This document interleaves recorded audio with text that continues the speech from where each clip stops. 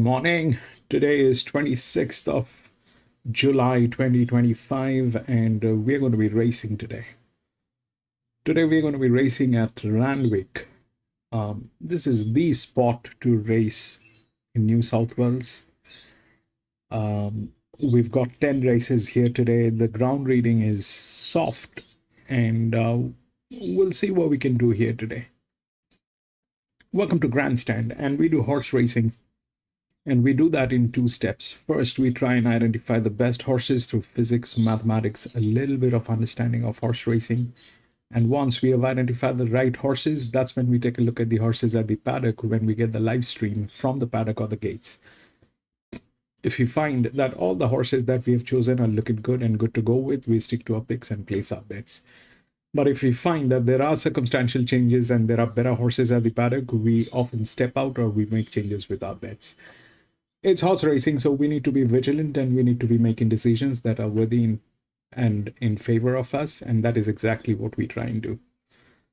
I've got two tabs opened in front of me. The first one is where we get to see the races. The second one is RaceNet, where we take a look at the odds and the number of scratchings. That's all that we have, and we'll see what's going on with the first one. 6 and 9 has been scratched. Odds are 7, 3, 1, and 10.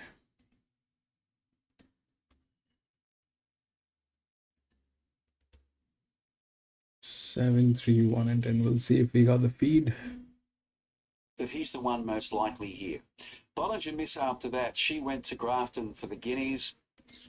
She ran into a dead end at the 250, and it looked like she was trucking up beautifully to be in the finish, but had to stop down because there was nowhere to go. So, but again, it's traffic, back marker. If she gets clear with no weight on her back, she can win. Yep. Victory Flame, I like the way this horse keeps fighting the line and was good last start, winning at the midweeks.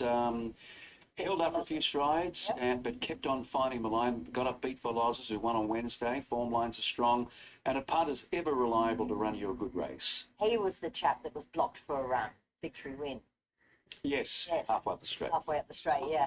I'm going the way of Dracena. Are we saying Dracena or Drakina? Well, it's by Dracaris. Oh, okay. Maybe Drakina then. Yeah. Who obviously bolts it in. Just the maiden last start, but did win by 5.5 lengths. Eased down pretty much as well. And we have seen her in an open 3-year-old prior to that. That was behind Save the Dream. Yeah. She ran third on that occasion. So I'm tipping if she's come back stronger here today. And it's all about playing the handicaps for me in this race as well. So she's down there sitting pretty on 54 versus, a punter 58, ramp it up 57.5. What's Victory Flame got? He's a 55, so he's in nicely there.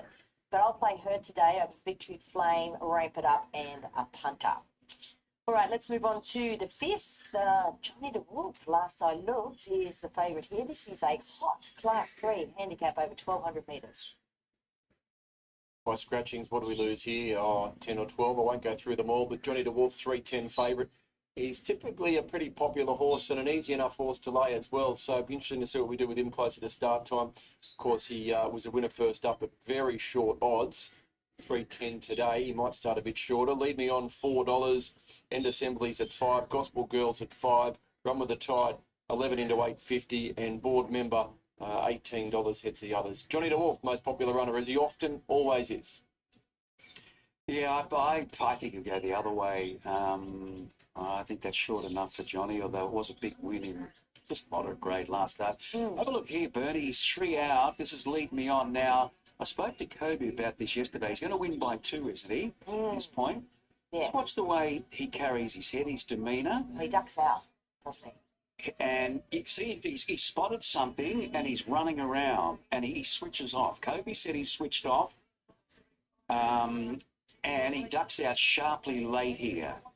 Yes. I think he's having a land. What do you think? I think he's balking at the post. A lot of them do when they're out there in front for a long time.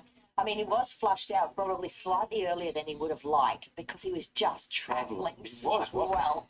He had no choice but to get flushed out, actually. Yeah. So I'm banking on 7 days, but I think he was going at 80% there. Yeah. I mean, he's a horse that showed a hell of a lot of ability in Yeah. early days, didn't he? Yeah. And then he had a year, a whole year. So obviously there was an issue. Something there, yeah. That was third up. You think he could only be better here today? Yeah.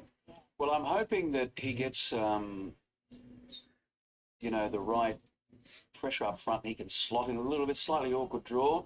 And that run the other day just might have taken the edge off him slightly on the back up. But I think he's a very good horse. Yeah. A really good horse if he's right. And I think he'll win. End assembly, he had his chance last start here, and I'm thinking he gets the run of the race here. There looks to be a hot tempo. He can tuck in behind, do no work. Gospel Girl, the map looks good. She was good at the Sunny Coast, Caloundra Cup Day first up. Run with the Tide is the other speed here. There's a few speedy types, although he only fell in last start. He's genuine. Yes, and he's got a good draw, which is a big plus. Yeah, so look, the pressure's going to be on, and I'm thinking if he can tuck in Cody Collis on Lead Me On, I think it's his race. So 14, 10, 16 and 5. And I mean, there are others. I mean, if Certainly Can found the front with the blinkers on today. She loves obviously Dubin. Board Members, another one. I went Gospel Girl because of exactly what you said. The map looks just perfect for her here today. Lead Me On for me is the biggest danger. Ability-wise, he could be very much the best horse in this race. Of course, Johnny DeWolf is in the mix, Run with the Tide. But, yeah, I thought it was a very competitive race for a Class 3, as these Class 3s often are, aren't they? But 16, 14, 2 and 5. All right, let's move on to race 6 on the card. Last I looked, we had dual favourites here. This is a 78 over 2,200 metres, and it is still the case. Yeah, Akratiri 550 and Bacamo 550. So we'll need some help with this lot. A bit of a Blarney 11 into 750 money there. Celestial Fury 850. Bengal Boy at 950. Phillipsburg is a $10 chance. Artful Girls at 10, and Ahariri at $11. Knife's Edge at 14. We'll need all the help we can get here, guys. Very open race. Oh, we're needing a bit of help too, I think. Yeah. Although we are going to look at the zoology race, which of course Bacamo comes out of, and Arizona Dream. About 8 of them were in this. Yeah, there were quite a few of them, but I thought he's just balked for a run at this point. Now he's by Vancouver. I had a bit of a doubt on him running the trip. His 2 runs prior to this over the 1600 were excellent, really hitting the line. And have a look at him late coming through. It's fantastic. I'll tell you what, the filly on the outside there, Larcometer, his stablemate, they were the 2 best runs, the Wiles. They were. He And loves a stayer, our Sean White. he does, and he's What he does. He ran that right out, that horse. So 2,200. Emily Lang taking 1.5 kilos off, so he's only got 55. I'm hoping to take a bit of bad luck out of the equation, that he can be a bit closer. That is the thing with this race. I mean, I think there's a few you could sort of put a line through, but the ones that you do think can win need traffic. Need a traffic warden. Yeah, someone to put a stop-go sign up.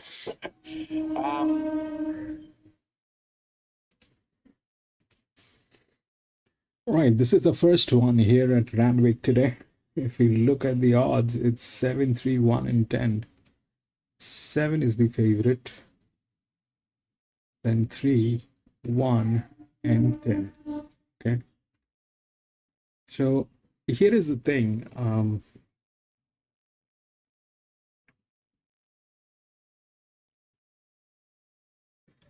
There are a few changes that I've done. So firstly, we are not going to call it bias. We will call it the system preference.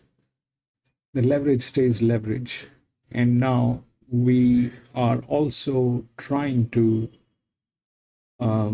calculate the delivery through saturation. So this side is the saturation. Okay. Now, what is saturation? Saturation is when there is a pressure, and then there is a leverage. Where is the saturation point? Okay. If it crosses the saturation point, it will become dark red, and if it is not like that, then it stays normal, or I'll put some other colors. But that's what we have. Okay. Now the 7 is the favorite. It's a 264 linear. There's nothing against it. It is very good. It has just one race, and if you look through the leverage, it goes beyond 30% for both 7 and 1. All right. We have not seen that working in any of the track. After we have got the leverage, we have had 3 tracks, Rosehill, Sandown, and today we are here at Randwick. In the last 2 tracks, these pressures, the leverage on these horses, that did not work. They got through, they got a place, but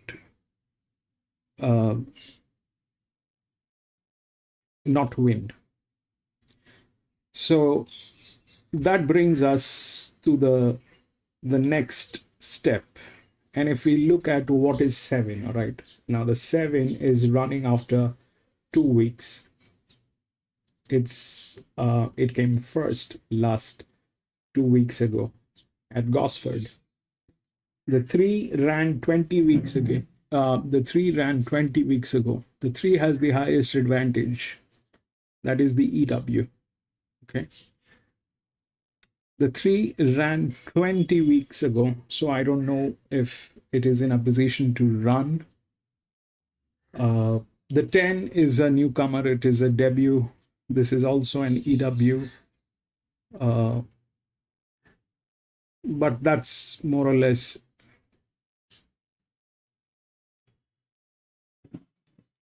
how it is. Okay. So now, if we look at the leverage, we've got 7 and 1 on the top 2 leverage. They're the first and the second linear. And then right below that, we have these 2, the 2 and the 8. If we look at the 2 came in 4th 4 weeks ago at Caulfield, and the 8 came in 7th 20 weeks ago at Randwick. So I don't know how that 8 is going to behave or how that 8 will work or not. 3 definitely has a lot of advantage for the kind of horse it is, but there are 2 things that are very important about this one. Is it's a colt. It's not a dedicated jockey. On top of that, it has 2 races and it did not do anything in last 2 races. The advantage is there, but it is racing after 20 weeks. So that's what the status of the 2 is, and it is the 3rd favorite. The 7 is got a form. It's the recent form, all right? But it is the highest leverage, which is beyond 33. It is approximately touching 34%. And it's not that it is one of the spell horses. So it drops here drastically, all right? It has a fall. That's a major fall. The one that I kind of like is probably 2, because that 2 is has a recent form and the pressure is reasonable on this, and it's a neutral. Okay, it's not one of the top-notch horses. It is not, but it is not a fall. It is not a fall. The 1 is a rise. The 2 is also a rise. The problem with the 1 is it is racing after 21 weeks and with a lot of pressure, and the 2 is racing after 4 weeks with some reasonable leverage and some reasonable pressure on this. Having said that, the 3 definitely stands a threat. You know, this is too much of an advantage given to that colt, and that is how it is. And if we look at 5 also, that is also racing after 20 weeks. So out of all this that is happening, the 7 and the 1 has that's too much. It's a 264. I've got nothing against this. This is a very good horse. If we did not have the leverage, I would have actually, gone with this. But now we have the leverage. We can measure what is the saturation and how that is happening. So, and in the last two fields that we have raised, whether it is Sandown or Rosehill, these leverages did not work. So today we are at Randwick, so things might change. Things might work in a different direction, because the class of the horses that they have at Randwick is not what they have at Rosehill or Sandown. Randwick definitely has better class of horses. Randwick has better stock of horses. All that is there.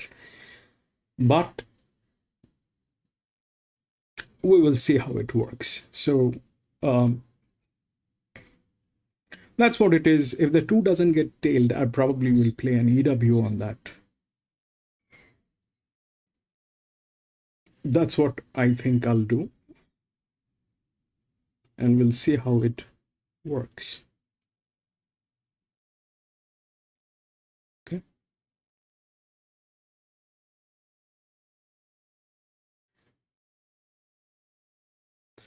Things are going to get way more complicated today here at Randwick. There are 10 races, and it's a very competitive ground.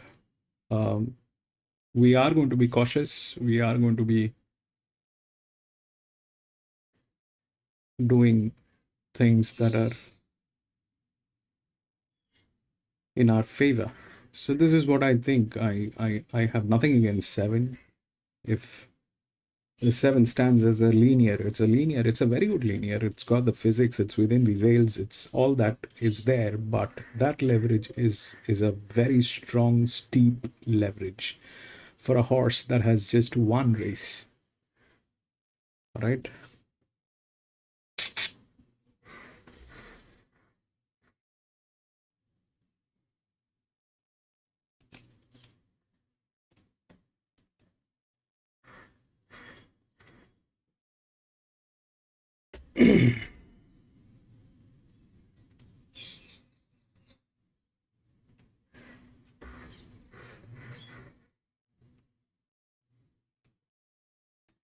Right, let's have a look at Mr. Bianco last start. Yeah, last start, everything that could go wrong, Bernie, went wrong. And it started at the beginning when he was moving about. He wasn't ready. Not that it was anyone's fault, it's just him. Yes. And then he got on the bit and pulled hard at the 800. He tried to bump Shiao's out of the way, and he's got 61 on his back, yet he still finds the line quite well, having everything that could go wrong go wrong.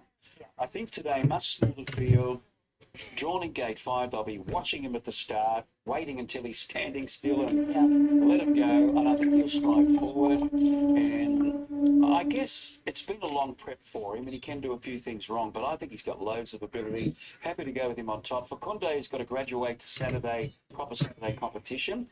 Much prefer him at Eagle Farm, I think, because he's a wind-upper. Yeah. But he's a very, very good horse and can really lift. Sabre the Dreamer's first up. His 2 trials have been good. Market Best Guide Fresh, and then 10 Good Reasons on the back up. I went for Kundo just because he's got no weight on his back and he's in good form. So I'll go through to be 2, 1, and 5. All right, time to look at specials for the day. Really keen on Lead Me On in race 5 and all into 8-1 Metal Art. All right, I'm Trisina in the 7th. Your quaddy? Going wide, 10, 1, 14, 6, 11, 8, 15, 7, 9, and 2. And then just 1 and 4, that's Metal Art, and I've got Natuno in case it rains, and then 1, 3, and 2 in the last. It's a party spoiler. All right, let's take a look at my quaddy. I'm 4 by 3 by 2 by 3 for $72. And Jones is today's favourite in the Jockey Challenge, but it will be hotly contested. Where is Emily doesn't make the page there today, but obviously $1.65 is very, very short odds. All right, that's it for our preview. We'll be back with horses in the yard for the first, but for now, we're off to Randwick. Welcome to Randwick, race number 1, the first of 10 races. It's for the 2-year-olds. It's over 1,100 metres. The Keeneland September yearling sale betting odds, other sponsors. All right, let's kick it off with horse number 1. It is Shaggy Will Stanley. Will claim 3 for Alan Keogh. Exciting to see him back at the races, given what he did in his first preparation. He won 3 on the bounce and did lose that unbeaten tag in the Skyline. That was last start before spelling, but he certainly wasn't disgraced. He was only beaten 2 lengths. That was his first try, 1,200 metres, and he'd probably come to the end of his preparation. So we saw Skyhook, Rivellino frank that form deeper into the 2-year-old campaign, and I thought he could have trialled better at Rosehill, but it was 6-week break, back to Newcastle, and he looked much sharper and right through the line in a recent hit out. So keen to see how he returns, and by all reports, he's a bigger, stronger version. Yeah, he's been ready to go for a little while. Obviously, he was accepted up in Brisbane, but scratched from the wide barrier. So Alan took him back to the trial. He obviously trialled much sharper in his second trial. He looks ready to go here, and he has really developed this preparation. I've seen a lot of him last campaign. He's a much more finished product this campaign. He's much stronger. Hello, Romeo. Horse number 2, Chad Schofield, rides for the Hayes boys. It's a speedy gelding. He was scratched from Adelaide for this, so won at Sandown before travelling like the winner at Caulfield, found the front and was just swamped late. So he's a 2-year-old that'll spear forward. He'll make his own luck, and this shapes to be quite a tactical race, so that's some advantage, but I do have a little query of him at the end of 1,100 metres. He's a lovely, relaxed individual. I'd say that he's still got some improvement to come in his coat, but he should be at the peak of his condition now, third up as far as fitness is concerned. So if you like him off his form, there's not too much wrong with this parade.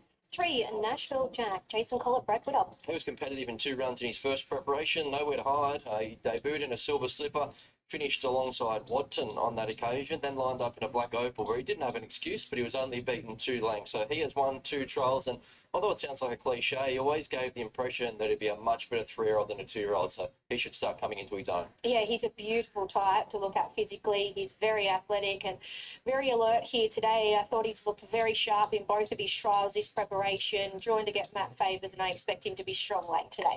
4, Open Secret, Alicia Collett, John Thompson. She won on debut. She held off United States on that occasion, raced in good company thereafter, and just proved a couple of lengths off the better 2-year-old. So rock solid in 2 trials, made late ground behind the likes of Koi Bito in the most recent, who she meets again here. She's a laid-back filly. She's fairly strong. She's been clipped. She's doing everything right also. Obviously, she's first up. She's done everything right at the trial. Blinkers are coming off today, and off this parade, she can run well.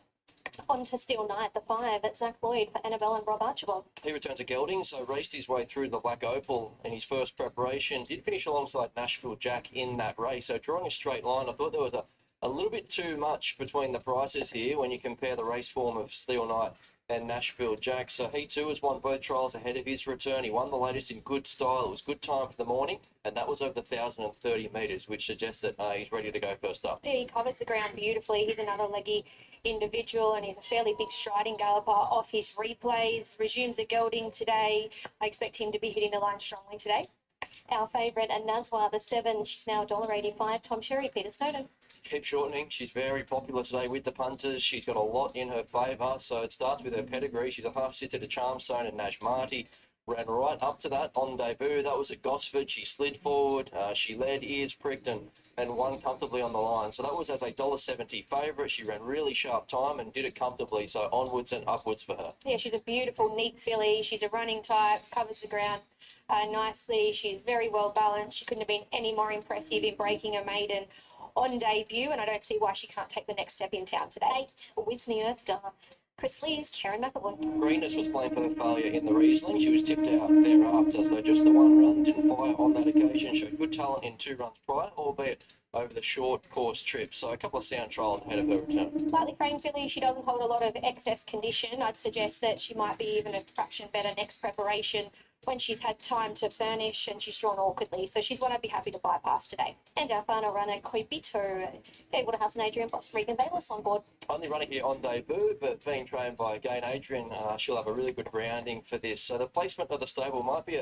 a tip in itself. We have seen a couple of races at the midweeks over the past few weeks that would have been suitable as well. So the fact they run in Saturday grade on debut suggests that she's talented. Looking at her pedigree and the way she's trialled, 1,100 metres might be on the sharp side, but keen to see what she can do here on debut. She's got a lovely relaxed demeanour, and that'll take her a long way. Beautiful, big scopy filly. Pedigree suggests that she'll be better out over a little bit further, but I thought she looked quite sharp in the trial, so interested to see how she equips herself here on debut.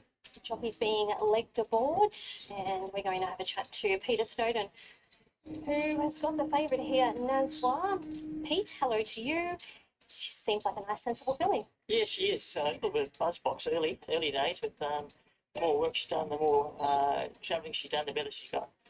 She was impressive on debut. Has she come on from that? Yeah, no, certainly that was a thing in her mind. If she didn't show me enough after the race, she looked like she trained off, well, we would have pulled the pin on her. But the work's been excellent, and she looks great. And quite confident she can run well again. Instructions for Tom. There's a couple that do have speed. Do you intend to lead, or would you be happy to take a sit? No, it'll be an option. I let the time exactly the same. If they want to go crazy, we'll sit off them. We don't have to lead. But if they don't want to do, they want to lead it, we'll be the leader. But it's certainly up to him as to what he does with her. But she can do either. Race 9, you've got Casil. How's he going? He's going great. Yeah, won't need any rain. Hope we don't get that rain. But I think the draw looks average for him. But I think for him, it probably suits him because the other horse can get into top gear straight away. It takes him probably 80 metres, 100 metres to get into gear. And if you draw inside and can't hold the spot, you're in trouble. If he does over race, they steady up. But I think they go not ideal, but for him, I think it suits him. He'll roll. Did you want him to lead? Because the other day, when he didn't get cut, he sort of over-raced and did a few things wrong. That's why Tommy's on him. He knows the horse really well. And if they ease, we'll roll forward. If they go quick enough, and he's happy there, we'll be the first to be forward. If they ease up and don't want to do it, we'll whip up around and get the front. We'll not depend on what happens through the day and how the track races. Thanks, Pete. Good luck. Thanks, Daddy. Mel. Nice bunch of 2-year-olds. Who did you like? Yeah, it's hard to go past our favourite, the 7, Nazwa Sheni. She's a beautiful running type. She covers the ground beautifully, very healthy in the coat, and I loved how relaxed she was here in the yard today. So I don't see why she can't take that next step in town. The other horse that I like the look of in the yard was the 3, Nashville Jack, beautiful athletic individual. Late mail numbers 753 and 1. I'm also with the short price favourite here in Nazwa. She is the shortest price favourite of the meeting and hopefully sets the tone for the rest of the day because there's a lot of favourites throughout this Randwick card that do look very hard to beat. So we'll get Anthony's thoughts on the market in a moment, but it's a very different market to the one that presented there when they first went up. It was $3.50 picked them. I don't know how long that $3.50 lasted for Nazwa, but she's now $1.95, whereas Shaggy is completely friendless all the way out to $8. So Nazwa, she did everything right on debut, had all the hallmarks of a filly that you can follow with confidence. Big margins, did it comfortably. That was backed up on the clock. It was significantly past the time than the other races across that same meeting, albeit at the Provincials. 5, Steel Knight. I do want to make the case that if Nashville Jack is a $4.60 chance, then Steel Knight shouldn't be double figure odds, given there was a little between them there in a black oval. And I thought when he trialled up, there was some intent to be read into that, to say that he can run well first up. He comes back at gelding. Nashville Jack was a lovely type in the yard. Mel touched on that. He's got the makings of a really talented 3-year-old. I think he'll be a touch better over further in time than the 1100 metres, but this is a nice kick-off point for him. And Shaggy. Lee, welcome back. His second trial was certainly better than his first trial, but a bit of a concerning drift for him at 7-5, 3 and 1, Anthony. Yeah, big drift on Shaggy, as you mentioned. He went up equal favourite $3.50 on Wednesday. He's $8.50. That's a really big drift on Shaggy. Nazwa was the first horse we laid $3.50. Didn't last long. 7 is like this. So 7 and 1 are like this. They are at 33 and 31%. This thing did not work in the last 2 tracks that we have raced. But today we are at Randwick. We will see, because Randwick has a different stock of horses. And even then, that's too high. So I'm going to go with a 2 EW on this.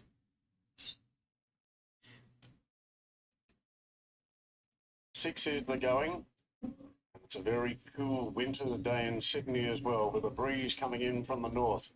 Winoska moves in now, and the light is on, and we're ready to go. The first of 10 here at Randwick. Gloomy day. Breeze from the north. Very much on the cool side in Sydney. Racing down the first, and a good line. The filly was first out, Nazwa.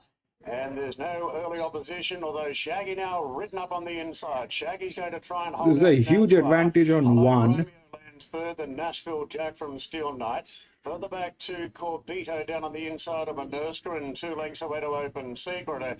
Nazwa goes forward on the outside. Shaggy didn't push the issue any further. So Nazwa races about a length. Lewis, From then win. Shaggy in second, Hello Romeo third, then Steel Knight tugging along on the outside of Nashville Jack. Coming to the turn and Nazwa 2 in front now to Shaggy, followed by Hello Romeo, Steel Knight getting to the outside. Nashville Jack with a rails hugging ride. Nazwa at the 300 metres, looks to have Shaggy's measure. Hello Romeo strides to second, and Nashville Jack and Steel Knight down the outside. Favourite's got a bit of a fight on its hand, Nazwa. It's a narrow leader with Nashville Jack closing on hard on the inside. Nashville Jack joined Nazwa, takes the lead late, and Jack's home in the first. Nashville Jack, the minors. Hello Romeo and Wisniewski, they're the 2 in it. 7-2. Very tight. 3-2. Corbito's really wound up late. Wait till she goes over further. Then Steel Knight, Nazwa weakened out after the early pressure from Shaggy, and Open Secret was not competitive today and finished last. Number 3, a Nashville Jack. He had resumed today with a very nice performance up the inside there. Jason Collett on board for Brad Whittup. Now, No, I don't think 7 got it. Hello Romeo there. You had Wisniewski over on the inside, and Nazwa may have finished in that 4th spot. But all honours with Nashville Jack. He looked sharp in his trials, Brad, and he's come back with a bang. He's back in the best possible way, isn't he? He was just too strong late. You saw halfway down the straight, Nazwa did look in all sorts. Whether she over-raced a touch in the early parts of the race, she showed an abundance of early speed, trucked into the straight, but there wasn't that kick which you wanted to see if you're on at the short quote. Shortest way home up towards the inside there was Nashville Jack. So we'll just keep an eye on how this track plays throughout the day. There was a bit of kickback there. We'll see how the times stack up, but love the way that he ran right through the line, and he ran right up to his looks. He paraded well and he ran well. That is it, yes. He looks like a nice, big, stronger version of him itself. Still waiting on this photo for second. No numbers up in the frame just yet, but we do know he's Nashville Jack a clear winner.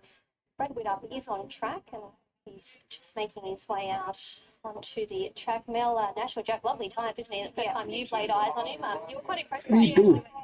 He had a real presence about him. And 3 and 2, I think they. 3 and 2. 7 did not get it. Today, obviously settled leaders back, and the best part of his work was definitely through the line. So he's got a bright future. Win number 1 on the board at start number 3, and you're going to catch up with our running trainer. 3-8-2. Nice effort from this fella resumed today. You must be cracked with her. Yeah, look, he's come back and trialled excellent this time through, and 3-8. it's great to see him return like this. 3-8. Has he matured somewhat? Because he was always a big boy. 3-8. Yeah, he's still. Then probably 7. I don't know. He's always had natural talent. He obviously contested a couple of strong races.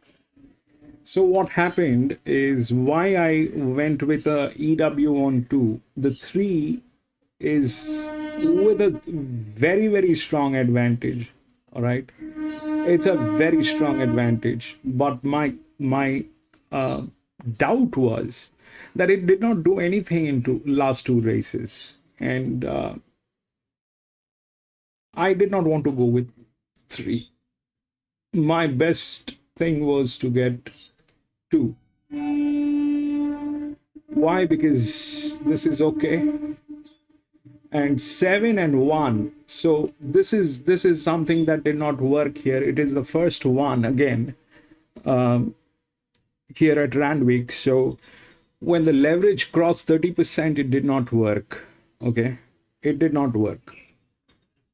I mean, if we did not have the leverage, I would have gone with the linear, thinking it's a 264. It's a good hand, and that would have been a disaster. That's the highest leverage. That is difficult to deliver. But it's too early to judge, because there are, I mean, we're going to play the races today, and we'll see if we are right, because we have to get this is the saturation point. If we keep a tab on the saturation and the leverage, then probably we will be able to have a much clearer idea.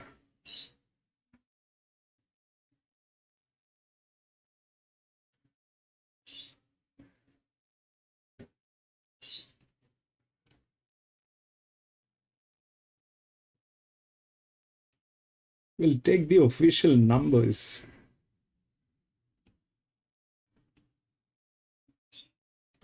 From by the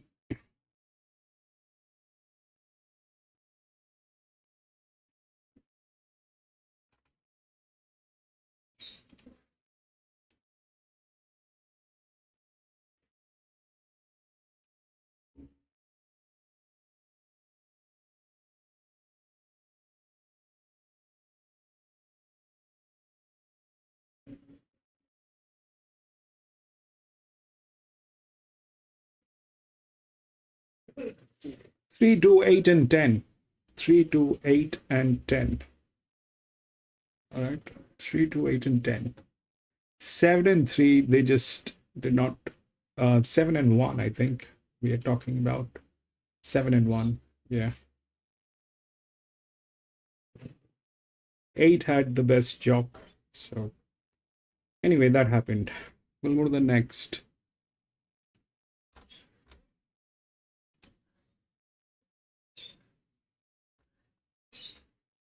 Six and 10 has been scratched.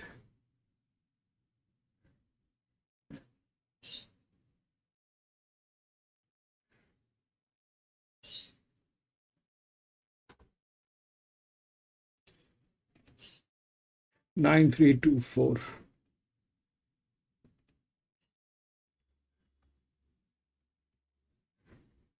Lee, congratulations, you got that 3, man. That was brilliant.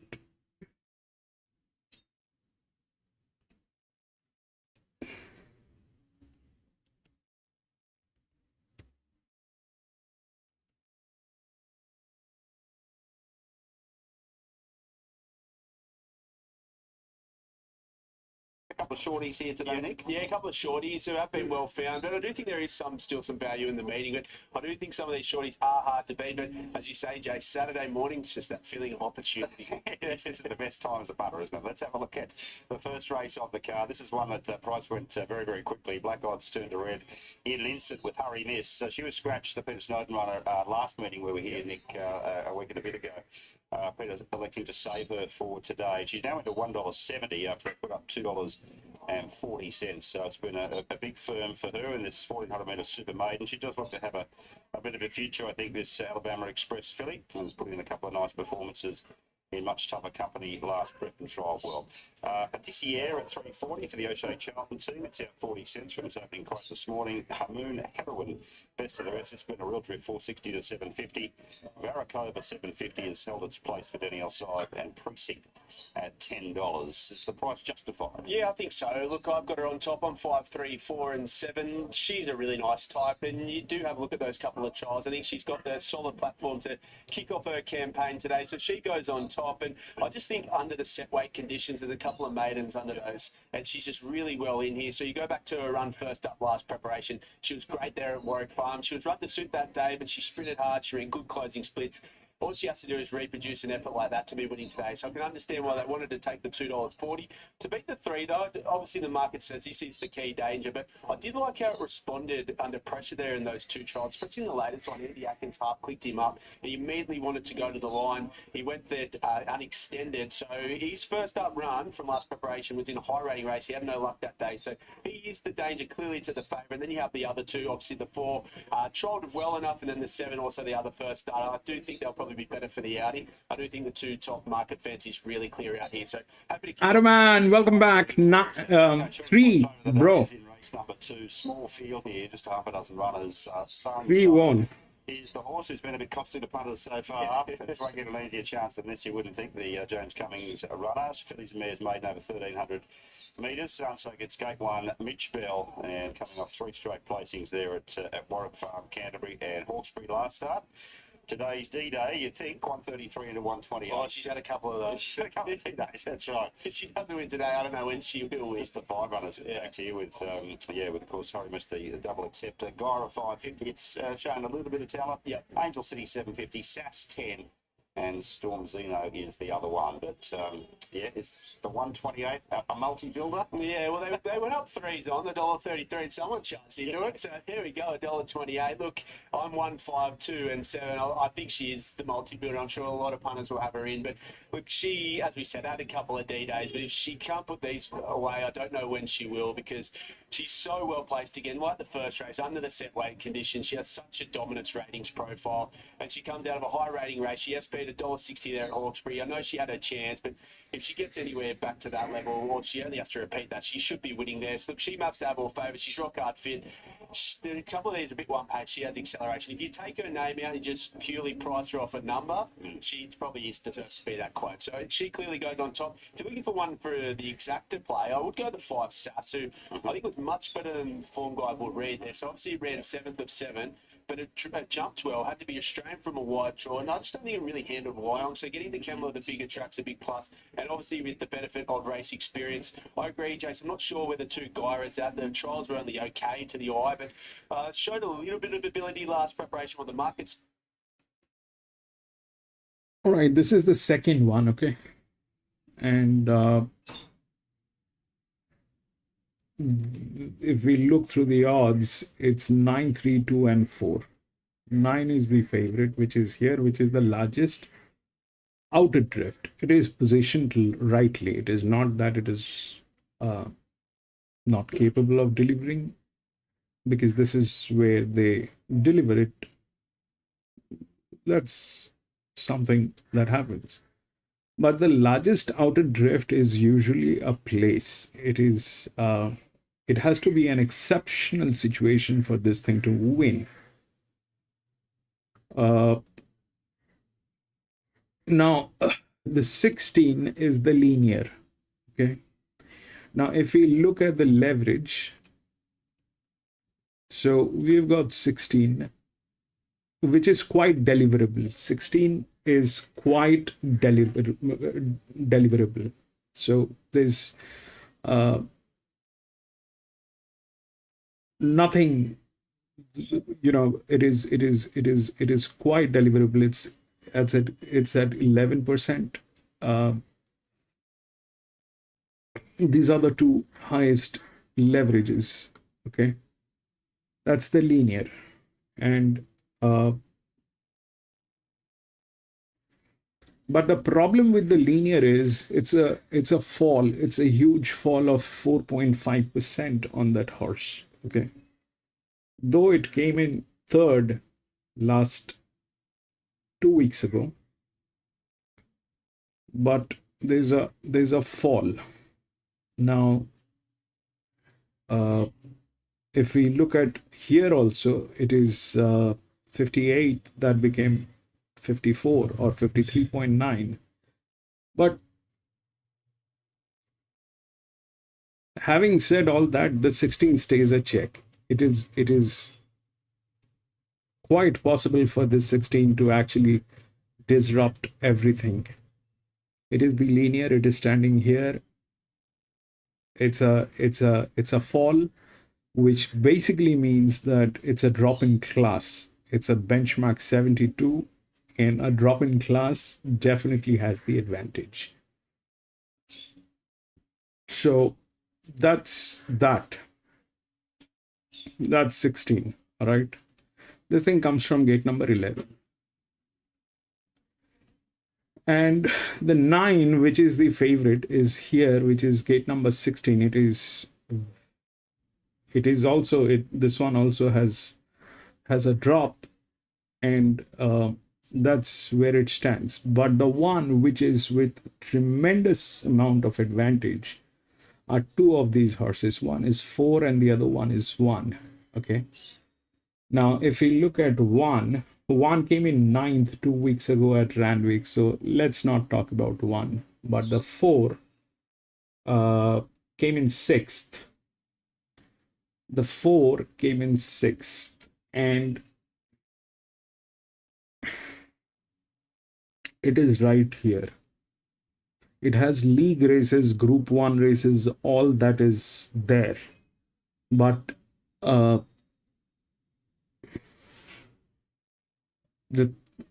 so if we look at 16, the 16 is a fall of 4.5%.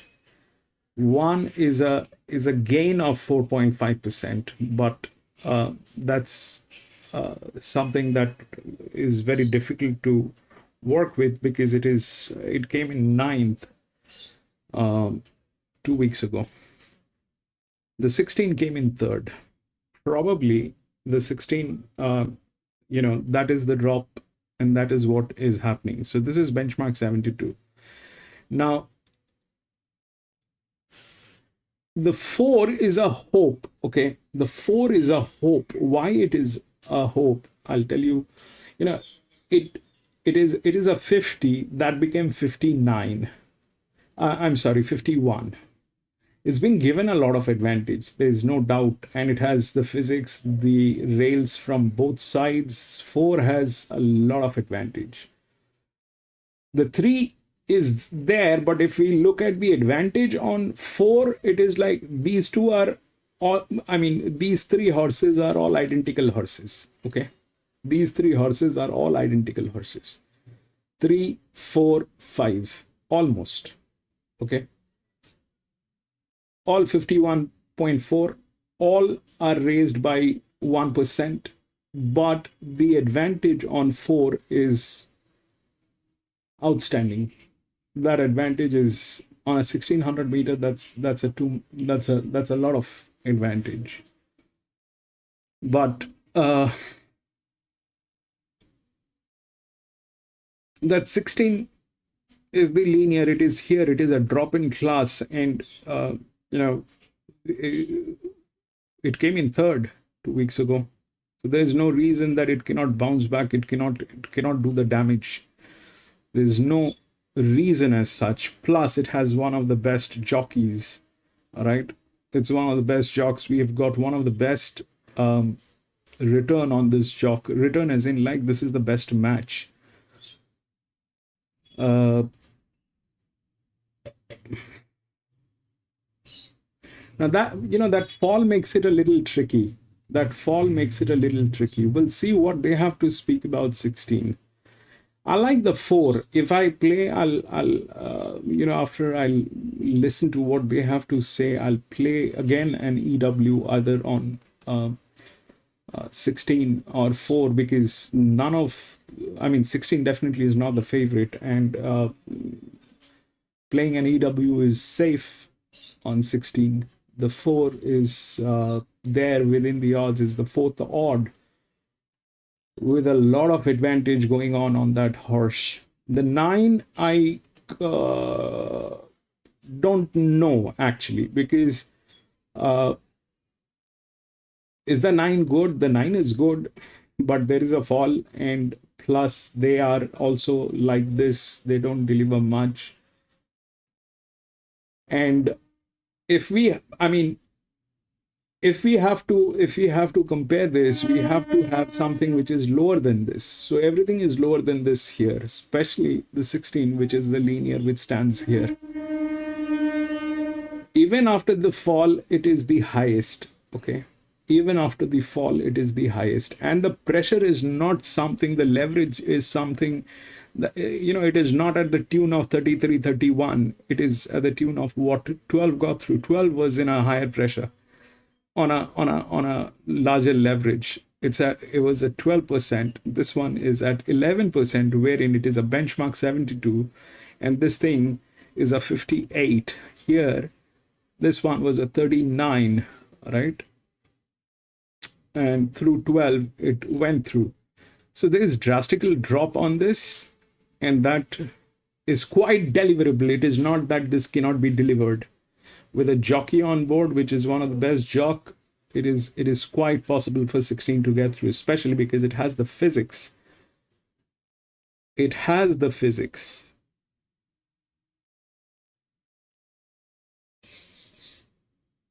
If it was lying somewhere down here, I would have thought about it, but this thing has the physics. That's the only linear that we have. There are no other linears.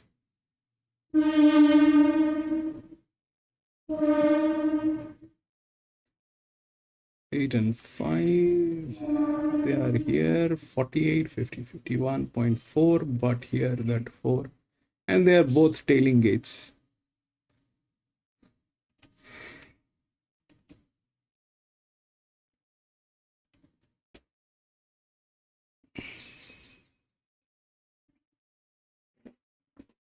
We'll see what they have to speak about this 16.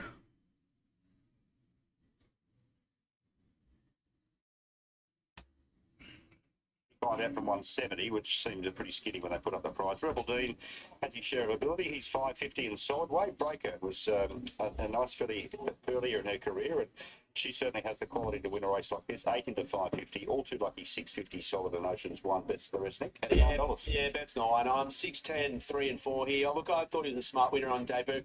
I always like horses on their first day. If they can always face the breeze or sit in the 2 position, then accelerate off that.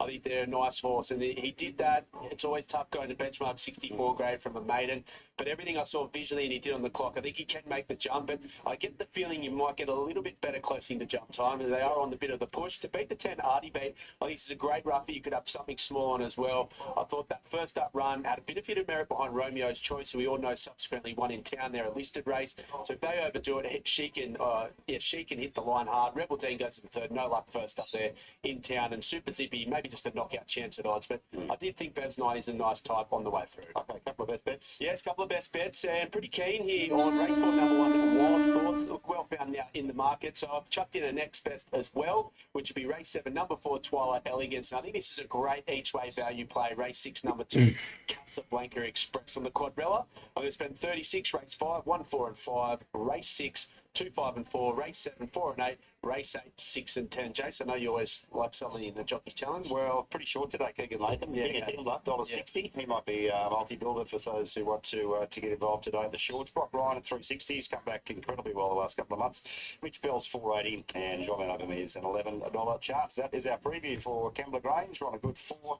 Cool day, but some shorties throughout the afternoon. We'll see you when they're in the mounting yard for race number 1. Arman, 2-5. So a little bit plain their last start at Randwick. That was a touch out of character, but back in grade looks to suit. He has competed in 2 benchmark 88s at his past couple of starts. So a bit of weight here, but that won't bother him. He looks great. He's obviously coming back to the mile from 1,800 metres, but he's walking around the yard with plenty of purpose. So I'd suggest that he's fresh enough coming back in trip. He's maintaining his condition beautifully, and he's nice and healthy. So really positive parade from him today. 2 is Kingston Charm. There she is over there. She's not quite in order. John Thompson, Zach Boyd. Yeah, I think she's ready to win. She looks to be going as well as ever. Hasn't really had things fall her way in 2 runs back. So we're sitting the line first up 1,300 metres, a trip that was always going to be short of her best. Then had a bit of a hard luck story to tell behind Walking Painting 2 weeks ago, which does read as the logical form reference for this. So third up, she presents that a little bit fitter.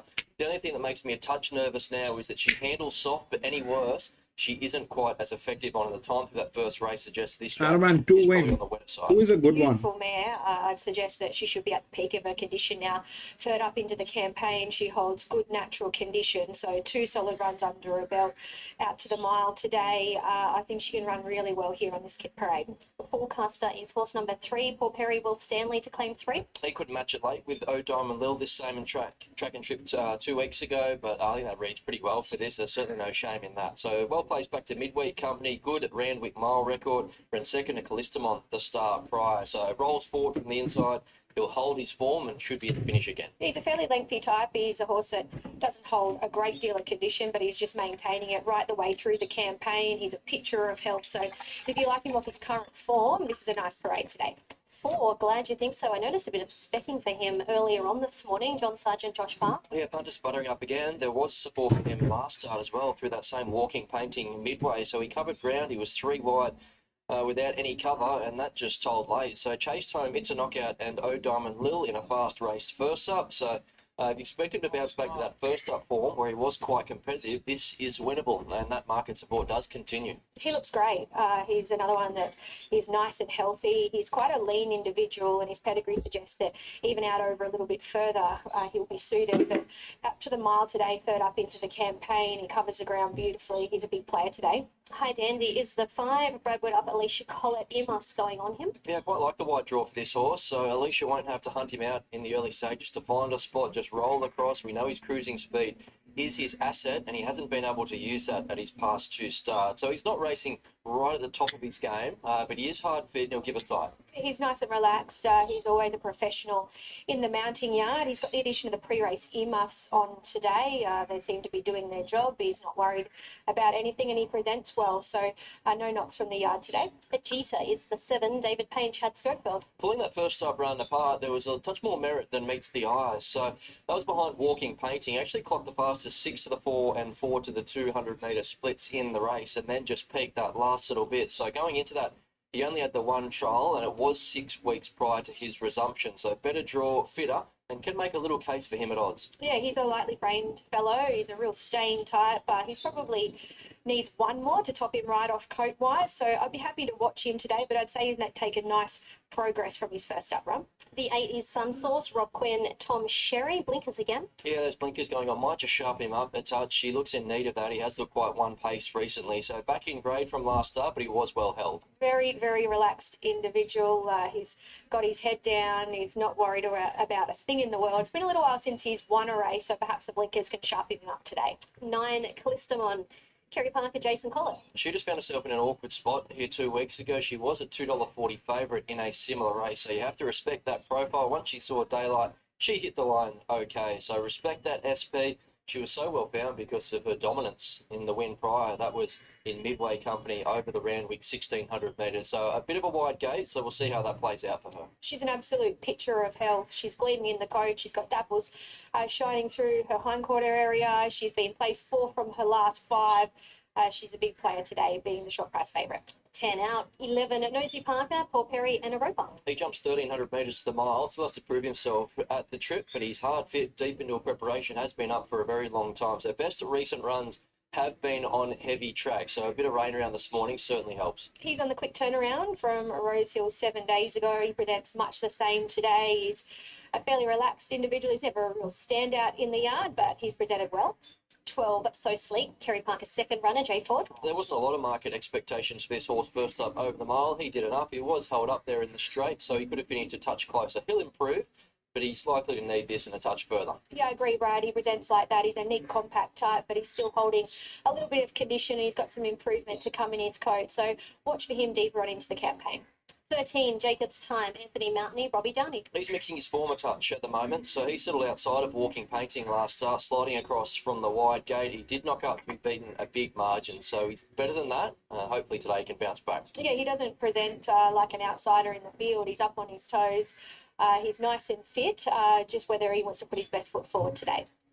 Mizella, the 14, Kim Moore, Ash Morgan. She got herself into the placings behind Walking Painting 2 weeks ago. She was sent around a $41 chance. She failed the start prior, but I just don't think she ran the 1,900 metres. So you take that out and her form is pretty consistent. Yeah, she looks great. I've seen a lot of her this preparation, and she's just maintained her physique right the way through the campaign. She was great here at big odds last start, and if she can back that up, she's a place chance at odds. Binku, Gary Fraser, Karen McAvoy, the 15. He's big odds here. He made good late ground at Hawkesbury first up behind Oh Golly Gosh. That says that he's come back well. I just prefer him in something slightly easier. Yeah, I agree. He's a big raw gelding. He's had a number of different trainers.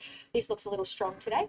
And our final runner is Sophisticated, the 16, John Thompson, second runner, Andy Atkins on. She was good last start, so she's a lightly raced filly. She chased a fast pace at Canterbury. She was the first horse onto the scene when the leaders collapsed, and that just left her vulnerable late. She was picked off by a couple of closers, so still more to come from her, and she deserves her chance now at something slightly better. Yeah, she's a leggy filly. She's a horse on the up. She acquitted herself well at Canterbury last start. This is stronger, though. Horses making their way out onto the track here for the second event. Kerry Parker is with me at Glistamon. She paraded well. She looks well. How's she go? Yeah, she's going terrific. The whole prep she's turned up and she's given 100%. Last start just probably tried to ride a bit close to that barrier and then didn't get a lot of room. Still found the line nice once she got clear air, but hopefully today this sort of track plays fair and she can get that bit of daylight, and from that barrier she's obviously going to have to come back a little bit further probably and just find her feet, and I think she's probably best when she's like that. She gets into a comfort zone, she's got a better turn of foot to finish the race off, so all in all, look, she's going terrific. So Sleek, he's probably looking for a little bit further, is he? Yeah, definitely. He's just on his way up to a further trip, and he loves to sting out of the track. So at least he gets the wet track today will help him. And I thought his first up run was terrific. And if he can get on the back of her, maybe he can bring you into the race and earn some nice prize money. Couple of nice chances. Best of luck. Thank you very much.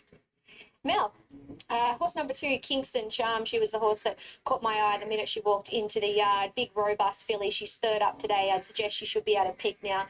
Third up into the campaign. Just whether the track's a fraction soft is yet to be determined. Oh yeah, that's the concern, isn't it, with Kingston Charm? I think that's the reason why she is a little bit soft late in betting. So that's a bit of a worry. But I'm also with her 2-1. 9 and 3 coming into this. I thought she was ready to win. I do want to trust that walking painting form reference from a few weeks ago. That reads as the logical reference for this, given it was a midway and she made a stack of late ground. She was only second up. You go back throughout her career, and there is a history of her improving as she gets into her preparation. So I expect her to come on again from last start, where she did have a hard luck story to tell. But the fact that we're dealing with a wet track and maybe a touch wetter than we first thought coming here is a little worry. So we'll see how this race plays out and reassess times after it. But I'm going to stick with her for the time being. Prometto, it was a little bit flat there last start, but he is better than that. He races well in midway grade. No nonsense style of horse. He'll put himself, I imagine, in the first couple coming across from the draw, 1,600 metres. No dramas, just back slightly in trip. 9, Callistamon. I don't know where she gets to in the run. She has drawn an awkward gate, but you of course have to respect the fact that she was sent around $2.40 favourite in Midway Company 2 weeks ago. Maybe could have hit the line a touch better than what she did, but just on that SP alone, she deserves a lot of respect. And Forecaster, he is rock solid in betting. He's drawn one. He'll put himself right there. He's a hard fit horse and he loves wet ground. So I wouldn't expect him to go backwards off his recent runs, which puts him right in the mix yet again. 2, 1, 9 and 3, Anthony.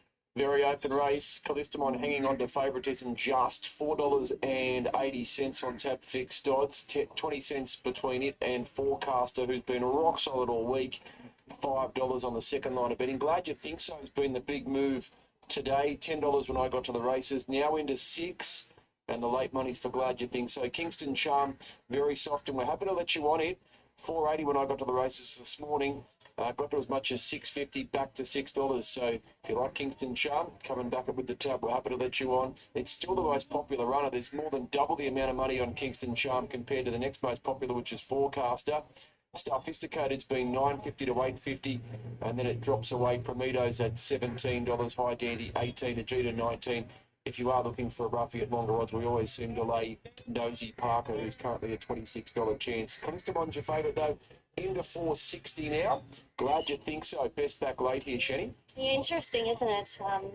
Both Mel and I were speaking about how well Glad You Think So look today. He does draw you in with these good looks. Brad, just quickly as they're loading, speed map, how's it looking on paper? Yeah, pressure's okay. You've got High Dandy coming across. We touched him in the yard, suggesting that the wide gate might be suitable for him. He can just find his rhythm without firing up too much. Forecaster prominent from the inside. Prometto, Jacob's time, hold positions. And Glad You Think So covered ground last start and it brought about his undoing. Unfortunately, he's drawn wide again, so he might meet a little bit of luck. They're loading in. We're just about all set for race number 2. This is the midway. Now, So Sleek coming up with Callistamon, Ajita, Kingston Charm, and High Dandy in the orange are the remaining runners to go forward. Soft 6 the track rating here today at Randwick, and Callistamon has got the handicap of this wide draw, is the race favourite at $4.60. Callistamon, the winner here in Midway Company, over this distance, 2 runs back. Now, the last to go in is the said Callistamon, up to the outside draw. Red light blinking, stand by for a start. Ready to go. Set. And they're racing. Binko dawdled out of the gates with Sun Source, and Forecaster jumped best from the rails and is going to lead from Sophisticated, Prometto Handy. Going forward out wide is High Dandy, but beaten for speed. Glad You Think So in that clump of leaders, followed by Jacob's Time. Then came Mozilla. Sun Source down on the rails from Kingston Charm, and out deep is Callistamon with Nosy Parker pushing through the middle.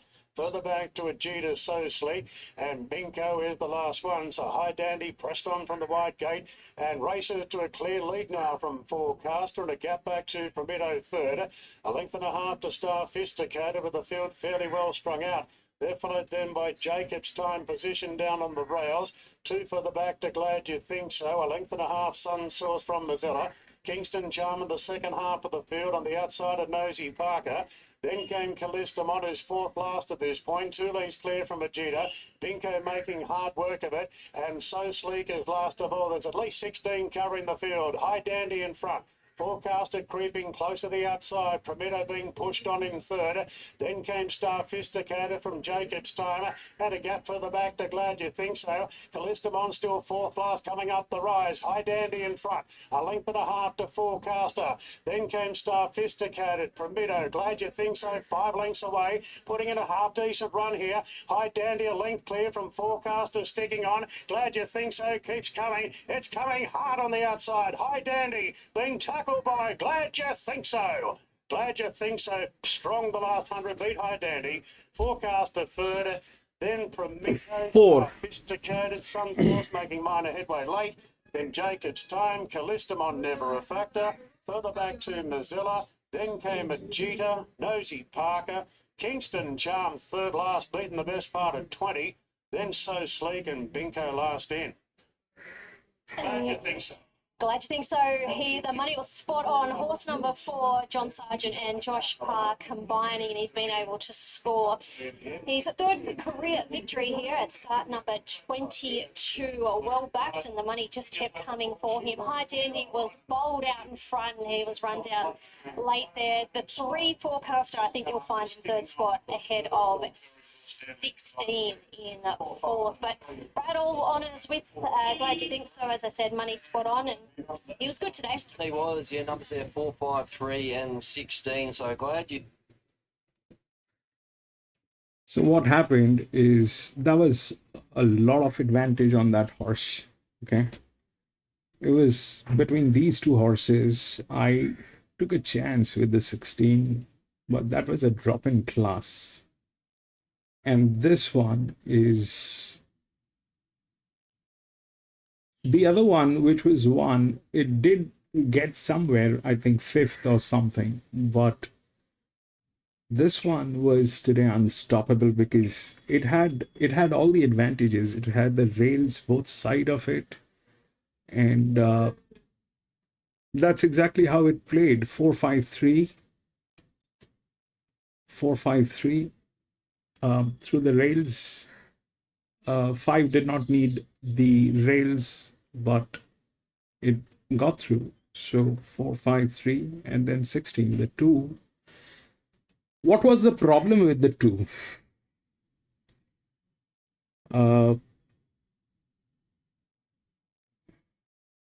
It had everything, but the 16 was the linear, which was here.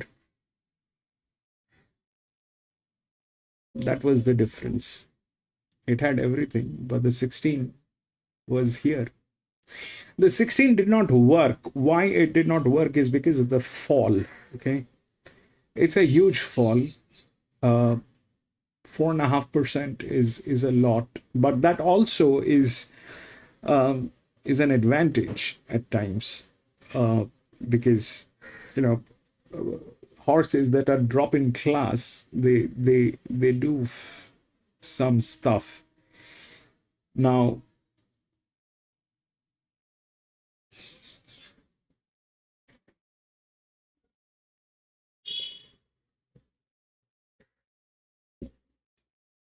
so they were 4-5-3. All of them were that I mean, if we do this, then 16 and 14 are the 2 top horses. 16 and 14 are the 2 top horses, but they actually went through a fall. And then comes 4-3-5, which is here. They were gains. Okay, they were gains, out of which 4 definitely, they are all 51 by 51.4, but out of which 4 had the advantage. I had to play 1, so I played 16, looking at a longer odd, but the 4 is the reasonable one. We'll go to the next.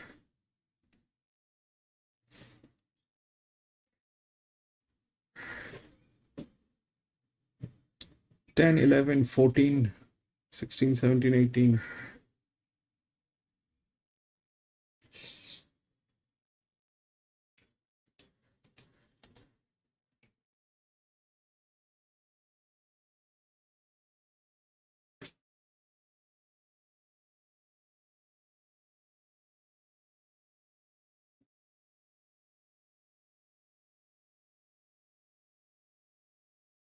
Sixteen, 17,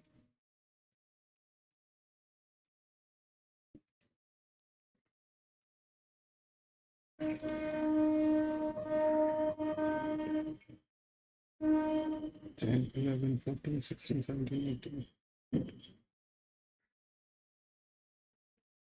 Okay. 6, 4, 7, 2.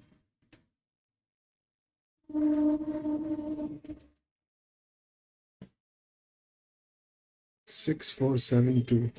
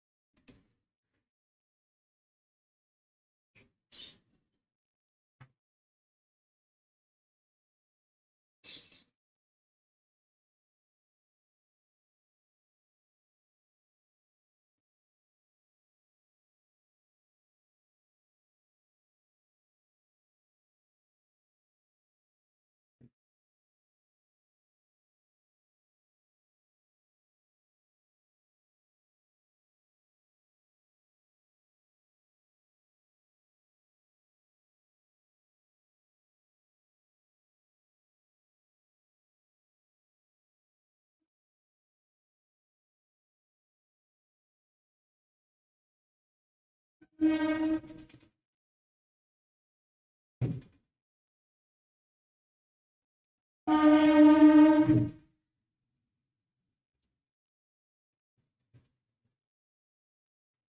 we wait on the 10.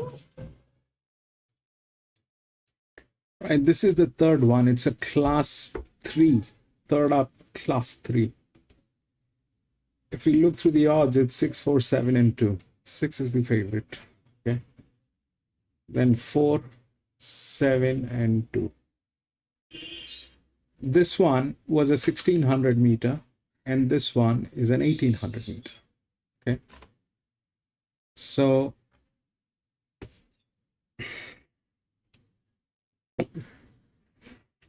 now the 6 is the favorite. This puts us into a kind of a tricky situation. But here's the thing. So if we look through the leverage, that's the highest. All right. Now,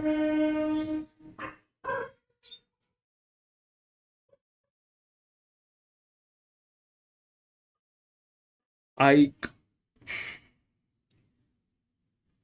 don't know if that is going to be delivered in a class 3, because here at a class 7, benchmark 72, 11% did not get delivered. On a class 3, 11% did not get delivered. So I don't know if 14% is going to get delivered. That's a confusing state. Okay. Is it a good horse? It's a fabulous horse. It's a 346. Again, if we did not have the leverage, I mean, this thing dropped. Okay. This one was a benchmark 72 and it came to a class 3. So the horses are better here. The horses are not good here. So they had better horses. So now the bar got raised here, which is 14% on the 6, and this is a brilliant horse. There's nothing, I don't see anything wrong with this horse. Okay, there's nothing wrong. But the problem is the presence of that 2 again. Why? Because if we look at the spell, all right, this one dropped by 1%. These two dropped by 0.5%. Is there a raise? Yes, 15 is a raise. Okay, 15 is a raise. 1 is a raise. But that's a 23. 15 is 39.40, which is here. So that's a raise. Now if we look at this thing, this one, the entire, I mean, this is exactly what worked here, correct? This is exactly what happened here. It was a 50 by 51. Here this thing only got better. It is a 53, 52 with those advantages of league races and everything. My problem is this, that I have nothing against 6. 6 is a brilliant horse. But if 11% was not delivered here, I understand the fall. Okay, fair enough. If 11% did not get delivered here, in a class 3, expecting a 14% getting delivered is a little too much. The 4 is the EW, all right? 4 and 2 both are EWs. The difference between the 4 and the 2 is this, that the advantage. 6 is at 14%. Ideally, that's all good. You know, the 4 is good. The 2 is, the 6 is good. The rail is with 4, and then comes 2 from gate number 11. Here, 16 was from gate number 11, which came in 4th. And 4 was from gate number 12, which won. So it is not a disadvantage. This gate is not a disadvantage for, if this gate is not a disadvantage for 1600 meter, it is definitely not a disadvantage for an 1800 meter. Now the problem part of it is this, that if we look at what is happening here, I think 2 is being ridden by Zach Lloyd, which is good. 6 is ridden by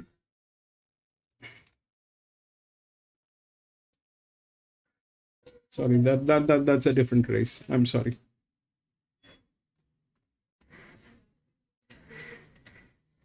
Six is ridden by Jay Collett. 2 is ridden by Ash Morgan. 7 is by Tommy Sherry. 4 is by Karen McAvoy. So the problem that we can figure out here is the 4 definitely has one of the best jocks. Okay, the 4 has one of the best jocks that's there, but the advantage is on 2. They are almost identical horses. 4 and 2 are almost identical horses. Here, that's exactly what happened here. All right, they were all probably identical horses, but there is a strong advantage given to this horse. Here, it is the same thing. I don't know if that's that 14%. I really, you know, this can backfire. This can backfire royally. Why? Because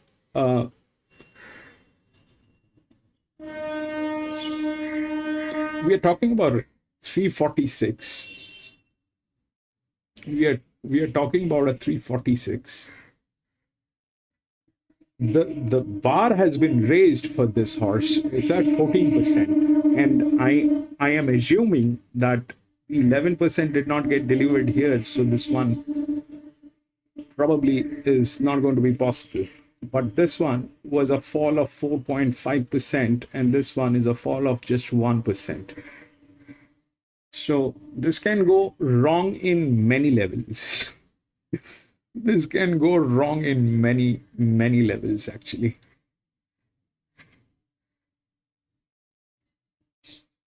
But still, it's a class 3. We'll see how it works. I will take a look at, what they have to speak about. 6. 6 came in third. 2 came in fourth. So why that has happened and how that has happened is something that we will figure out.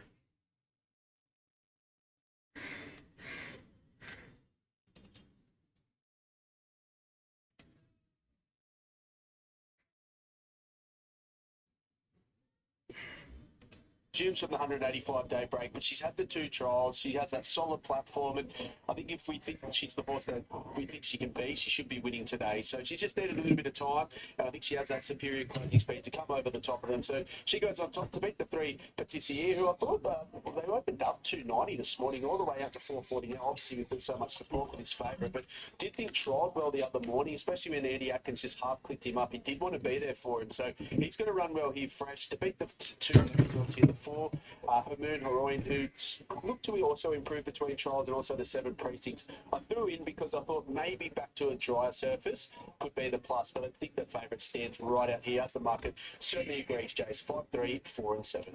You'd expect the favourite to stalk the speed there, as we heard from Aaron. Then Yeah, I do think so. So you've got Extra Power who's shown a lot of speed in its trials, and they haven't really put it under too much pressure. So I think it rolls forward. I do think the favourite, they have to push forward. And it depends if Patissier wants to kick up inside it there, just to maybe have that tactical map advantage. So I think they'll just slot in, especially with the scratching now of Landmark Lady coming out, that the favourite might even be able to get on the back of the second favourite. Got big jewel over the final 200 metres, but I think she just has that superior closing speed. any expectations on how the track will play today? Yeah, maybe just off the fence, but we missed that rain. I was obviously in Sydney looking at the track early doors. It looks pretty heavy out there, just some of those margins in the latest tracks. But it's a beautiful day here now. The sun just came out, so I think they'll probably just want to slightly edge off the fence, but we're on a good force surface, so bet up. Yeah, that's the way. And punters, certainly, as we cross to Anthony Manton, say very good afternoon to you, Ant. Certainly have on this favourite Hurry Miss from the Peter Snowden table. Yeah, afternoon, Jace, and to you, Nick. Very well supported. Hurry Miss, as you mentioned, 240 earlier this morning when those markets first went up. First horse we laid now $1.50 at 75% of all bets on Hurry Miss, and she's just ticked over to 145 now. That's as short as we've been all day. Patissier went 460 out to $6 in one fluck, and Hamoon Heroin $6.50. All about the favourite in the first, gents. All right, thanks for that, Anthony. Yes, $1.45. You like to get on board when there's one serving here. Yeah, no one wants to miss out here, really. Absolutely. They've got the Hurry Miss into Sunshine that we're going to see at $1.28 in the next. I don't know if I'd be including Sunset multi, but Hurry Miss I could certainly entertain. I think she's a nice fit. And it probably deserves to be odds on, $1.45. I'm not so sure. If you took the 240 early, you'd be pretty happy. Yeah, you'd be very happy. Yeah, if you've got to be quickly on those Saturday mornings, but if you are, you can get some nice prices. But the overscored, so hopefully to all the punters on at the 240 or any price all the way down, like they should salute for it. Early bird catches the worm, as they say. But any price a winner, and Little Fish this week, we could go on. Let's head upstairs to Ben Hall for the first race. Kentlet. 140 now about Hurry Miss. So here's Patissier. Precinct about to join them, and the last pair will be the Moon Heroine and Hurry Miss. Precinct goes forward. Good afternoon to you, Mark. She looks the one, Hurry Miss. We haven't seen her since January, but she finds a winnable race. She's first up over 1400 though. And we're just about ready to run. 1400 the journey. Extra Power drawn the inside, and the red light is on. The starter doesn't hold them long. They're off and racing, and Extra Power began fast, goes to the early leader. Patissier well away. Precinct is driving forward from out deep, then Edorado, followed by Varacovo. Hamoon Heroin is out 3 wide in the early stages of the race, and Hurry Miss, the favourite, goes back to last. They approach the first turn, 1100 metres left to go. Extra Power in front, trying to overdo it a tad. But a length and a half to Patissier, and Precinct will slot over now. Then came Hamoon Heroina. They were followed by Varacova. Hurry Miss out a little bit wide on the way forward, and last was Edorado. 800 metres left to go. The leader is Extra Power, led by a length to Precinct. Patissier tucked away on the rail with every possible opportunity. Hamoon Heroina is out wider on the track in fourth, then Hurry Miss back to fifth, and then came Varacova, and Edorado is last of all at the 450. They come to the point of the turn. Extra Power tackled by the first starter, Precinct. Down past the 400, Precinct went to Extra Power, Patissier. Then came Hamoon Heroine, and Hurry Miss, she starts to wind up out in the middle. Patissier goes to Precinct with 250 left to go, but here's the favourite, Hurry Miss. She's striding out now. 150 metres left to go. Hurry Miss went to Patissier, put half a length on it. Then came Precinct, and then Hamoon Heroine. Patissier's kicking back on the inside. Hurry Miss diving. Photo finish. Patissier the inside, Hurry Miss the outside. I favour the inside though. Then came Precinct, followed by, next was Hamoon Heroine, Edorado, Varacova, and Extra Powered overdid it at the start, and throughout the race has finished back at the rear. Well, every possible for Hurry Mish. Looked to have the race in the bag. You almost had the money spent, I think, if you'd taken the shorts. But Patissier's been able to kick back and worry Hurry Miss out of it. And a score here by maybe a short half head or thereabouts on the line, with number 4, Hamoon Heroine, running a nice race into third. But favourite goes under here, Nick, and Patissier, the Poissier colt, too good for John O'Shea Tom Chop. Yeah, punters not off to a good start, but just did no work in the run. They looked to go at a very, very slow tempo there. So a good effort there, coming off the back of 2 nice trials. Hurry Miss probably just a bit exposed there back in the field, and she sprinted well enough, but she was just beaten there by a horse that got a lovely run in behind the speed. And just keep an eye on the 4 there. I thought it didn't have a lot of luck at a key stage, so it can only improve from that debut performance. Yeah, one to follow. Might be a good day for John O'Shea Tom Chop. They've got some nice chances here around in Sydney at Randwick. Patissier, 3-year-old brown or black gelding by Poissier out of Madame Chou at start number 4 today, and resuming from a 13-week let-up, has been able to get the catch and worry Hurry Miss out of it. 3-5-4-7, ahead by a neck, the official margins. Race time 1:24.98, and they got home in 34.50 on this good forward track. To kick us off, Patissier wins the opening race here at Kevlar Grange.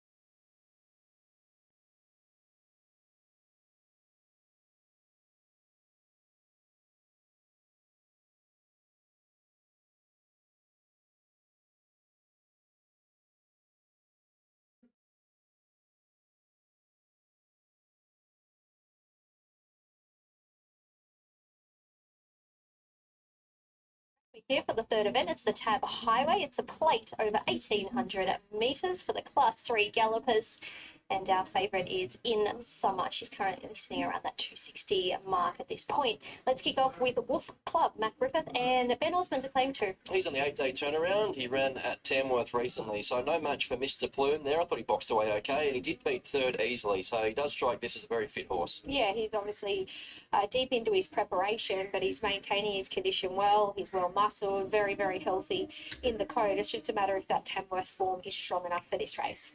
Full of sincerity, Matt Dunn's first runner, Ash Morgan, to ride the 2. He's well placed here, so this is a highway plate as opposed to a handicap. So those with the lofty benchmarks, which is this horse, fitting quite nicely under the weight. So he won his first start for the stable. This time back, he's held his form since then and in better company. So he was only beaten half a length in a Grafton Cup Prelude a few weeks ago. He is back in trip slowly here with maybe some niggle, but he'll put himself right there on top of the speed. He looks well. He's not a robust horse by any means, but he's presented in his best possible condition, and the track racing more towards the heavy side will really play into his favour. He loves getting his toe in the ground. Sterling Osland has brought So You Are down. Horse number 3, Dylan Gibbons, to ride. He was well back first up in a likely lead up for this. A lot of those highway horses coming through that Pensativa form reference. He found himself posted 3 deep the trip. I thought he stuck on okay at the finish. He was really good last campaign. He had a busy first preparation.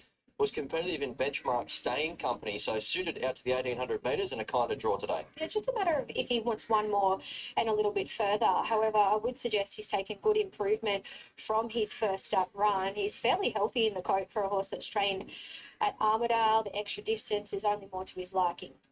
Moon Sweeper, the second of Matt Dunn's runners, Karen McAvoy on board, horse 4. Yeah, we don't assess too many highway runners with group form, and that's what this horse has. He's coming back from runs in the Gunsin Classic and the Wink Skinny, so did himself no favours last day. He was just way too keen in the run. He settled back in the field, pulled himself into a 3-wide running line, and that told at the finish. So also cast a near hind plate and sustained a minor laceration. So had a few excuses.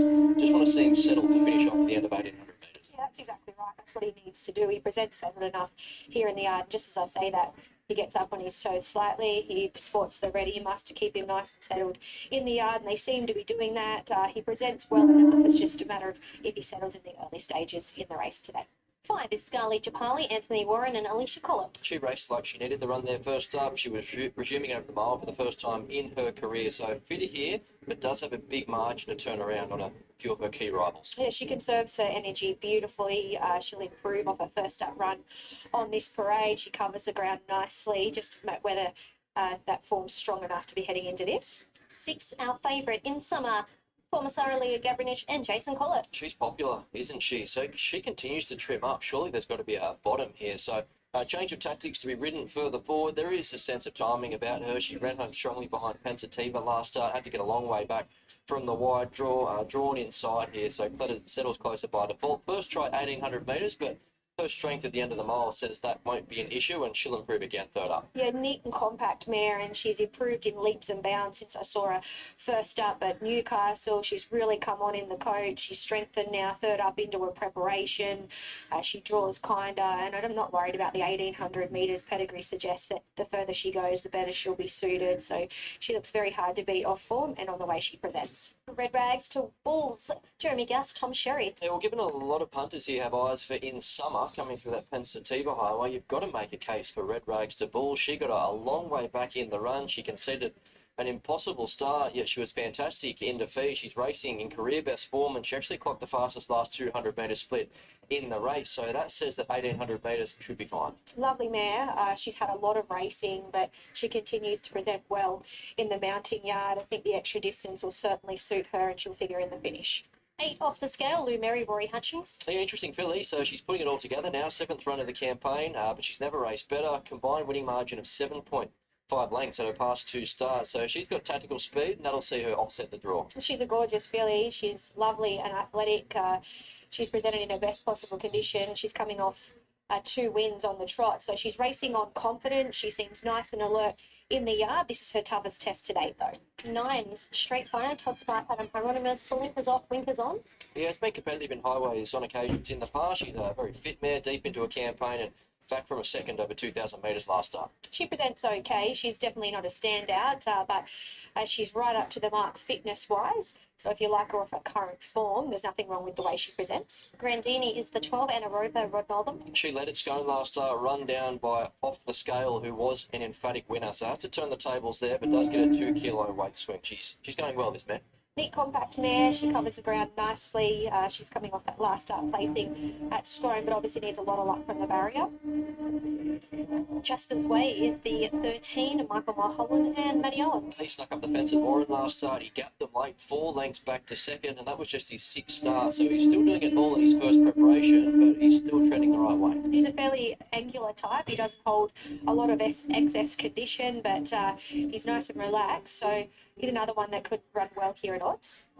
15, Smart Jazz, Jeremy Sylvester, Will Stanley. He's another one coming through that Pensativa highway. He overachieved there at big odds. He led to the 200-metre mark and then was just run down, franking that Galano form from Musselbrook the start prior. So he deserves some respect off that.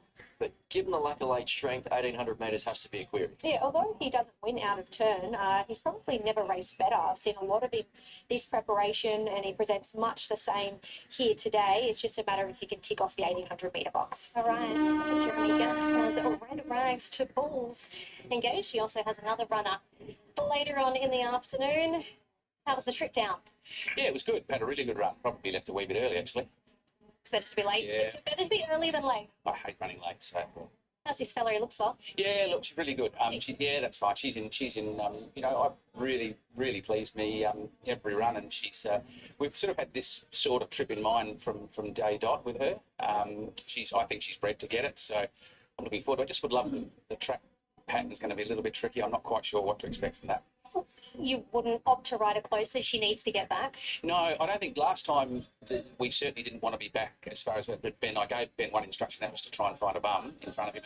In hindsight, looking at the options he had, I don't think he had many other options other than to do that. I thought that was important for her progressing. No, I think from 5 today, she can possibly up somewhere, you know, a couple of pairs, 2 or 3 pairs back. I'd be delighted. Crop Duster. His front here was good, even though it says he finished about 5th, but he was only beaten less than a length. I thought it was a terrific run. He had a tough run. He over-raced, and that's his Achilles heel. I thought he went really well. We were umming and ahhing today. We were hoping there was more rain. We had to leave before, you know, we knew exactly what was going to happen with the weather. But he's in terrific form too, and, you know, he's just so honest. If he gets the right run, you know, he'll be getting it's a tough race, but he's going well. Good luck. Thanks, Shane. Who do you like, Mel? I like our favourite, the 6 in summer. She's come on in leaps and bounds since I saw her first up at Newcastle. She's a beautiful mare, deep into the preparation now, 3rd up into the campaign. I think she'll relish getting out to 1,800 metres. Late mail numbers, here I've gone 3, 7, 6 and 2. Before I dive into that any further, just note there is a minor protest there in the first at Kembla Grange. 3rd against second, so 3rd against second there in the first at Kembla Grange. We'll bring you the latest once we hear more, so a minor protest, race 1, Kembla Grange. But 3, 7, 6 and 2 in summer is your current $2.40 favourite. I've gone the way of So You Are. And I'm going to be out on this one. I think he can only improve on what he did there first up.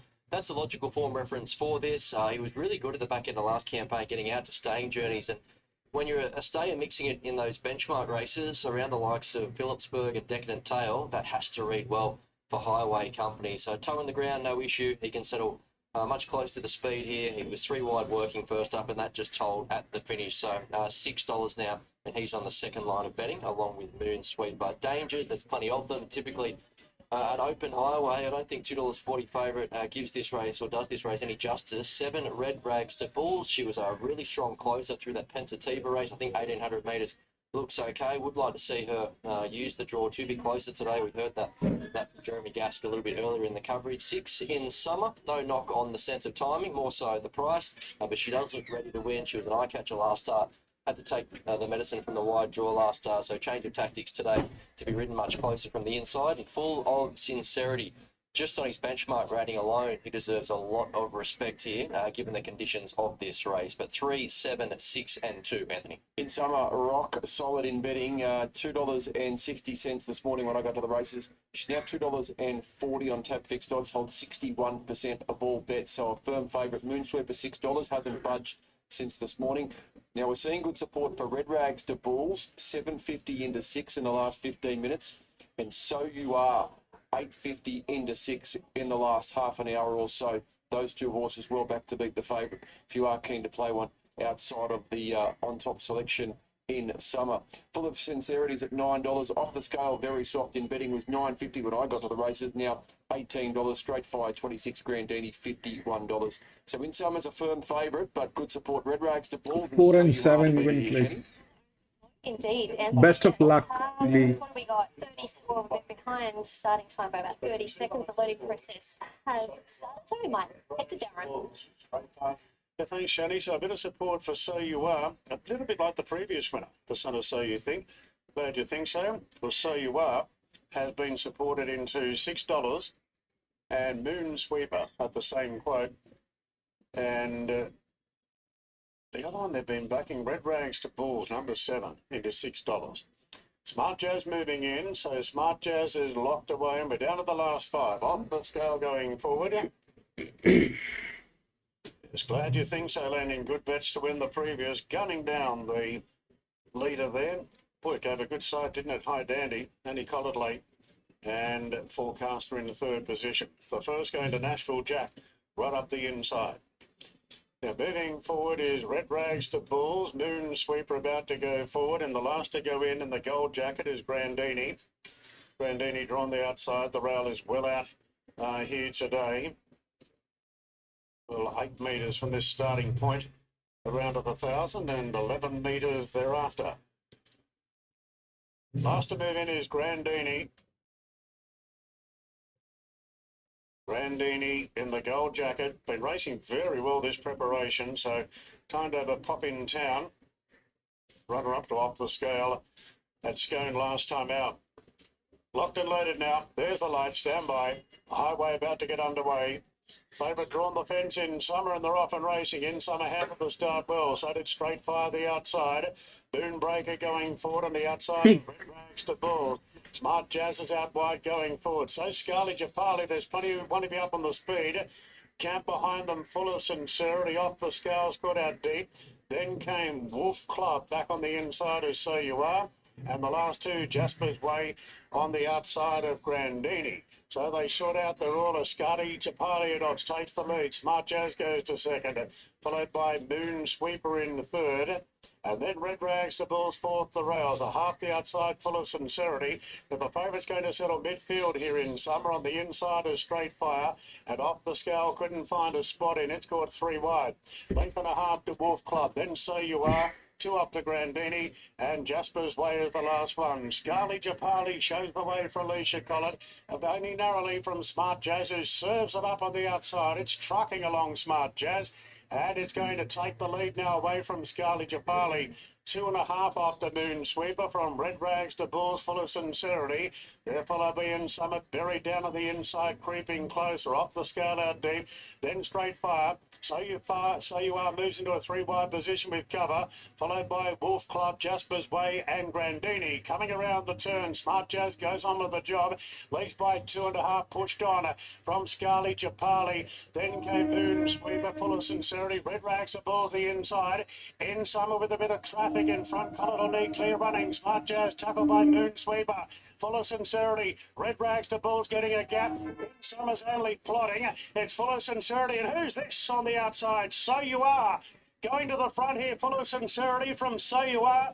Clinging on by length and a half. Very wide and made a spectacle of it late. Moon Sweeper 3rd. Followed then by Red Rags to Bulls from the scale. Now, very disappointing in some of the gap opened up and there was no run on. Followed by Scarly Japali. Jasper's Way closed off all right. Then Smart Jazz, Straight Fire. Then. Number 2, Full of Sincerity. Matt Dunn and Ash Morgan combined to take out this week's Tab Highway over the 1,800 metres. You should find 3. So You Are finishing off his race nice late there. 4, Moon Sweeper should be in 3rd spot, and it was a tight go for 4th, so we'll wait for the official number to come up, but no official numbers in the frame just yet. But it should be 2 from 3. Just watching the slow-mo. 4. And it's either between 7 or 8 for 4th. That's it from us. We're off to Doomben. Welcome back to Doomben for race 2 on the card. After a few scratchings, we're 2347, I think. But here is what happened. So that was not possible. Okay, that was not possible. The 2 was the 1. The 3 got in. The 3 had the physics. The 3 had the physics to. This is the second linear, okay, and this is without any pressure. So if we, there's no leverage on that. 3 is here. 237. So 7 definitely got through. But what happened is that 2 knocking it out. That 2 was right here. It was exactly the replica of this race. All right. The 1600 meter benchmark 72. It was exact replica of that same race. I mean, we are still working on this. I'm still not sure at which class, what leverage is going to work. But I know that is the highest, and I know that this is a benchmark 72 where that 11% did not work today. That's an exceptional case. Let's not just compare that, because this was also a drop of 4.5%. So here, this was the highest. Okay, so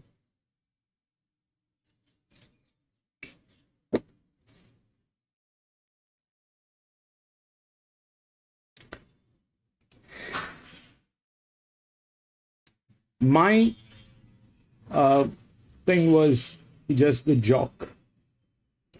I did not know if this is going to be a great idea, but they definitely did. The 3 got through. Why? Because there's absolutely nothing on that. That's where it stands. All right. Those are 9.7, 9.1, 3 and 7. 13 and 8 was here. 13, that is bad. And the 8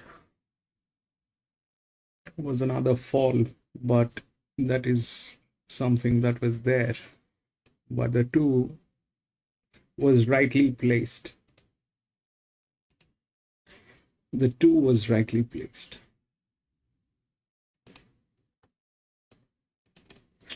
We'll go to the next.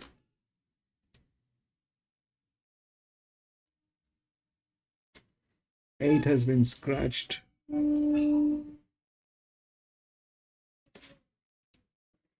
4631.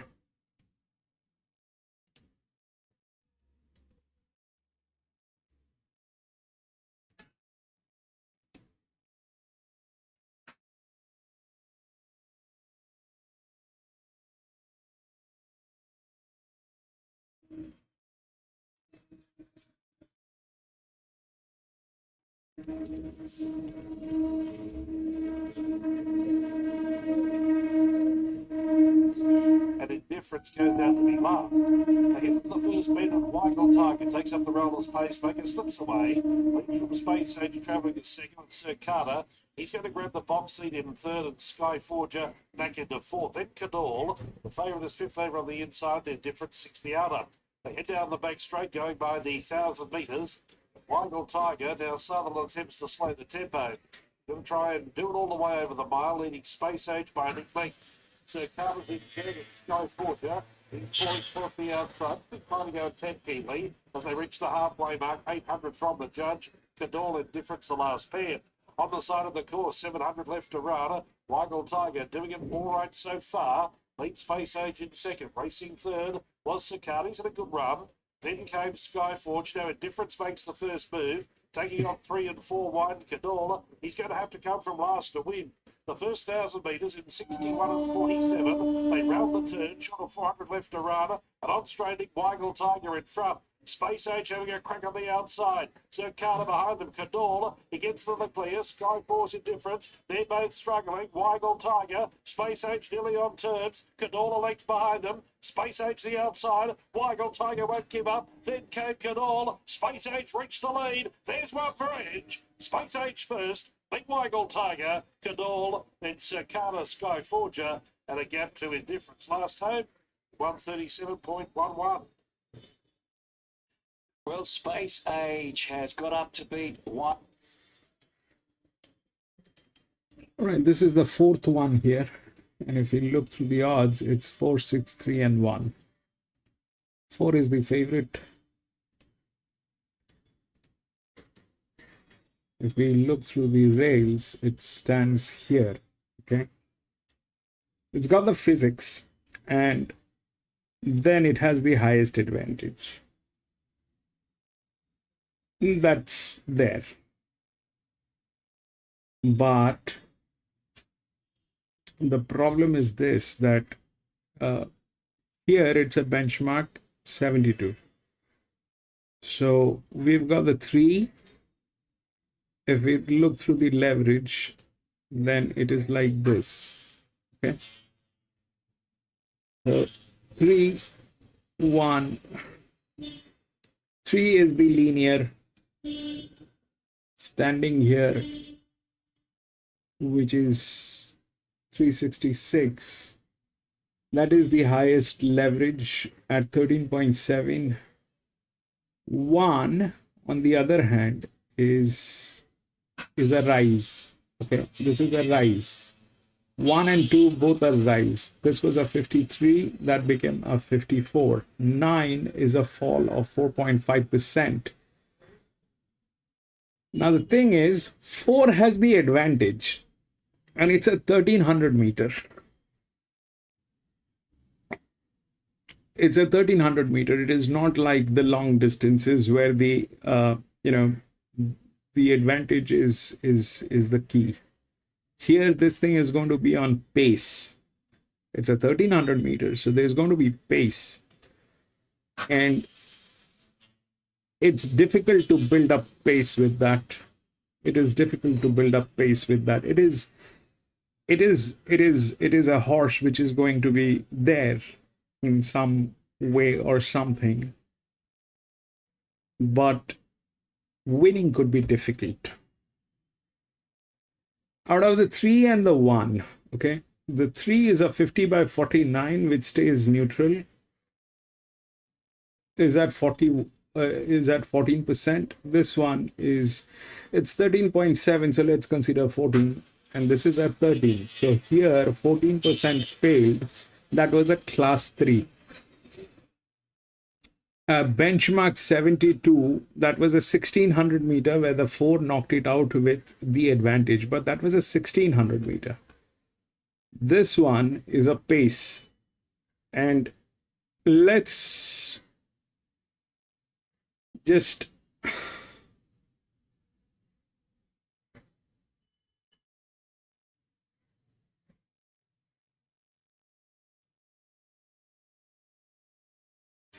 the 6 has a neutral jockey, but that's a 40-42. So we are racing like that. The 6 is a reasonable one, by the way. The 6 is a reasonable one, which is at 12%. But when we look at the saturation, 6 comes on top. 6 comes on top. Okay, that means this pressure is way too saturated for this. 3 is the second one, which is at 13.7. 1 is at 13, which is one of the top horses, and is at 13%. 4 has advantage. 4 has advantage. But if we look at the difference between 1 and 4, it's a 53 that became a 54. And this one is a 48 that became a 47. There's a fall. All right. They're in good hands. I don't I don't have a problem with their hands. They have a very good hands. But this is a 1300 meter. Winning, if Advantage could win all the races, then that's a different ballgame altogether. The long distances, the Advantage will kick in. Short distances, you need pace. So these are the two with pace, wherein the 3 is getting saturated because it's a 50 by 49, and this one is not getting saturated or whatever. Now this is 53 by 54. This is at 61, this is at 56. This one has 6 races, this one has 10 races. So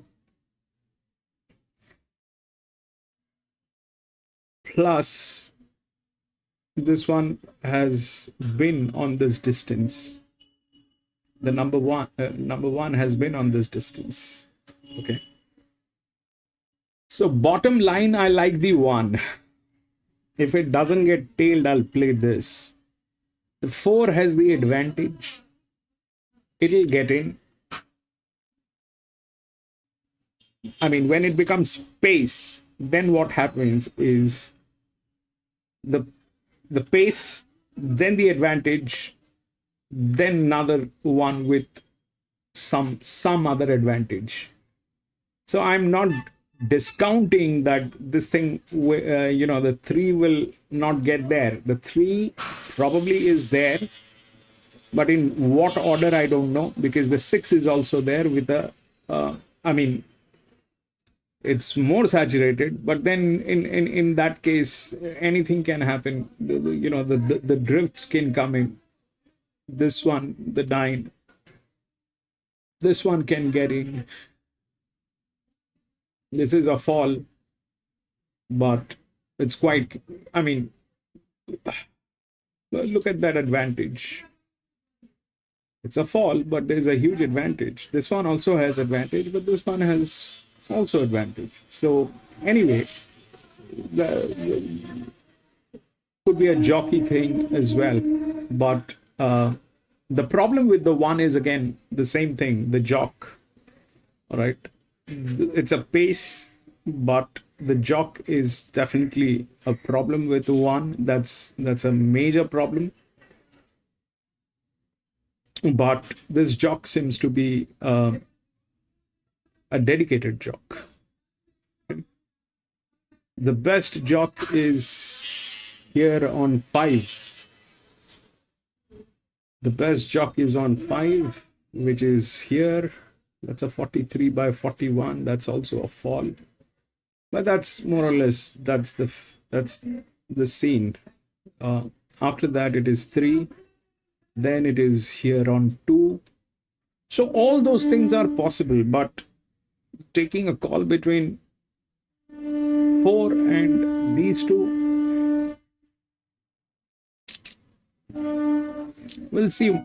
If the 1 doesn't get tailed, I'm going to play 1, and the 4 is the favorite. It has the highest advantage. Here the advantage definitely kicked in and worked out. And why? Because it was a long distance. Here the distance is 1300 meters. There's going to be pace.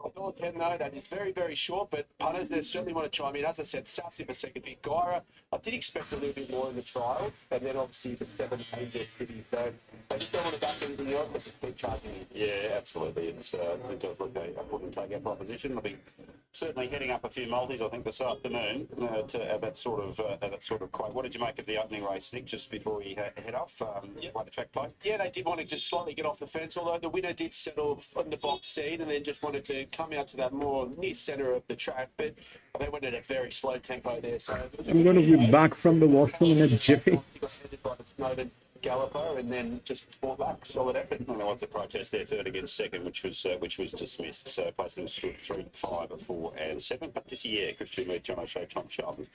starting the day off well. Pretty close here. Last look at the board, Sun So, $1.15 now. See, it's blowing on the wind. let's get up to bed. 15th of July. Gary Bortilli and Karai Kettings, the combination Karai will claim 3 kilos here on Storm Zeno. We're set at the 1,300 metres for the running of the second race at Kembla Grange. Lights are blinking and the starter hits the button, they're off, and Sanso the inside, the front of began down. Also Sass was well away. Angel City striding forward on the outside. 2 away was Gyra, and Storm Zeno settles last at the quintet. They negotiate the first turn and Sass found the front by a length and a half of the 1,000. Angel City in second. Sanso is back to third. A length and a half. Storm Zeno there on the outside in fourth, and Gyra is back fifth at last. 8.50 left to go. The leader down the side was Sass by 3/4 to the first starter, Angel City. Now Sanso's parked third, the inside 2 off the lead. 3/4 away, Storm Zeno, and 2.5 away was Gyra. At the rear was 600 metres left to go. It's Sass in front as they negotiate the home turn. Led from Angel City. Now Sanso pops up 3 wide. Storm Zeno 4 deep, and then came next over on the inside was Gyra. Down past the 400, Sass tackled on the outside by Angel City, and Sanso now starting to rev up in the middle. It's Angel City and Sanso. They've paired off in the lead. They put pay to Sass, and then came Gyra running on the outside, but Sanso's off and gone. 100 metres left to go. 2 lengths clear, and Sanso, today's the day for Sanso at start number 9. Sanso won by 2.5. Second was Angel City. Gyra was third. Sass fourth. Storm Zeno last. Today's the day for Sanso. Beautifully placed and did look the winner, and always travelled like the same Nick. Never really any cause for concern if you took the very, very short price. And at start number 9 has been able to break through, I think, for James Cummings. And they finished in market order of the 5. Okay.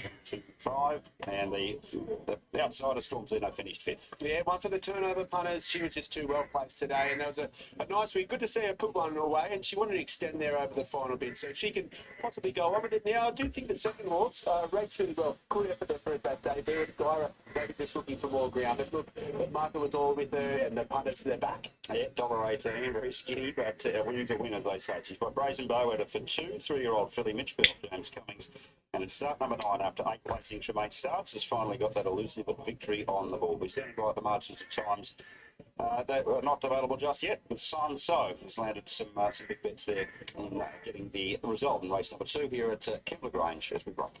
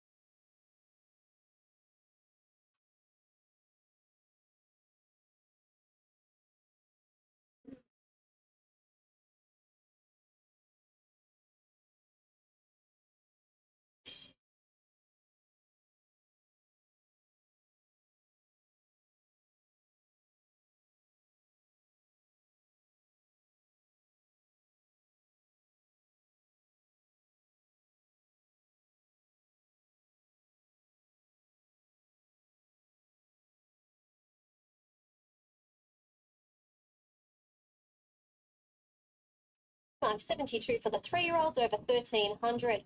Favourite at this point is Star Deal at $4. Walking off with horse number 1 for Decker. That one is playing through for Michael Freeman. Big of a race this for the 3-year-old, so we'll kick off with Cordella.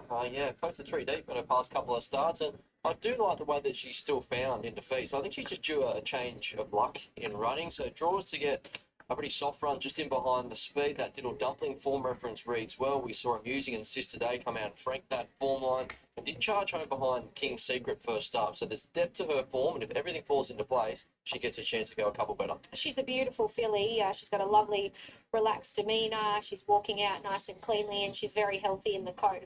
She deserves a change of luck, and she might just get that with the claim and a softer barrier today. 2, Diddle Dumpling, Gerald and Sterling, and Will Stanley to ride. And Will's claim is handy here. Sees her in with 56, which is what she carried last start to win a very similar race. So that was a Rose Hill. She was an all-the-way winner. She's full of confidence. She's now a filly chasing 3 on the bounce. She'll carve across early, like she laughed up from the wide draw. It probably comes down to just how much pressure she has to absorb in the early stages. She looks immaculate. She's got a good spring in her step. She's very, very bright and alert in the yard. She's obviously coming off that last 2 wins. I feel that she's just maintained her condition after that last win, and she's well placed with the claim today.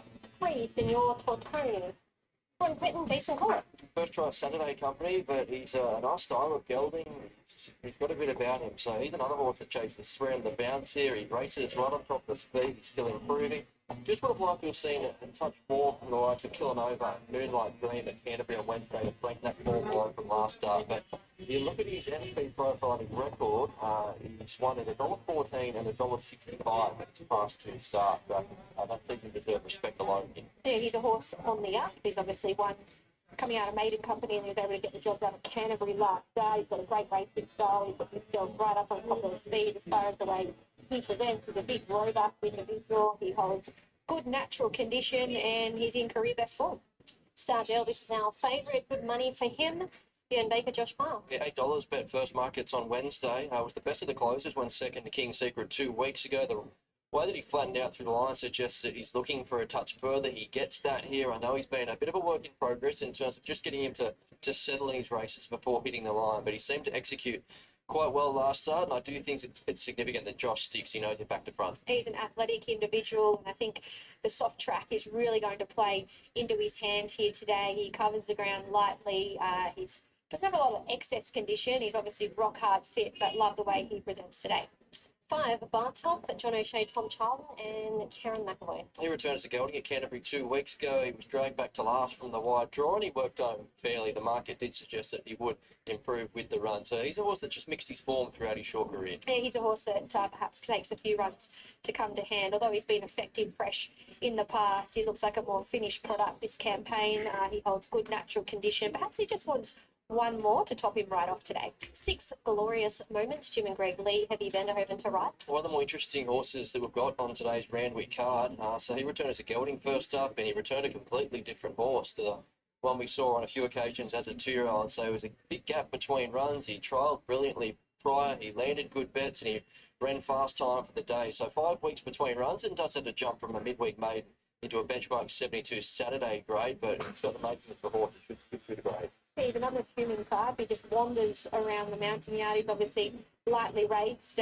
He's a horse that doesn't jump out and grab you by any means in the yard, but I suggest he's taking good improvement from his first up win. He's quite a big, strong fellow. I'm happy just to watch him today straight out of Maiden Company, but he's obviously an exciting horse on the way up. 7, Music Pigeons, for the Joseph and Jones stable, knows well of Alicia Collett to run. He led in Country Company last start. He found plenty in the run home to win there. So jumped single figure odds in Highway Company to start prior, but he was well held. So 4 depth here, of course, but he's doing a pretty handy little record in EQ grade. He's had a lot of racing. He's very fit and forward in condition. He's racing on confidence. He's got a good spring in his step in the yard. Just a matter of if that form is strong enough for a race like this. And 9, Mina, Michael Bella, Matty on. Another 3-year-old with some speed. So despite it being a small field, there's a few go-forward types here. So he gave a sight here a couple of weeks ago. That was over the 1,400 metres.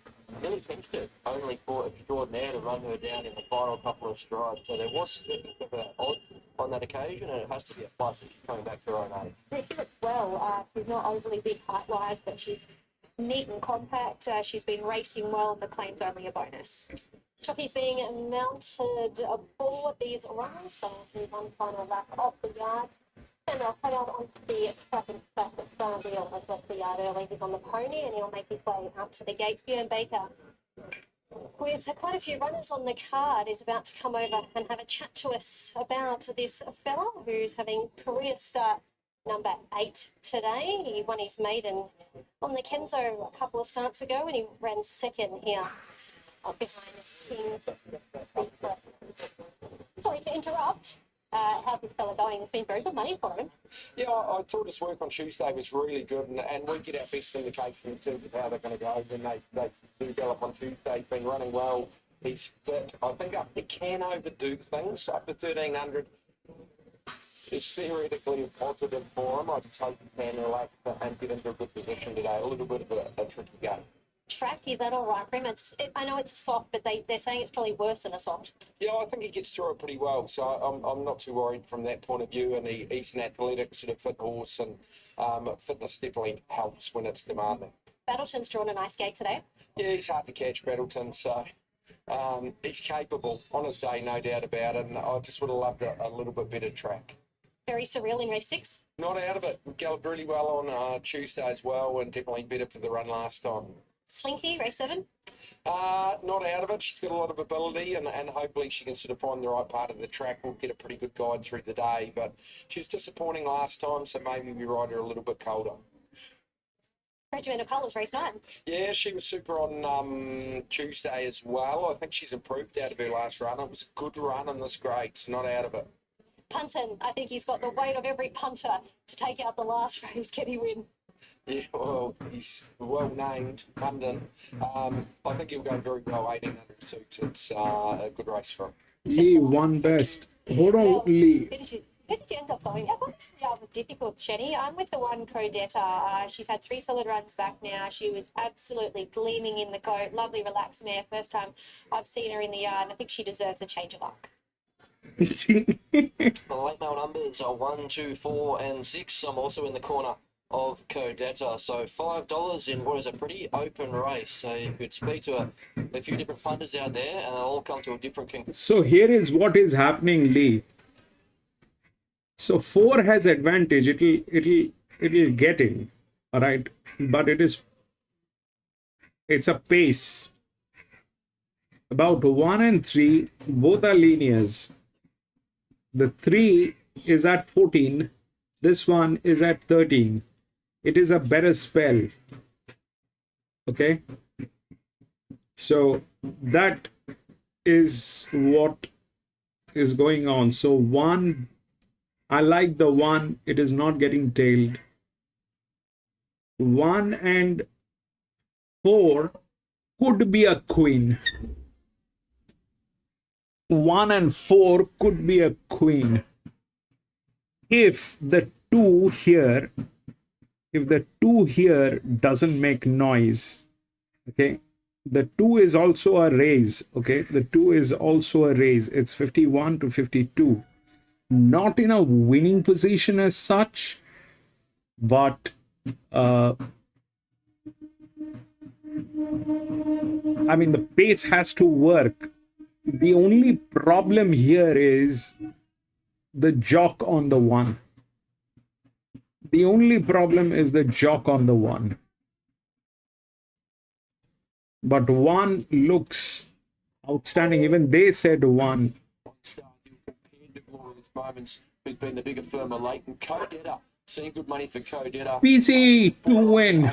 If the about 15 minutes ago, now 4. if the 2 jumps in, Up to 550, and that's actually been a hard delay. even that's a raise. It's a lot of advantage on that. Glorious Moments 2. is supported late. Star Deal still got its supporters. It's the most popular overall. And Codetta. So, yeah, they're the main 3 here, Shani. Okay, thanks for that, Anthony.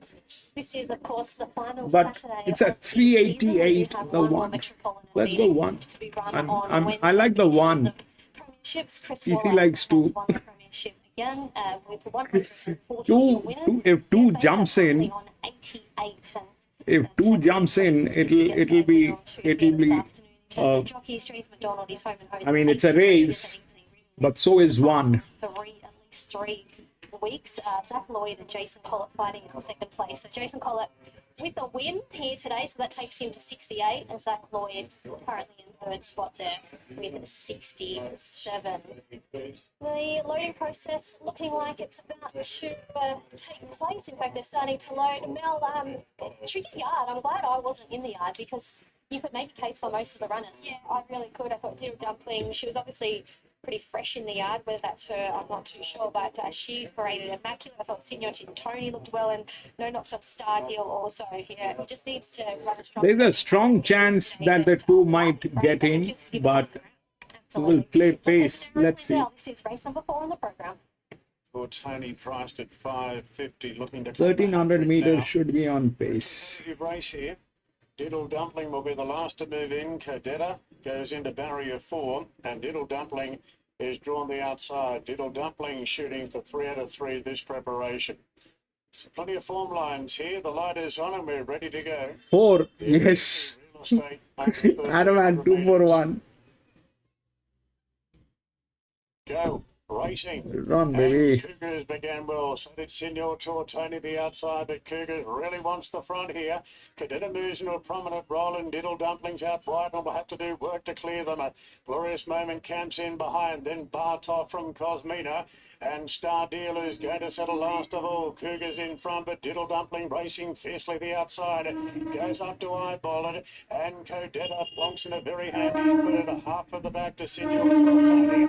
Left and a half to Glorious Moments. 3 back the fence on the inside of Bartov. Then Cosmina and Star Deal. Cougars in front. Diddle Dumplings doing plenty of work at the 600 metres. 2.5 further back to Codetta. On the inside is Senor Tortoni, given every hope with cover. Further back to Glorious Moments, and Bartov under pressure as they turn. Cougar, the outsider of the field, turns the corner in front, but Codetta's coming through with a nice run into second, and Senor Tortoni let go. 2 further back to Glorious Moments, running on. Cougars is all out now, and Codetta and Senor Tortoni claimed it, and now Glorious Moments is launching a big attack on the outside, and Glorious Moments put them to the sword and kicked away. That's 2 out of 2. 6. And a great 6-1. Van der Hoven. It spanked them by 4. Cadetta second, tight third. Senor Tortoni and Star Deal the outside. Then Cosmina. So did Diddle Dumpling. And that was a bad one. It's impressive, this horse, doesn't he? Glorious. The money. Abe John. Jim and Greg Lee and Heavy Van der Hoven. 6. This would be his last ride in Sydney before making the move up to Queensland, and he's been able to pilot this impressive gelding to a victory here this morning, this afternoon. One Codetta finishes second. 6.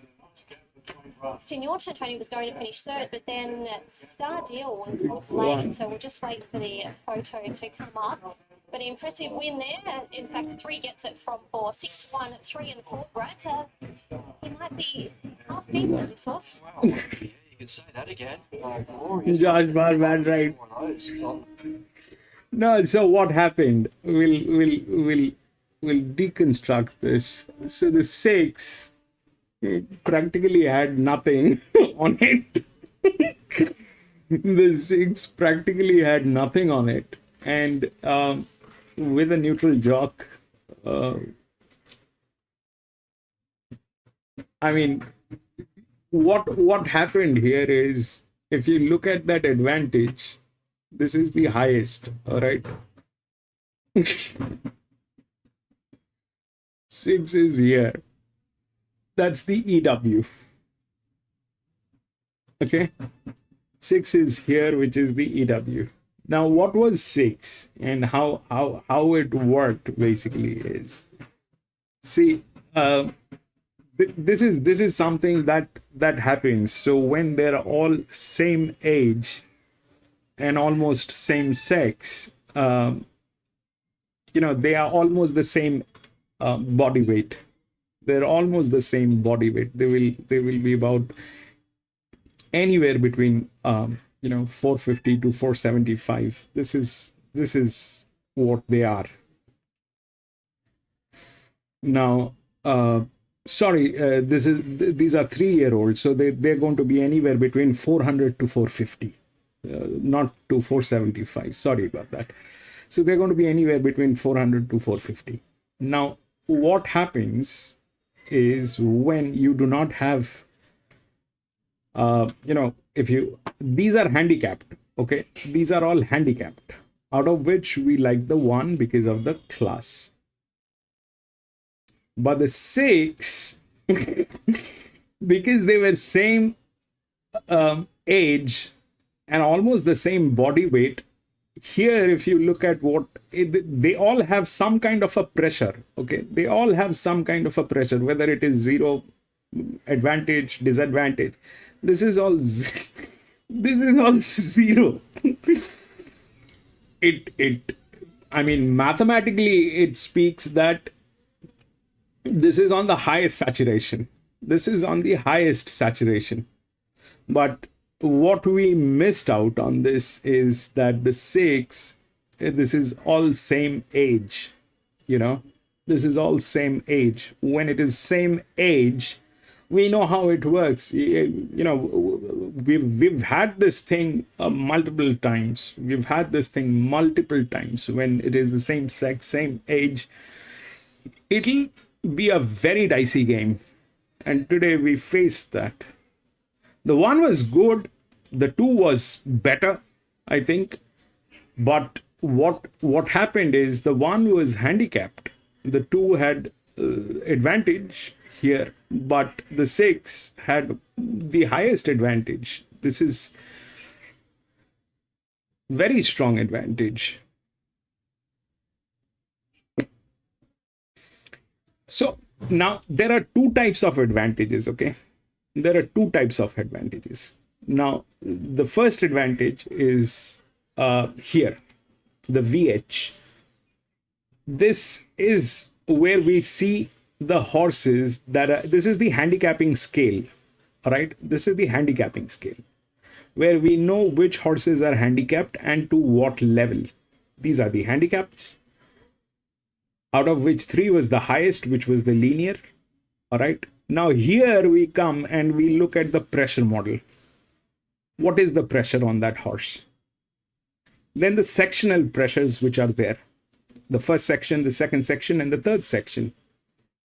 Now, this is where we get the pressure model. Here we get the leverage. These are the 2 highest leverages, all right? These 2 are the highest leverages. So I mean, that touched 14% on a 72. I stayed out of that. I went with a 1. And, I mean, we saw what happened. The 6 knocked it out. The 4, on this side, when we look at the leverage from this side. So the lowest leverage is also an advantage. The lowest leverage is also an advantage. But you also have to see who that advantage has been given to. Who has been, this was given to this horse, which is a 48 by 47, and it is a drop. Okay. The 9 did not have the right, the 2 did not have the right leverage. The 2 did not have the right leverage. The right leverage was here on 6. From the top, the right leverage was on 6, and the 6 knocked it out. 6 and 1. And then it is 3 and 4. Then it is 3, and then it is 4. So it worked how? This is the practical one, all right? This is the practical one, which is like, this is a good leverage. It is not a bad leverage. It is a good leverage. These are on the higher ends, all right? They might work, might not work. And I'm still not sure which one works with which class. We will be able to identify that after we have raced here at Randwick and a few races here at Randwick and Flemington plus Doomben. We will have a lot more clarity on this, that which class, what advantage, what leverage works best at what distance. But as of now, that was the 3rd best leverage. And the 4 had the advantage, but the leverage will work.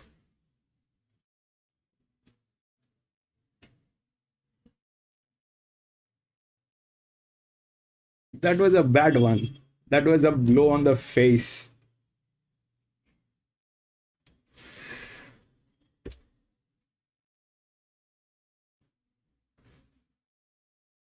Yes, PC.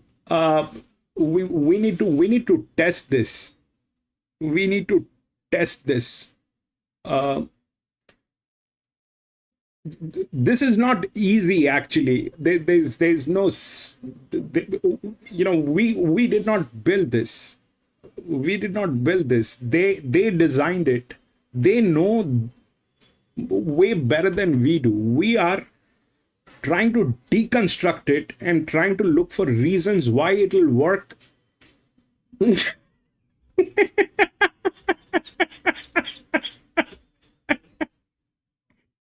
PC. The 12 got through, I think, Doomben. PC. No, that was 18. 18, PC! He-Man, taken by a Pele Princess, whipped them in 138 and 39. Boom! Down the bottom, number 18, Kai Ross Louis, trained by Christos Zentelis, $492. Close for the minors, Rock Hard Love, and I think More Love, and then Chase and Adam. So number 18, taken to the lead and controlling the tempo from the start by Luke Dempsey, and he has been able to win third up from a spell. So Christos has kept him to the 1600. Joey! Caulfield predictions. The Irishman popping a couple. Joey, today we just have Randwick, Joey. We don't have the Caulfield. Kicking strongly inside the 100. I just have one race, one day. Now, Rockhard Joey, just had a just Randwick. Trying to get clear running. You can see back there in the on-track yellow colours. Still waiting on that second. There you go. PC's got 6. The 5 and also, is it our turn now or the 5? 11 More Love? We'll just confirm that in a few moments' time, Bernie. But no scratching. Christos is also doing the strapping duties. Yes, this will be, a huge moment for Christos. He's Take the odds for 5. There are no scratching 9 runners. 4936.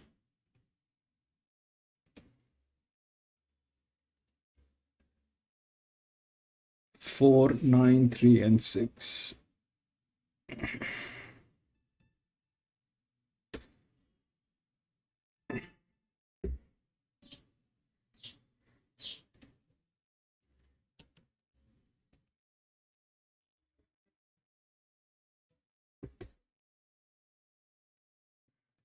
obviously really nice and rock hard fit today as well. Yeah, I think there's still a little bit more improvement to come. He was just looking for that bit of give in the ground, and he got that today, so we're happy. Are you looking to step him out over a longer trip next start? We'll just see how he pulls up, and we'll decide in the next couple of weeks. How many are you training there at the moment? I've got 5 in work at the moment.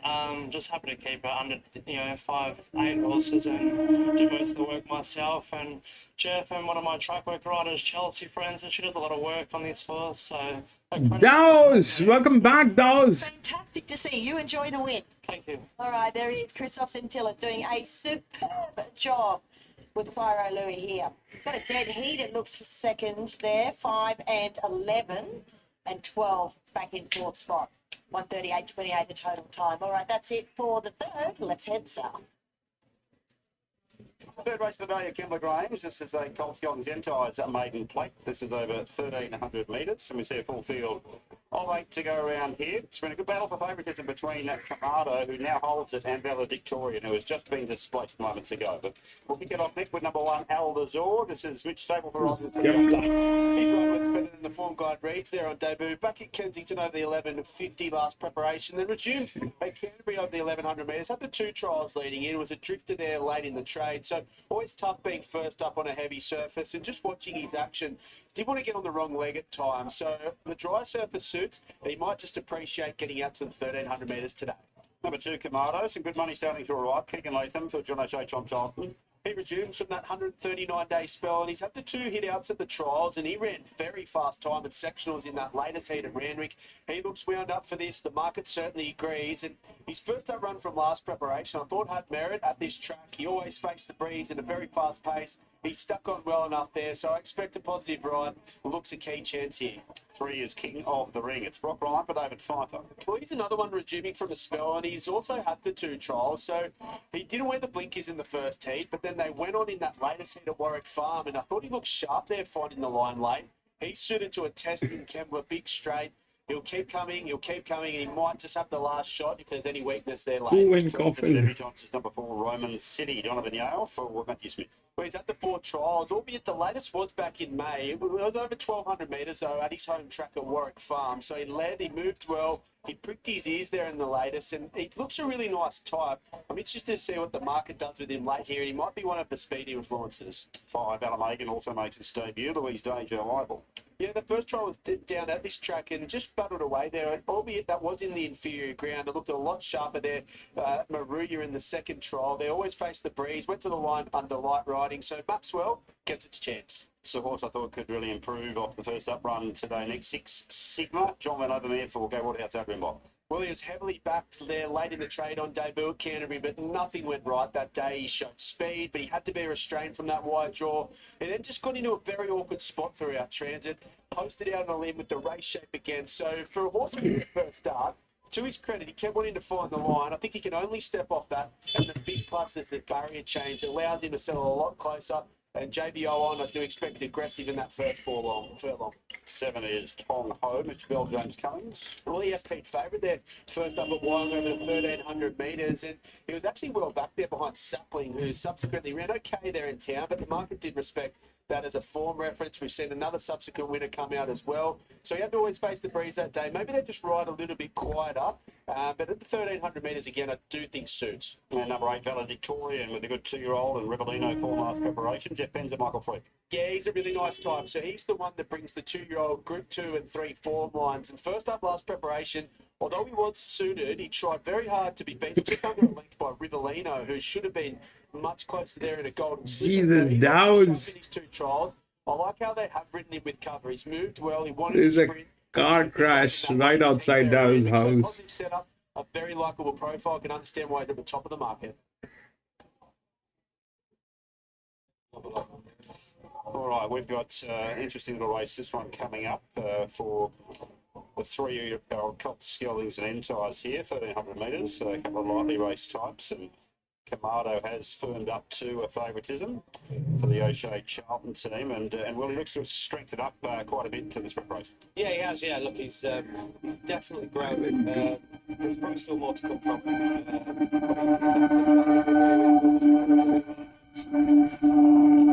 It's going to be.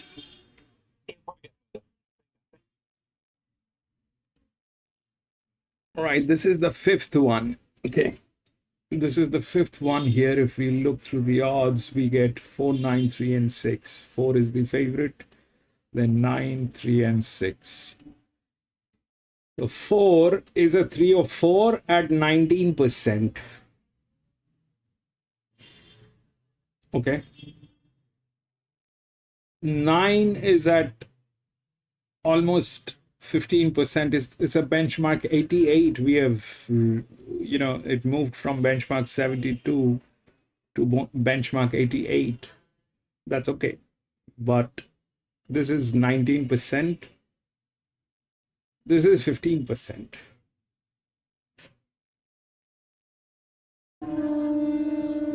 This is a better horse. The 9 is a better horse. 4, we have a saturation. 9, I don't have a saturation on this. And these two are with advantage, 3 and 6. Okay, out of which 3 is a better horse, which is the EW here. That is what they are. They kind of don't look like they deliver much, but they are also like that. This is a trick race, I think. So if we look through the leverage, we get 4 and 9 on top, and then we have 1, which is also saturation. Then we have 7, which is here. What is 7?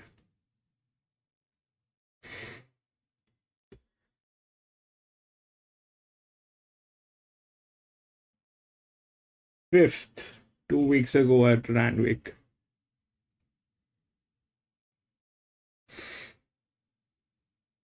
So that is not happening. And that is the largest outer, so that's generally not winning. And about the 3 and 6, which is here.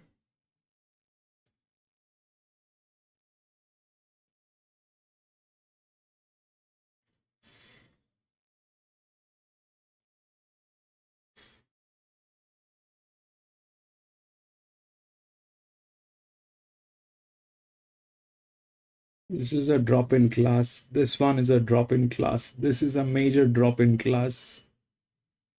This one is out of the league. This too. Is at 9.67. What is 2?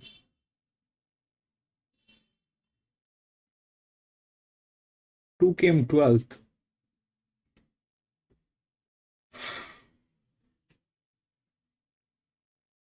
So 4 and 9. This is we rose beyond that, and now it is 15 and 19. 19 definitely is not happening. That whether it is benchmark, we played at Sandown. There was a benchmark 88, I think. Did not work beyond 14%. The highest that we have touched is 14% so far. So that is not it. I don't think so. Plus, it is also very, very, I mean, weird to understand that how this will work. You know, they're kind of bleeding teams. The next best is here, which is at 13. It's in a good hand, but that is the largest inner drift. The 3 is, the 5 is here. 5 is what? Bad.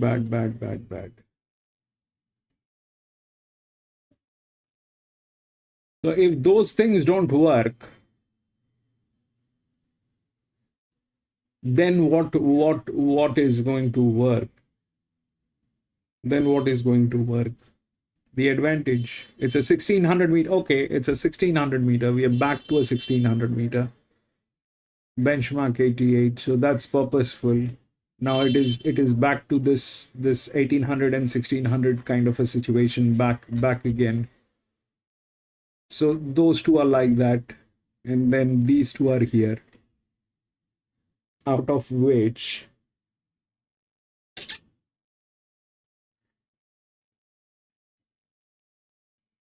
$65 became 63.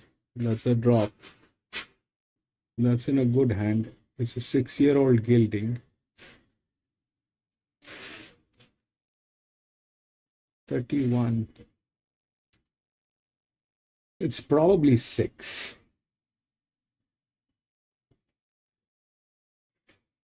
That's a lot of advantage. This thing has been into league races and all that. Again, back to the same situation what we had here, right? On an 1800 meter we had this. On a 1600 meter we had 4. Okay. Now the problem is here, do they have the rails? They don't. The 3 has the rails. Okay.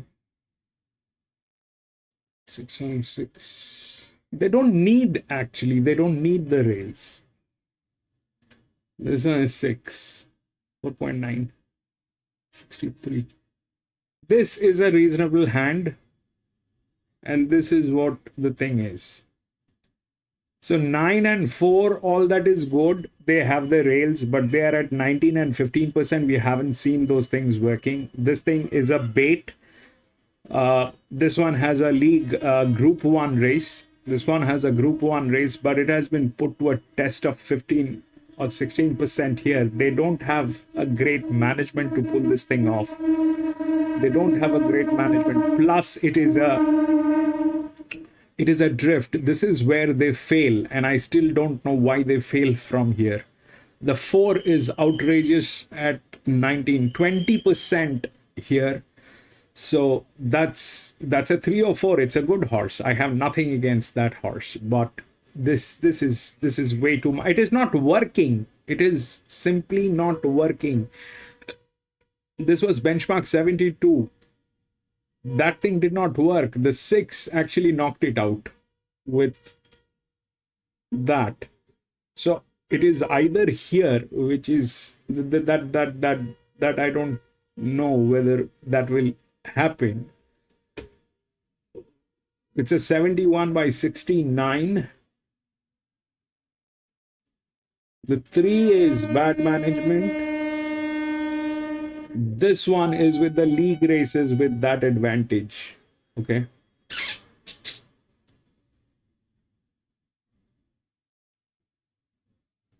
Six, probably.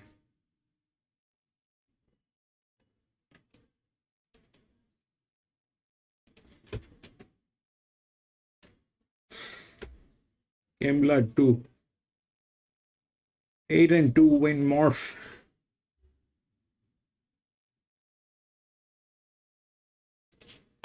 Yeah, he's a big gross gelding. I think that he's taken good improvement from his first up run at Rose Hill, over 1,400 metres. He comes back slightly in grade here today.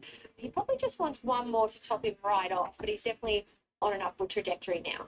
2, super helpful for the Joseph and Jones stable, Adam Hieronymus. He got a long way back in the run. Randwick over 1,400 metres first up, never really looked likely. That was as a $101 chance. So he too is better suited out to the miles second up, and just by default, he'll settle much closer given the makeup of this field. He's a laid-back individual. He holds plenty of condition all over. He's got some improvement to come coat-wise. He was only fair first up. I'd suggest he might want a couple more to top him right off. So wait for him deep right into the campaign. 3, Green Shadows, blinkers off and nose roll going on. Gerald and Sterling, Alicia Collett to right. Just a few little gear tweaks there to keep his mind on the job. So actually won at this meeting 12 months ago. He won the midway over the mile. So the way that he found the line last start suggests he's looking for the 1,600 metres that was behind. Get a fix. He's a horse that can mix his forms, so becoming hard to predict what version we'll get. But if the best version of Green Shadows rolls into Randwick, this is winnable for him. He's certainly capable at his best, and he doesn't mind getting his toe in the ground. He handles all conditions. He's obviously had a lot of racing of late, and he's just maintained his condition right the way through the campaign. He's nice and healthy. He just needs to put his best foot forward. Here's our favourite, O'Diamond Lil, David Pfeiffer, Jason Collett. She's a likeable mare, isn't she? She's a free rolling style of mare. She's got a great racing pattern. She takes bad luck out of the equation. And on the back of that, she's got a fantastic strike rate as she's just worked her way through the grade. So again, she goes up again slightly here into benchmark 88 grade, but this doesn't look a great deal harder than last start. She was back to winning ways a few weeks ago. That was over the Randwick mile. I guess the only concern is whether she goes toe-to-toe with Arbalorth, who also likes to dictate. So we'll see what gives there in the first couple of hundred metres. But we did see from O'Diamond first up at Scone, she was versatile enough to take a trail and still get the job done. She's parading exactly the way you want to see a favourite parade. She is absolutely spot on, this mare. She was the horse that caught my eye the minute she walked into the yard. She's got a great attitude. She's beautiful in the skin, lovely and healthy. She's racing really well on confidence. She conserves her energy beautifully. So plenty of ticks from the yard. And you'd be impressed, Mel. 5 is Louisville, Chris Waller, Tommy Berry. He returned from a 68-week break at Rose Hill recently. He was awkwardly into stride. He settled well back in the field and stayed there throughout. So he'll improve straight out to the mile second up, but inclined to see him again. It's been a long time since he's won a race, but I can't find too much wrong with the way he presents in the yard. He's been clipped. I would think that he's taken good improvement from his first up run. So although he's one of the outsiders, he could run some type of race here. 6 is Battleton at Bjorn Baker Hash Morgan. He's racing like the mile will suit now, so he striked this fourth up. I thought he was a touch better last start out to the 1,400 metres, albeit still beaten a long way. So smaller field suits. It's between 3 and 6. One of those horses.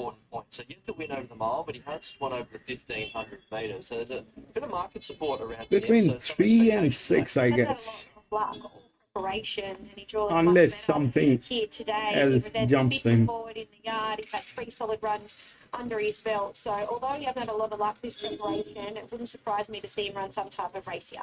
7 is Uzziah. It's got Asprey and Molly Burke to claim 2. May turned a corner last start. He was a touch better. That coincided with getting out to the mile 5th up. He's still racing below his best, but I thought there was a little spark there last start, so he might be turning the corner. So he'll trail the speed from barrier 1 and does get some weight relief up in grade. He's a tough, honest 3 is good, but it has a bad down management. here in the world. He parades much That the was same as when I seen him last 3 is preparation when good, he but was it has a probably bad in career management. best form. So not sure why he's not producing that race day, but nothing wrong with the way he presents. Unlimited, horse 8, second of the Waller runners. You're right, 3 is better than 6. He could match it with those 1400 metre types. He's yet to win below 1900 metres. That 3 is a 62 by 63.1, and it has advantage here also, The way he progresses as he gets both sides. Okay, but the 6 has league races. This is making a lot of difference on this long runs, and the advantage here is more on 6, and they are a better She's hand. just starting to trim up a touch. Arbor is quite popular. It's between these two. Somehow I feel this is between these A two. few weeks back, stretching to 1800 metres. A great ride. Just went fast enough to keep her in her Unless, you know, and using that natural speed that she does have. see, both of these two horses, the 7 and the 1, they kind of little weird. Okay, the 7 is the largest drift. Not too concerned about This is the largest either. inner. She presents fairly fit and So fresh both here. of She's them slightly nervous in the yard. are a I can see little why they're weird. not doing These two horses, the 7 and the 1. Yeah, I think she can run well off Here, this parade. She's the very, race very is athletic, here and she probably. holds no excess. That's actually a pretty good parade for her, to be honest. She can get herself a little bit worked up, but pretty good for Arbor this afternoon. Horses leaving the yard, making their way through the I mean, town. Day 5, the please, with me, the point is this, Dow's, that the leverage at 14-15% is not working. So we will have to fine tune this. We will have to get a lot more clarity into this. But the cloudiness of the entire thing has still not vanished. We are still in a position where we still have to, you know, we still get stuck between two horses. Does it matter? I don't think so. I think she's more comfortable out in front, but you know, as you said, she's done it before. She's taken a sit a couple of times and still been very competitive. So it probably just adds to her adaptability more than anything. She's a big mare. Does she take work, or she's one of those horses that just naturally keeps herself fit? 4 has a very difficult task to do. Yeah, it's just Lee. It's at 20%. Best of luck. Thank you. That has not worked. Okay, I'm guessing I know exactly who you're going to choose. Yeah, it's pretty obvious. The 4 O Diamond Lil, first time. Here is what 2 is. 4 is. 4 is at 19%. I haven't seen this thing working. I haven't seen this thing working. She can't maintain that. 9 is lower, but I think it's a bait. I think the game is here because the 1600 meters and the 1800 meters, they all worked with this arrangement of, you know, the leverage. The lower the leverage, the better it is. On 1600 meter, 1800 meter, here also the 4 knocked it out. Because of that, here it is the same arrangement on these. On 6, the 3 doesn't have that. The 6 has. 6 is a better hand, but 3 is a better horse. I'll be out. 3 is better than 6. 3 is better than 6 in terms of horse, but they have a very bad management lead. They're bleeding 50%. A couple of weeks back, just finishing off running right. 3 is bleeding 50%. With a bit of a reputation, she had some depth to her form. She was a 2-time listed winner, and it just took a while for Jo just to harness 9 that is already getting she wanted tailed. to do things. She's been very much a work in progress, but last start she did put it all together, so I wouldn't expect her to go backwards now. She'll bounce out, put herself right there on top of the speed and give a sight. and 3 Green Shadows. He's pretty firm in betting here. He was okay there last working home at the end of 1400 metres behind Getafix, just racing like he wants this journey now. So 1600 metres looks to suit, and there has been a little gear change there. Blinkers off again. There's no clarity in this. If I have to go, I'll go. I'll go with about sort of 20 I'll minutes. go with a 25 minutes ago, now 6 260. EW or something like that, maybe. 52% of all PC 9 win easy with Randwick. Arbor, having had good support as much as $5.50 this morning when I got to the races, now into $4.20. So Arbalor certainly best back to beat the favourite. Battleton, Green Shadows and Uzziah all been pretty solid around that $7.50 to $8.50 mark. And Ruby Flyer, if you are keen to play one at longer odds, $18 this morning, got into as short as 12. Back to 13's found its spot in the market, but has been well backed at longer odds. But Diamond Lil, a little soft in betting, still the most popular runner overall. Arbalor best back to beat it, and Ruby Flyer at longer odds. All right, thank you, Anthony. Well, I may have lost my barrier job because the Roosters, if you can see them, if you look in front of the barrier, some of the Roosters players are here, and I believe they're going to take my barrier job off me come carnival time. They're just about all set. Here's Darren. Back wins Diamond Lil. 6th place enough. Stand by, race 5. Run, the gates baby. Are back and they're off and racing.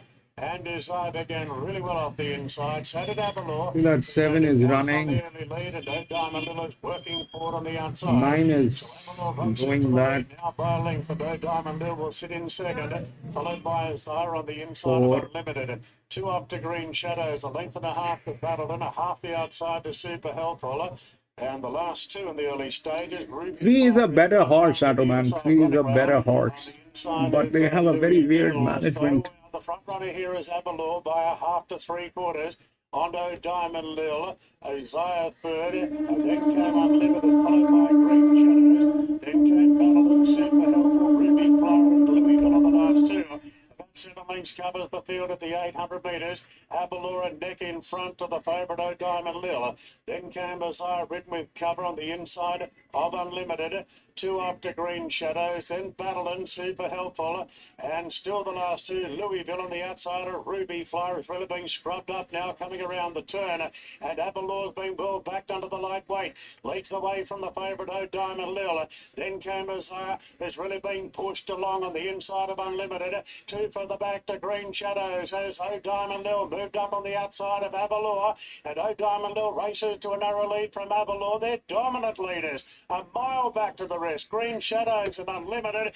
Diamond Lil a half 3/4. Diamond Lil, the favourite, is starting to pull away now, and that's a comfortable win in the 4 Diamond Lil beats at Avalor. 20%. Battle there between Azar and Green Shadows, nothing in it. Further back to Battleton, Unlimited. 4 and 9. Super Helpful. It's tailed off Ruby. 493. Favourite, 2 good there, Diamond Lil. Here, Diamond Lil, well done, Mel, well done, Brad. You're both really keen on her, and she gets the job. She goes back to back, recording her 6th victory from start number 13 today, day 5 and Jason Collard. Avalor was good, she was game, and she just was beaten by a better one on the day there. And then it was tight for the 3rd and 4th. We had Green Shadows and also Isaiah went for the official numbers to go up. But Brad, she's been too good. She set off Avalor today, and she still got the job done. She's a beauty, isn't she? She executed really well. Jason Collard rode the perfect race there, just keeping Arbalor busy enough. And then pushing the button. There's nobody else. So it looked like an armchair ride, at least to the eye, but I think there was a touch more to that in terms of getting the 7 tactics and spot 3. on. They really cleared out from the rest. The rest, they were in a different postcode, battling it out for 3rd and 4th, and that's a really tight go there. 7 and 3. So what happened is 4, 9, 7 and 3. 7 was here. So the 4 took it off with 19%. 20% actually. It's a 3 or 4.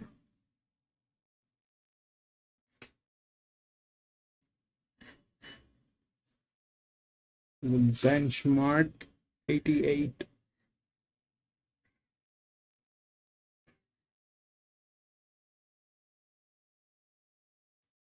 So the challenge is not over. This is 497 and then 3. The 6 did not get it. The 7 got in.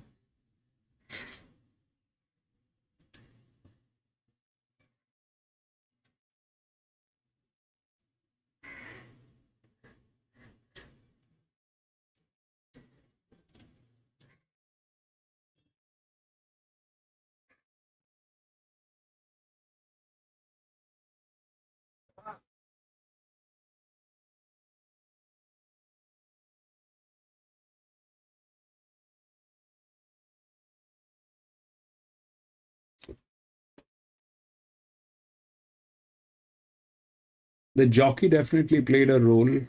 The jockey knew what to do. The jockey definitely played a role. We'll keep an eye on this. This was the highest. This is the highest that we have touched in last 3 days. Both of them got in.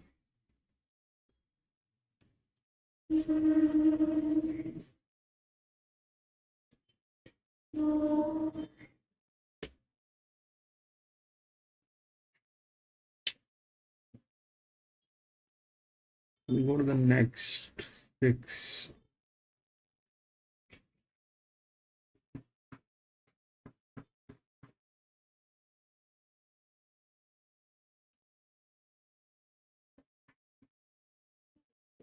One, 8, 11, and 13 scratched.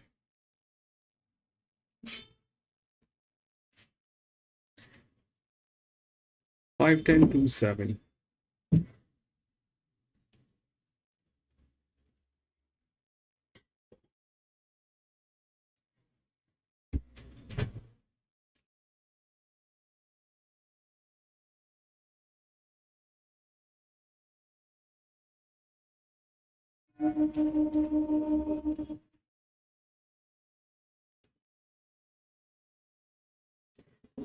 Just a victim of her racing pattern, Bernie. She got too far out of it in the wing skinnies.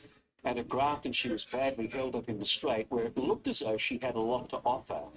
Again, traffic problems could possibly be against it here, but if she gets luck, she can win. Everywhere is the 12. Luke Tarrant picks up the ride. Paul Nolan Jr. Coming off a maiden win last start, so this is a step up. And Lara Days from the Danny Begore stable with Siobhan Rutledge. Just back to number 14. Oh, sorry, Maxie. I did too, backstage. Johnny Gilmore, Winona Constant. Yeah, probably a rough place chance with that lightweight. Was 3 wide last start in the Noble Decree race here. Lara Day 16, Danny Begore, Siobhan Rutledge. He'll probably struggle against these better horses. And now we can look at the favourite, although he is just going down that chute. So he should come around the front of that very shortly. And the favourite, of course, is Ramp It Up from the Lindsay Goff stable. He's a 3-year-old colt, Maxie, and he probably brings some of the shortest form into this race with Bailey Wheeler. I think he deserves to be the favourite. He broke through for a maiden win this course and distance. He then ran 4th to Depth of Character, 2nd to a Claire Encore, and She's Smart. Remember, they had the good duel? Yeah. And then Later's very, very good there in the wing skinnies. So it all looks positive. All right, now he's $4. He actually touched $3.90, so he finally moved, Maxie. Took all day. Yeah, so there has been a good solid push for Ramp It Up, and I can see why. He's got a really good Doomben profile. We mentioned he won his maiden here, and it was over this distance, so I think he's the way to go. Hitter number 10, Bollinger Miss. She can win if she gets the break. She's got no weight to carry. Then Victory Flame, love the way he presented, and a punter, 3-10-4-1. Yeah, there's Victory Flame taking his spot now. I'm going to stick with Drakina here, very narrowly though. All right, let's get upstairs to David Fowler for race 4. On for the 4th. Doomben's Set to go. 4-wing They're racing Doomben. now.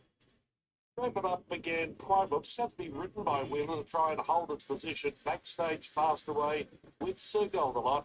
Third away, Heavenly Lava. Ramp It Up 4th. Victory Flame came out well. Couldn't find a spot and a putter going between runners. In the inside there was Dracena, right heroic.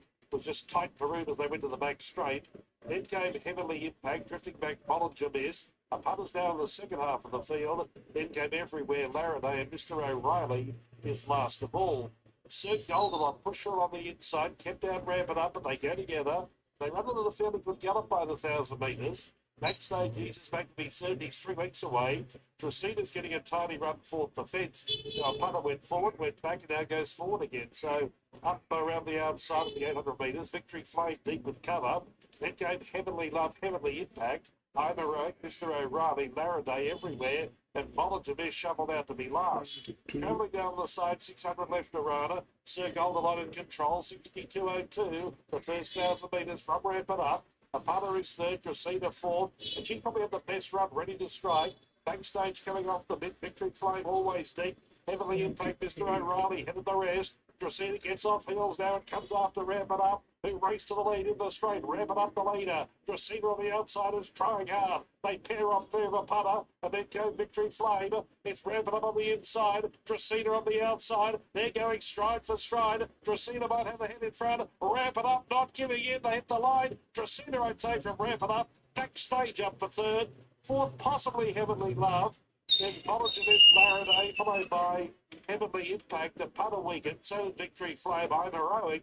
And the trailers were Mr. O'Reilly, with also backstage and Sir Goldenlight in 137 and 26.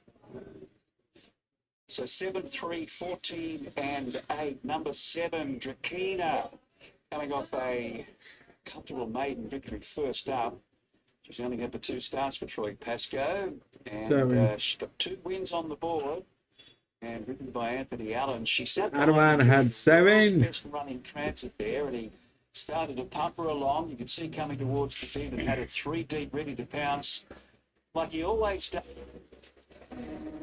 Okay, this is the 6th one here, okay? If we look through the odds, it's 5, 10, 2, 7. 5 is the favorite. Then 10, 2, and 7. Through the leverage, 5 is the highest. Then 10 is with advantage.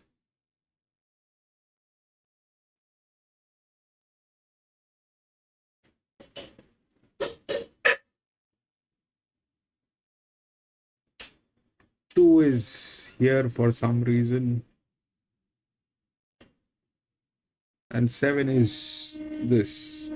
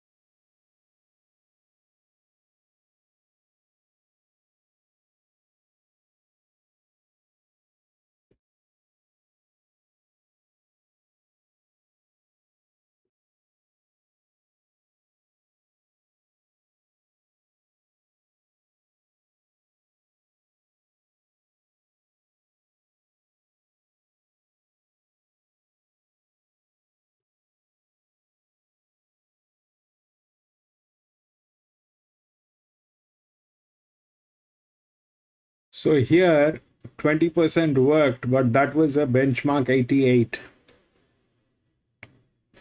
Here it's an 1800 and it's a benchmark 78.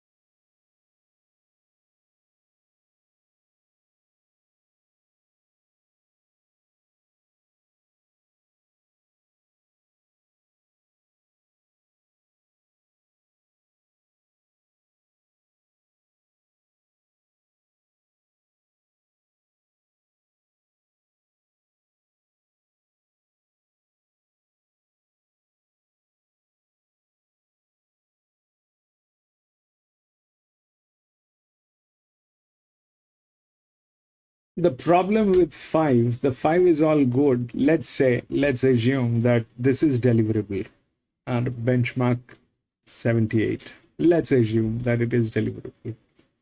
If that's what the case is, then they have a very good hand. It's a 279. It's a linear.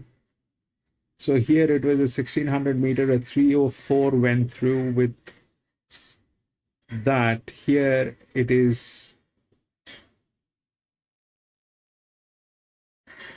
So it's a 133 here and a 279 there. It will take us to here. This is the class where we are dealing with. All right, 137, and this is 133, 127, and all that. So we are dealing with this class. This is as in like body weights. All right, balance. These were heavier horses. These were pretty much heavier horses. These are not exactly the same thing, and that's the pressure on this. 85, 976, 57. This is 62, 10, which is going to be running neutral. 10 has, it's a 62 by 60. It dropped, but the point is this, that it's got the rails, it's got a jockey, which is the best. All right, that's the best jock, 10. And this is probably a little heavier also, and the advantage is here. I don't know. Like I said, this is something that we are testing. If this is the first time, I mean, I'm taken a little back because you know, I did not anticipate that 20% is a lot, but it worked out. Why? Because today we are at Randwick and it is a benchmark 88. So they have some of the best horses. We are doing this at a good point of time before the the Group 1 races. They start next month. So this thing worked. 20% worked. Why? Because of two reasons. One is because of the jockey, and the second one was a benchmark 88. The jockey was definitely an influence. The jockey knew how to ride that horse. Okay, that was a dedicated jock on this horse. The problem here with the 5 is exactly the opposite. It is with a rise of that pressure. It's a 279. It is not the same class, not as in it is the benchmark 78. It is not 88. And the body weight is also fluctuating here. The pressure is huge. Here the jockey is not one of the best. Plus it is not a dedicated jockey. That pressure stays 18, 19%. Okay. So I don't think that's going to work. That's just my thought. You need a jockey to deliver this, which is not there. On the contrary, out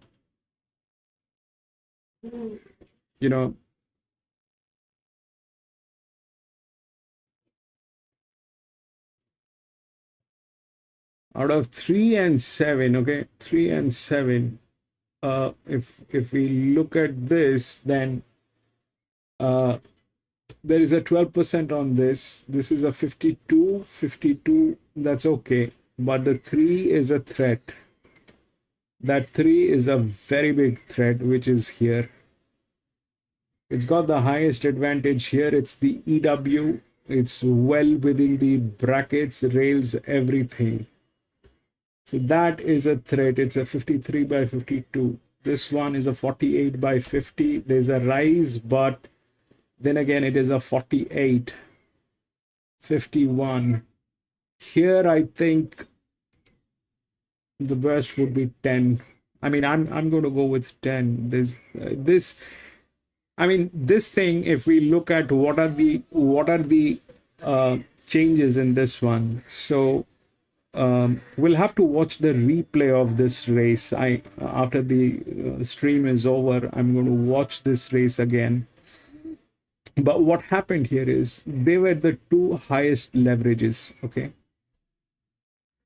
I have not seen this thing working in last 3 days. We've just got this for the last 3 days, the leverage.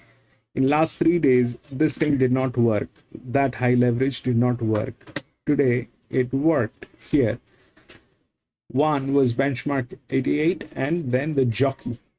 Both of the things were good, and plus it was a dedicated jockey. Here, it is a benchmark 78. Here, it is exactly the opposite. The jockey is missing. I mean, not missing. It is not one of the best jocks. It is not a dedicated jock. The pressure went up to about 19%. So, and it is not also one of the, I mean, it's got a raise, but then again, it is weird. So if we do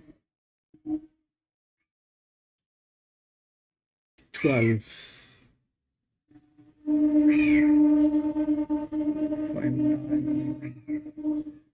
56, 52. They're bad.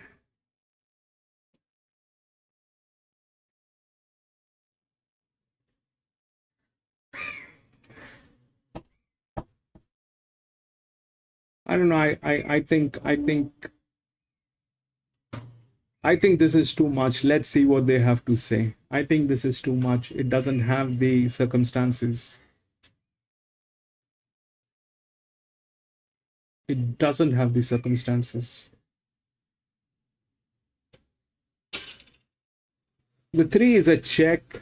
It's in a very good hand, well within the rails. It's all good. There's absolutely no pressure on this. The 7 is there, which is the second linear, which is a reasonable pressure. All right, this is a reasonable, though it is showing that it is bad, but it is still a reasonable pressure on that horse. And this one is the one which is the with the advantage.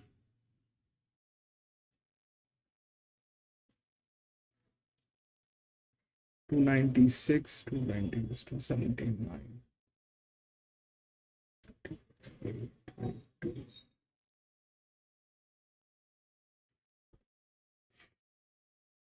52, 52.6,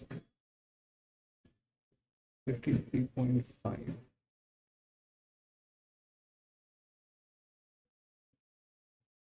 And then we have the 4 with a lot of advantage going on here also. It's a 6-year-old mare, but it is there. I mean, it has the advantage. So here it is that neutral 60, 72, 60. Let's see what they have to say. 5 is still way too much.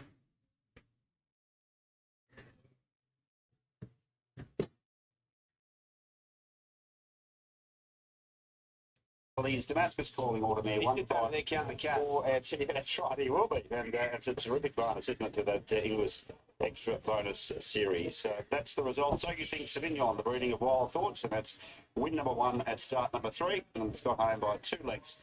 As we await the remainder of the margins and times. 1, 5, 4, and 7 to race number 4. We're halfway through the Kembla Great Race Cup.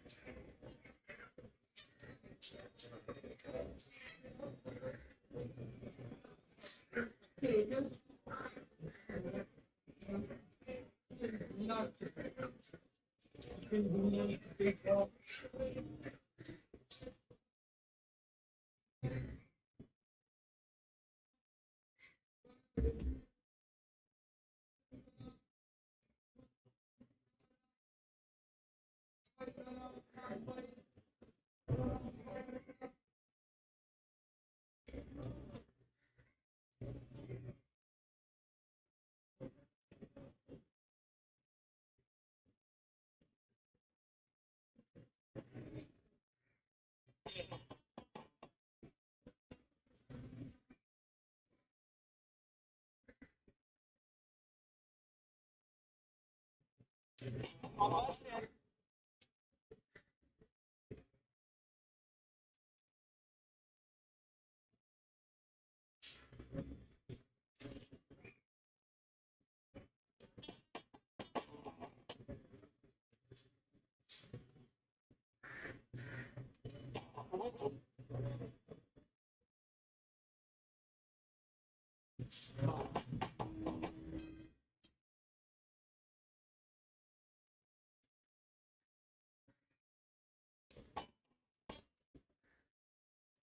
call race number 6 that have a handicap, a benchmark 78 for the fillies and mares, over 1,800 metres. She's Unusual is our favourite at $2.70. We'll kick off with Nana's Wish and a roper for Kieran Ma. The mare chasing 3 straight wins, so may have been cluttered last start in terms of best handling the heavy conditions, but again, she gets a wet track today. Just have to query her at the end of 1,800 metres off her 2 previous tries, but what I will say there is that she wasn't going as well as at that time, so if she's ever going to get this trip, it's certainly today. Full of confidence and racing right at the top of her game. Yeah, she's flying this preparation. She's nice and focused here in the mounting yard. I'd suggest that could be the best she's paraded this preparation. She looks as though her coat's really just starting to come through now. She's nice and healthy. Just probably one more run will top her right off coat ride, but she's been racing well the way she's been looking all preparation, so I don't see why she can't hold that form. 3's Hasty Honey, Brad Winner and Will Stanley. Another mare here in really good form. She's got complete control at her past 2 in midweek company. Was well fancied on both occasions, but did get the job done. So more pressure, more depth here, but she's got a great racing pattern, and I do like the progression now, 4th up out to the 1,800 metres. Slightly framed mare. She doesn't have a lot of excess condition, but racing really, really well. She's an absolute picture of health. She conserves her energy beautifully, well placed with the claim, and she doesn't mind getting her toe in the ground. So she ticks a few boxes here. Belle Savoie, horse number 4, Anthony and Sam Friedman. Matty, I want to claim 3. She's one of our race outsiders, so did drop right out, having settled outside of She's Unusual last start. No real excuse there, given the lack of pressure in the race. Change of stable since, just doesn't look to be going well enough. She's 5 weeks between runs since transferring to the new stable. That looks no concern. She looks like a mare that comes to hand fairly quickly. I'd be happy to bypass her on her parade here today and just off her current form, but looking to others, yeah. 5, our favourite, She's Unusual. Tom Charlton and John O'Shea and Ben Osmond to claim 2. Yeah, did get complete control of his track and trip last start, but she capitalised and won well. She was dominant. A little bit more pressure here with Hasty Honey coming across, but I wouldn't say it looks a high pressure 1,800 metres. On paper, she ran right. They started talking pressure now. That appears to be by design. It seems to be her pattern. Just keep her. They started talking pressure, but they don't give explanation on pressure. Career started on the back of last. They need to do that. Best. There still might be more peaks to come. Yeah, the spacing of her runs. This is new. 4 weeks between runs, coming into her last start victory here at Randwick. They started talking pressure now. Here today, but she's another mare that doesn't hold a lot of excess. She's a typical staying type, but she's been clipped, very, very healthy in the skin and well placed with the claim. I can certainly see why she's favourite on form and the way she presents. You're not getting massive odds about Extraordinaire today. Robert and Annabelle Archibald and Tom Sherry. You know, no $91 here, that's for sure. So produced a huge upset 2 weeks ago. She got all guards. We were thinking 1,400 metres. Wasn't going to be far enough for her, yet she... Automat 1, 2, 13. So it gets straight out to the 1,800 metres. Second up, Hey, to trust that was where did you get a 1? really nicely. Unassuming type, she just wanders around the yard and minds. There's no 1. 1 has been scratched, Automat. Look at the card, Making bro. improvement from her first start run, very healthy. Just needs to do what she did first start to be competitive here again. Changing colours is the 7, Chris Fuller, Jason Collins. First try over the 1,800 metres today. One at Rosehill, 2 back with a cold ride. Wasn't able to replicate that last start. Went at the pointy end of betting. So just looked a little bit one-paced in the run home. So do respect her SP, but just want to get another look at her today.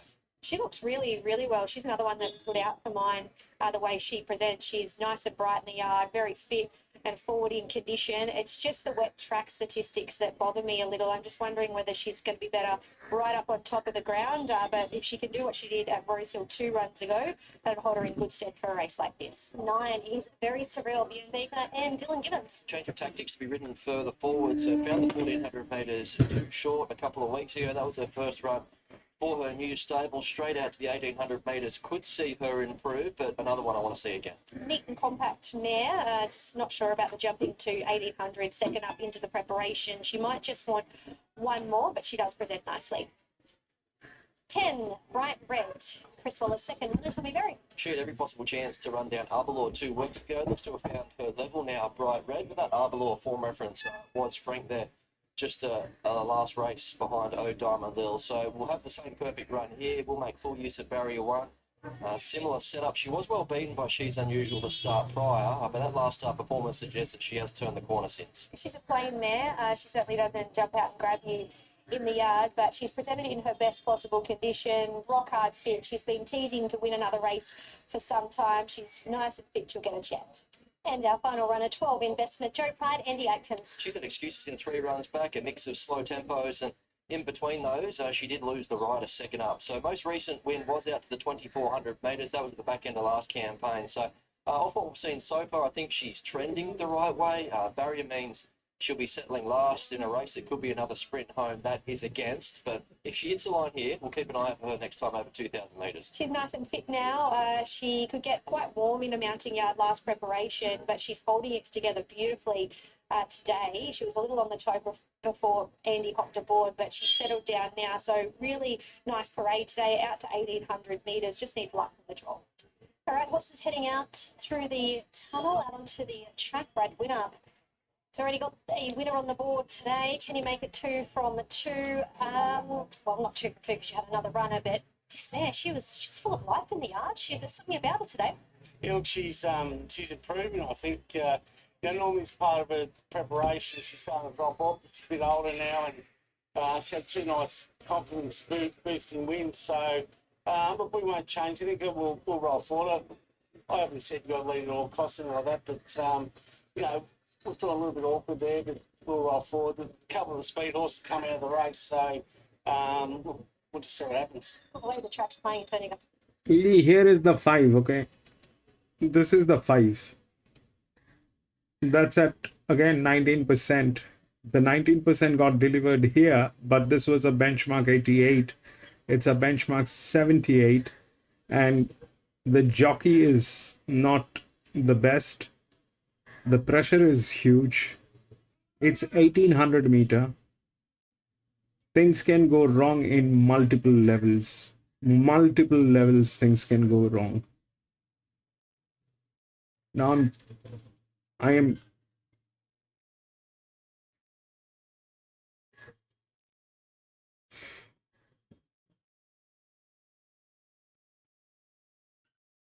the 7 has a reasonable thing, which is the second linear. All right, this is the second linear,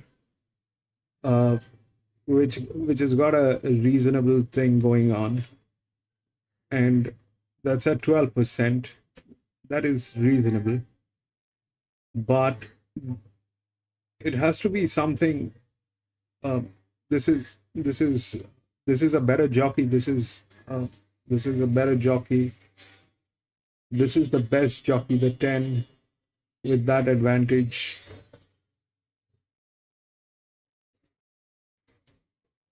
Tricky. And the thing is, Lee, we are, with this new method, we are racing Randwick for the first time. I mean, blindfoldedly, the previously how we have done this is we have looked at the linear, we've looked at the pressure, and then we took a chance on the linear. But the linear, with that leverage, now this is the third track that we are racing with the leverage, and today that 20% worked out on a benchmark 88. I'm not sure if it'll work on benchmark 78. Plus, you need a jockey to deliver that. I don't know if that jockey is quite capable of delivering that. I'm not saying it will not get into a place, but we'll see how it works.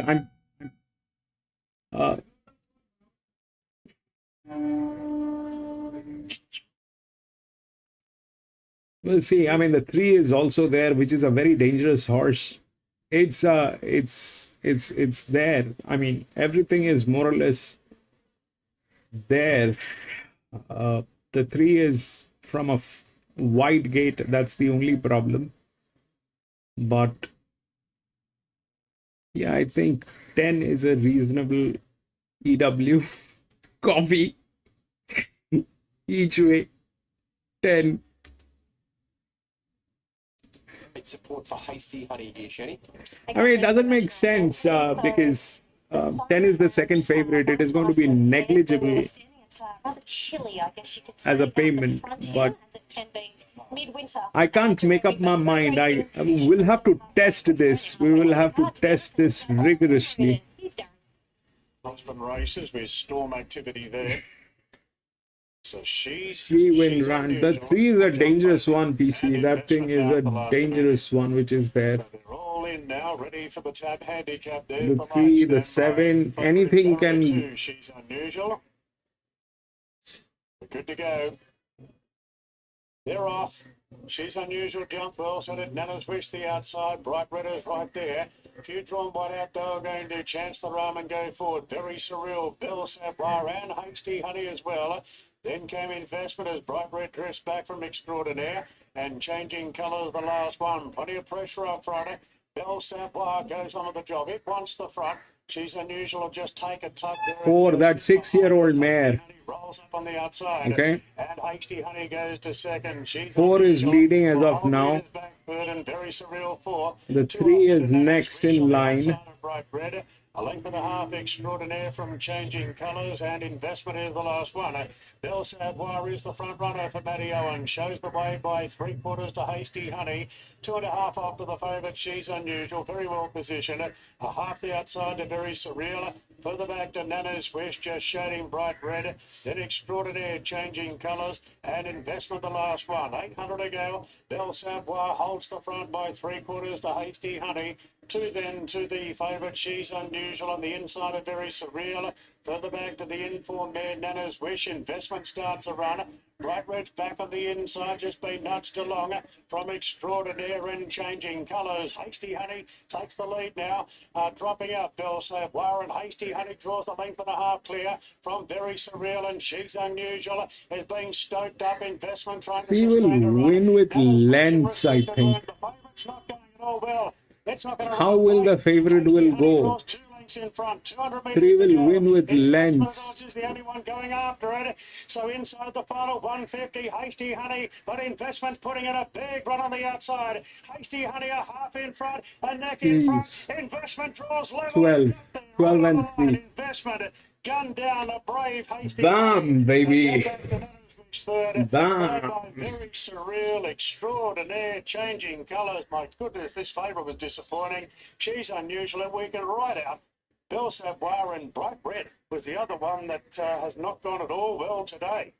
No, how would they go? 12 in Investment. She wins at a big odds here this afternoon. Andy Atkins riding for Joe Pryor. She defeats Hasty Honey, who looked home and hosed at one point. I'll show you what happened. Second, 2 was in third spot, Nana's Wish, and just waiting on that fourth spot. It could very well have been Very Surreal. In fact, it is. We're at the numbers here: 12, 3, 2, and 9. Oh, that bit of stamina just kicked in. 12, 3, 2, and 9. Okay. So what happened? 5 was not there. This did not work. So it is something that we'll have to figure out why it worked here, why it not worked. I mean, that's 20%. It'll not work. That's something is pretty much evident. How it worked here is something that I will figure out. But so far we know there was a jockey and there was a benchmark 88. So the 5 did not work. What happened here is the 3 was a dangerous one, okay? The 3 was here. Now the 12 got in. Why? That was a 56. That became 42. That was a class dropper. Okay. And this is where it stands.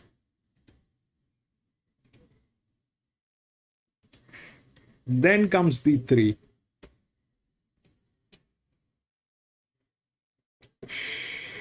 The 12, we you know, that was one of the top 62, 57, 56. Okay. Now 62 had advantage, but this thing was performance. This thing was leverage. This thing was leverage. That was, and when it comes here, if you look at this 7, it becomes, from the saturation point of view, this becomes more, this becomes more. The 12 stays okay.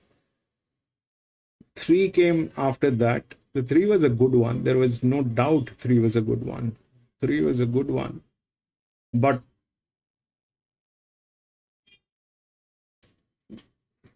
there's always something or the else that'll interfere. Then what happened? 12, 3, 2, and 9. 2 came after that because that was a rise, good rise, but how will you compete there?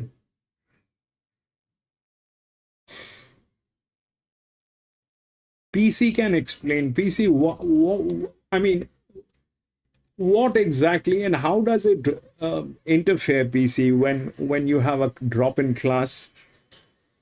Do you see a rhythm? Do you see a pattern on drop in class horses?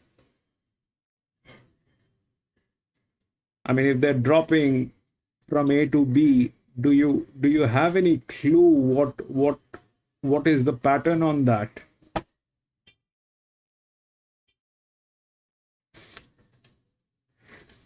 Anyway, we'll go to the next 7. Randwick is a very, very tough place. They will not make it easy. 3 and 7 has been scratched. 4, 5, 9, 6.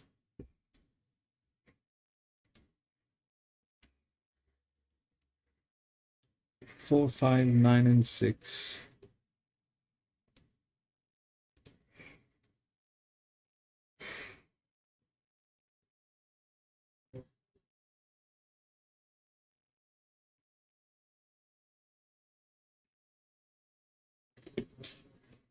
That was, I mean, see, the one thing that I can tell you is, you will have to treat this in a way of the way you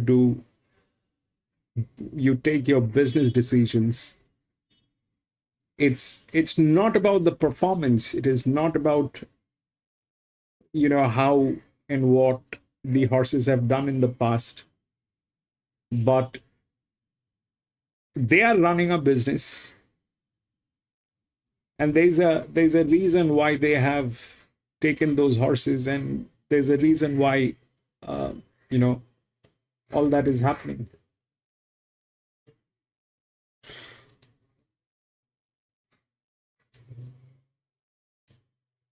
Four, this is race number 7. 4, favorite 596. 4, 5, 9, 6.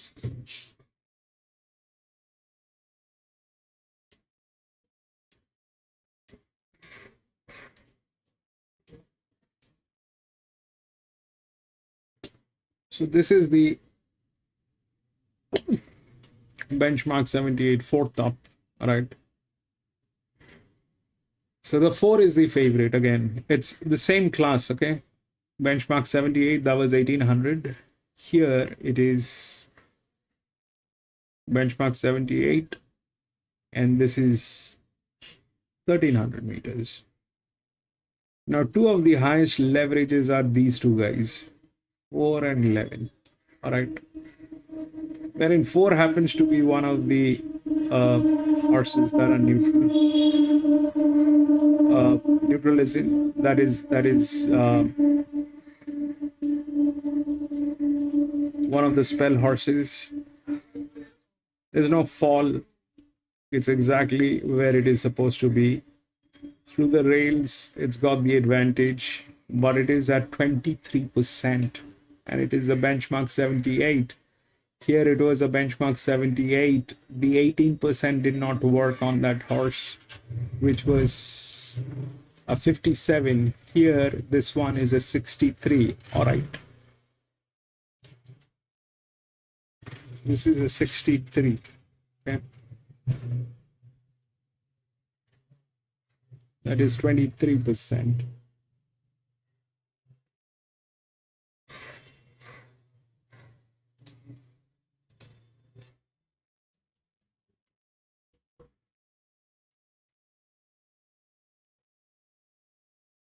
This is a class drop. The 12 again is a class drop. 64 became 59. That's the drop. Okay. The 10 is a drop. 5 is again not a drop. It is intact, but it is like it's in a very reasonable position. All right. The 5. That is huge. The 5 is in a reasonable position. And it's in a very good hand as well. It's got the physics, it's got the rails, everything is there. It's here, the 5. All right. Now they have the 6 and the 9 in between. It's a 1300 meter. So the two of the highest advantages are here.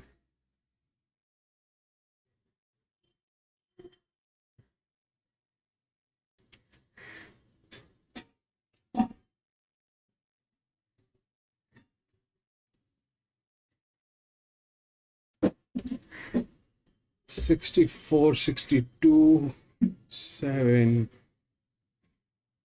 $63, $5 at $48. This is the third linear.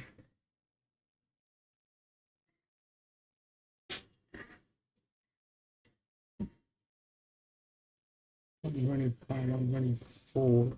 Base is there. This is 8.9. 59, 58.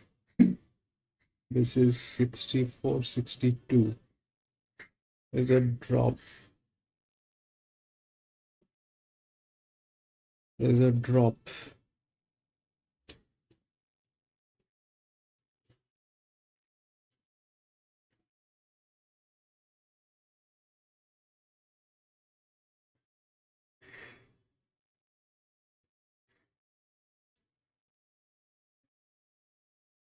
So the difference between these two are both of them, if we don't talk about the 4, okay? If we don't talk about the 4 for a while, this is a huge challenge.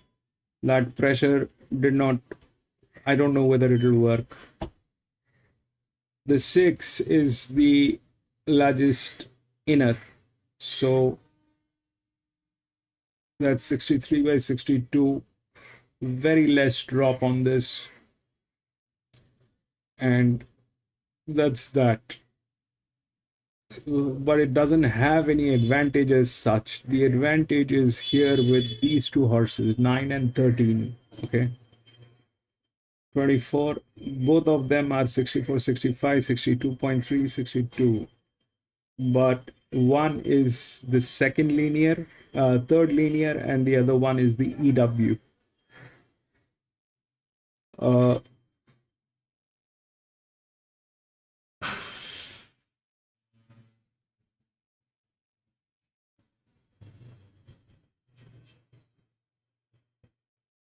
There's almost no pressure on 13. There's almost no pressure on 13 being such a horse. It's a 65. We do this. 13 will go on top. The drop is there. There's a drop in class of this horse as well. But the advantage which has been given to this horse is unlike any other horse. There's no pressure on this horse on a 1300 meter. Probably, I don't that's a 6-year-old gilding, and right after that,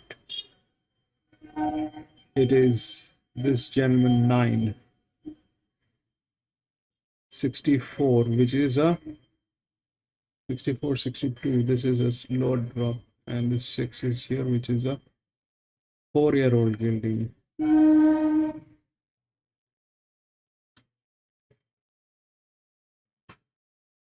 8. That's a drift, probably a place. This is way too much.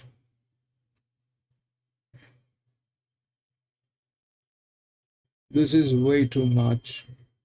12 is the EW, 64.59. This is a drop, huge drop on this. That is also bad idea.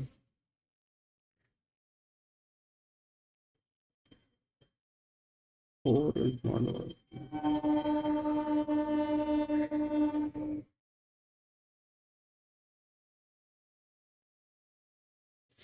This one stays neutral. These are rise. They've got a raise, and they have advantage. So any of those might work for an EW, especially the 2. But I think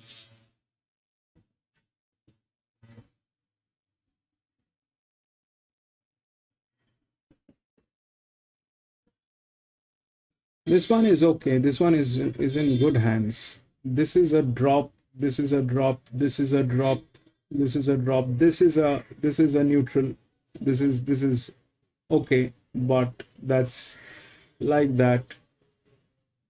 So the best option is the second linear.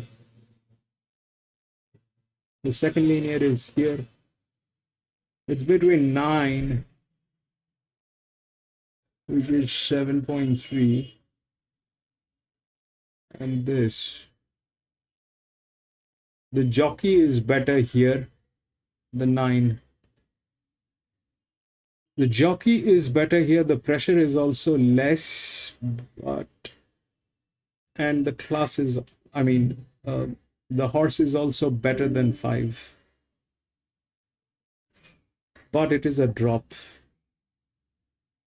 9, probably 9. Let's see what they have to say.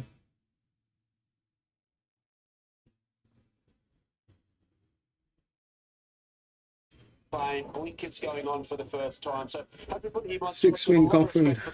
I'm going to be back from the washroom in a jiffy. The exact same track and distance on the 9-day back up, coming off a career peak. I can understand why the market wants to find her. She ran solid overall time through a fast run race. So she gets every chance to make it that back-to-back wins. Montego Bay, it will be the one that I've just seen the chipping away at as well. That's going to be hitting the line hard. We'll get to the best part of best ground, and also Keegan Latham on to plus and Sculptor. Yes, hasn't been to the 1300 for some time, but as I said before, I think just now a more seasoned 3-year-old, he gets his chance to step out. But V12, I feel it's a bit of a tricky race. 1, 4, 5, and 3. Before we get an update with Anthony, just run us through your quaddy, Nick, if anyone wants to follow you into today's quaddy, Kembla. Yeah, taking his quaddy, so the 36 combos, race 5. I'm going to go numbers 1, 4, and 5. Race 6, 2, 5, and 4. Race 7, numbers 4 and 8, and then coming home with numbers 6 and 10. So 36 combination there for my quadrilla. All right, Ant, it looks like this is attracting plenty of money. It was a very nice victory last start, and some confidence there from Luke as well. Yeah, it was a nice win the other day. I was there at Kembla and she won with a bit in the hand, didn't she? Commanding Bell. She's been the popular runner here. Into $3, 2 to 1, $3 on tap fixed odds. V12 very soft. 2.30 this morning at $3.70. And Montego Bay here, Jace, $5.50 opening call. In fact, $5 opening call. Now $4.20. That's as short as we've been throughout betting on it. And Affirmato, $19 early. We laid it straight away. It's now $6.50. Sculptor out to 9 after bottoming out at about $6.50. So Commanding Bell, best back here, and Montego Bay, they're chipping away at it late. Great, thanks, Ant. Speed-wise, yeah, Nick, does Apamato go forward and ensure a decent sort of tempo? I think the money certainly says so. It'll go forward. So into $6.50 now. Right, I'm back. Forward. So BT River's got that 1,000-metre forward. PC, have you heard them talking about pressure earlier? Distance, then chuck the blinkers on and to be leading them up. So Did during the commentary any of the tracks did they speak about pressure? Just off the speed, V12, that's went on pace, of course, was on that wire win. I think it's at I mean, do you have any experience on that? Have you heard them talking about pressure like that? Now back into 310 ahead of V12, who's getting out to 390, and that's been a big firm as we heard from Anthony Montego Bay, now $4. About 3 to load. Here is Ben for the call of race 5. $3.90 for $4. Apamato is the interesting runner, $6.50. Got some nice races last preparation in stronger grade. Went out over the 1500, finished fourth at Hawkesbury before going for a break. Was trial to ride in preparation for this today. Parade well. So the last two to come forward, Afamato and Commanding Bill. And the first look at the quaddie is about to get underway. So here's Afamato coming in. Okay. Afamato walks forward. We're set at the 1,300 metres. Red lights blink. Set for a dispatch. Signals being given. Starter just holds them. Should catch them now, and they're off and racing. Afamato out wide was last to leave. Zambezi River clearly won the starter. It races to the lead from B12. Great Jenna Scott is up handed and Commanding Bell. Now Commanding Bell's 3 wide on the way forward. Then Afamato just on clue, and Montego Bay showing the head about at the tail. 900 metres left to go. Zambezi River got an easy lead out by 2. Yeah, but today I mean, my English is bad, PC, but what I heard is at Randwick they were saying the pressure in the race, that is something that they were bold and loud, which I don't remember if I've heard that. It is here in this channel where we speak about pressure. I have not heard. Then came Grey Jenna Commanding Bell, Sculptor, Montego Bay, Afamato from the back, V12. Out after Zambezi River with 100 metres left to go, but V12 race clear.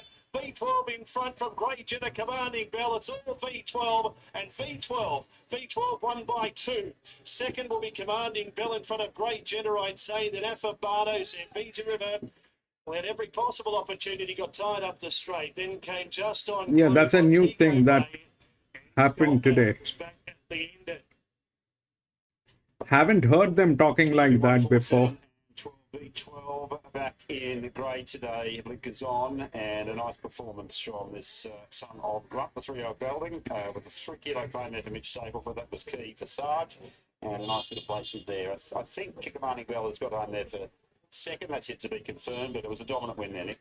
Yeah, just back in class, into the class run, as you said, Jason. You knew he was going to be strong there, late with the 1,600 metre run there last up. Blinkers on, looked the key, travelled well, hit the line hard on a slowly run race. The 4, there, Commanding Bell, thought had his chance, but tried hard. Certainly going to improve from that run. And then in for third pick, we did have the 7. It was a much improved run getting back onto that trial surface. But look, the winner had its chance up on top of the speed, but did put them away late. Yeah, it was 230 out to 440 on the fix. So if you waited till the death, you were well rewarded by Grunt out of Catwalk Kitty. It is V12 getting home here for win 2 at start number 9 and doing it in some style. 1-4-7-2. They are in the front and confirmed the second look at the quaddie. It's first look at the quaddie. 1 3/4 of a short head, and the race time here for the 1,300 metres is 1:17.47. The sectional time of 34 and 34. So V12 1, 4, 7 and 2 kicks off. Okay.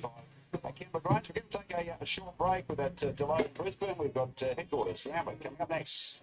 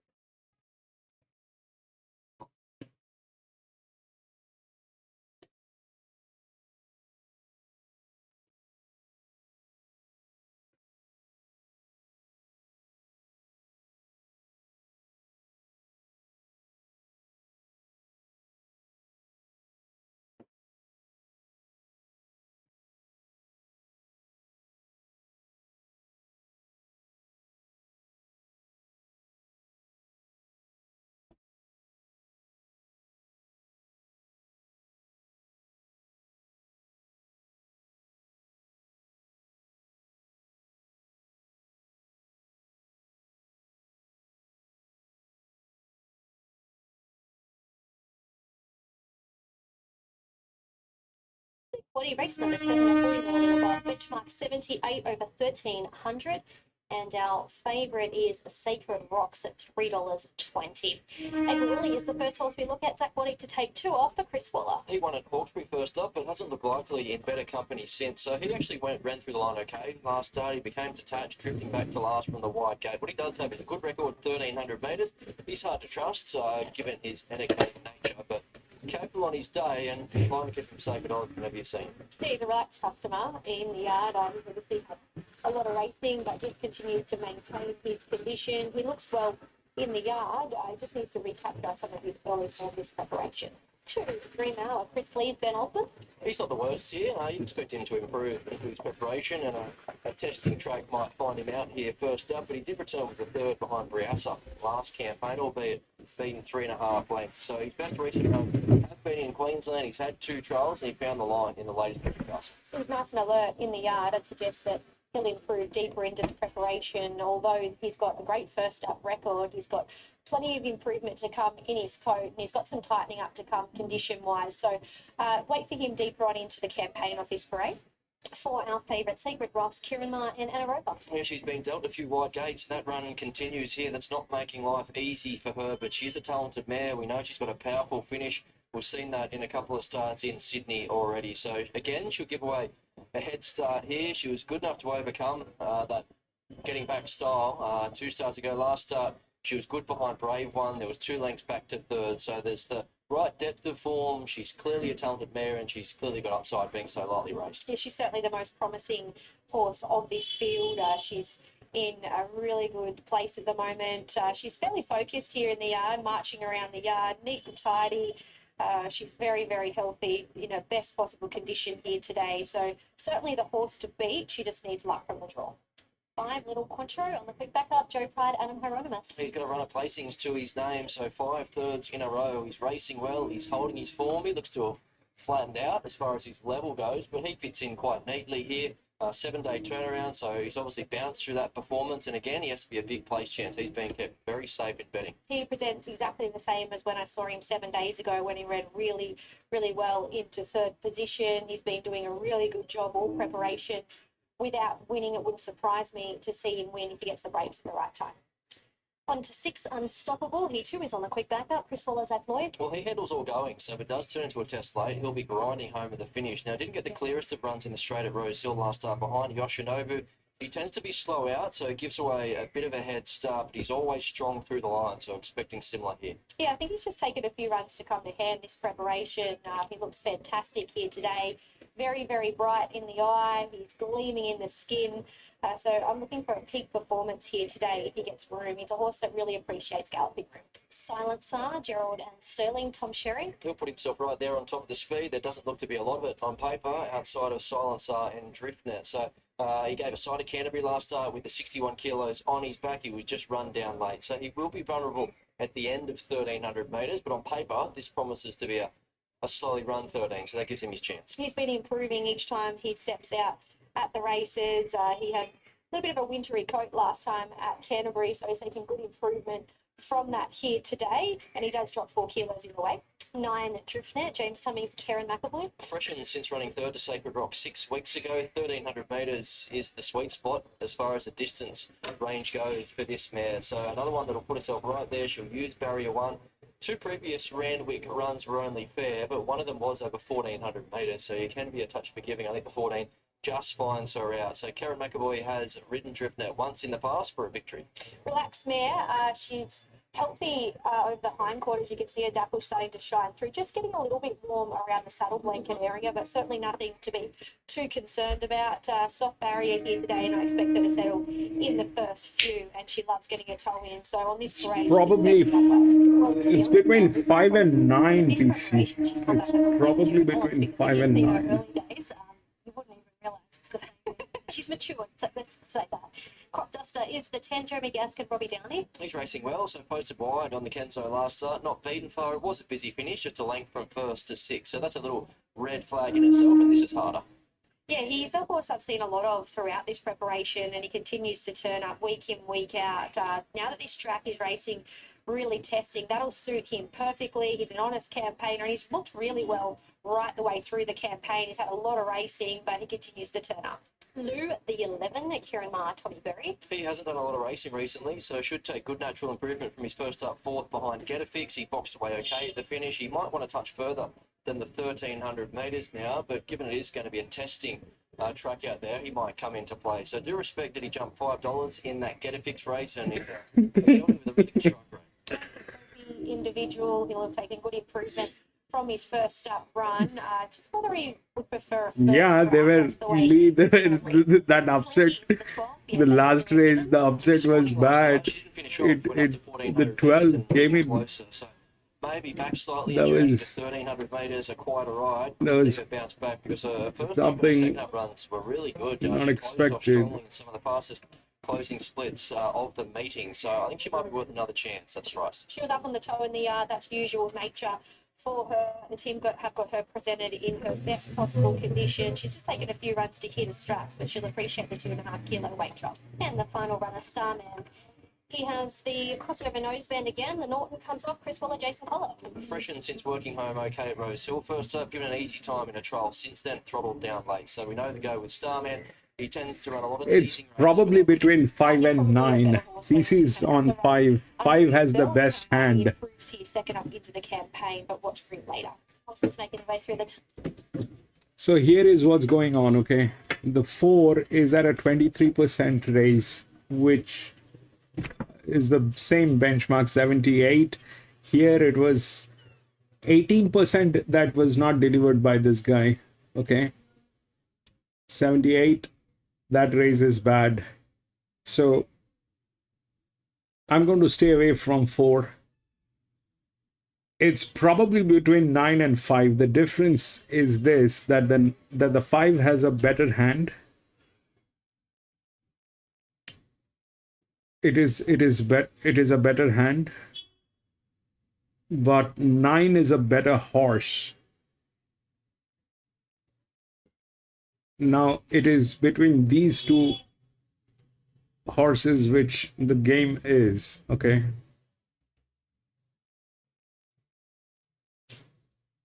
The 5 is a better hand. It's the best here. What's going on? And there's no fall on this. There's no fall on this. 9 has a fall of 2%, but it still is the highest. That 13 is in between, which is there. Okay, that 13 is a check. If that thing gets on, then the game is pretty much over. That 13, I don't remember what they said, but if that 13 gets onto it, it is pretty much game over. So it is here.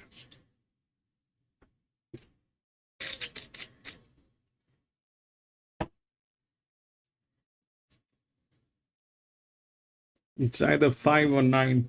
This is the second linear. 348, 344. This is a better horse.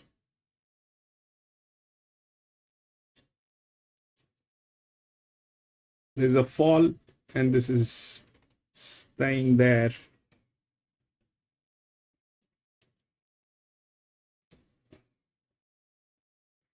The right price to a tone at 9. Driftnet, she'll put herself right there on top of the speed. She was right there in the finish alongside Sacred Rocks. The last time we saw her at the races, 1,300 metres, perfect for her. And the ever-consistent little Contro goes in as the 4th pick. 4, 12, 9 and 5, Anthony. As you say, we're going on with it with Sacred Rocks, the tableau of the day. Quite sure we've had the tableau of the day beaten the last 3 Saturdays, both in Sydney and Brisbane. So going for about 7 straight getting licked. And Sacred Rocks, we're going on with the job, $2.50. $2.30 in fact bottomed out at this morning. Now $3.50. Still holds 40% of the overall investment on this race. So by far still the most popular runner, but we're happy to let you on Sacred Rocks if you like her. Coming back with the tap, Little Contro by comparison Has been $4.60 into $4.20. I think we've got $5 actually at $1.5 to $4.20. Driftnet $5.50, Unstoppable $8.50. A little bit of money for Lou here at longer odds, $11 into $9.50. And Silence R 13, Starman 16, Slinky 19. So we're laying Sacred Rocks here, Shenny, and Little Contra best back to beat it. Interesting, isn't it? Let's see what plays out here ahead of the first leg of the quaddie. Will you still be alive, or will you be out in the first leg? We'll know in a few minutes. Here's race 7. Here today, Mark Wolford, the principal of Marcelin College, and the New South Wales Attorney General, Michael Daly, long-time president of the Ex-Students Association, and a great supporter of the racing industry. So this is the Marcelin College Randwick handicap over 1,300 metres, and the last two going forward. Sacred Rocks to the wide draw and Unstoppable. It's been a big drift today, Sacred Rocks, drawn wide out, had a roper aboard. And the quaddie kicks off now at Randwick. Dream Hour missed the kick a little bit. And Sacred Rocks was second last out. Starman jumped well together with Silence R. And Lou going forward up on the outside. Driftnet will push through and hold fourth.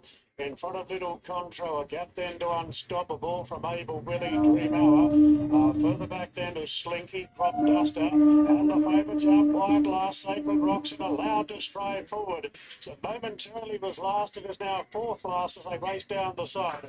Silence R hopped off the Driftnet tugging along third, then came Starman, and Sacred Rocks is up to fifth now on the outside of the second favourite, Little Contro. Further back to Able Willie, then Unstoppable, Slinky, Dream Hour, and Crop Duster is the last one.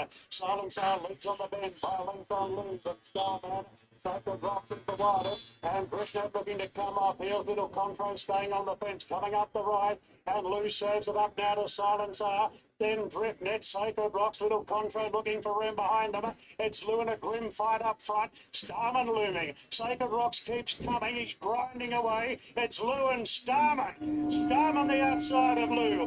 Lou's kicking hard.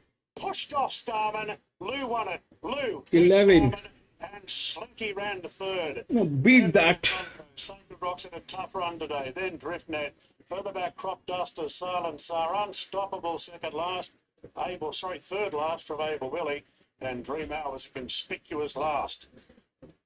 Number 11, Lou, Kieran Maher and Tommy Berry for the winning double figures. Second up today, and he's been able to record. He's at fourth victory from start. Number 6, certainly building a nice little record. He defeats horse number 13, Starman.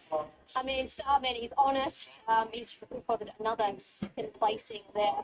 In third spot, you'll find, I think, was the 12 Slinky, and I didn't quite get fourth. In fact, the 5 Little Contro has finished fourth. So that's there's his run of thirds for Little Contro. He finishes fourth. So 13, 12, and 5. Brad?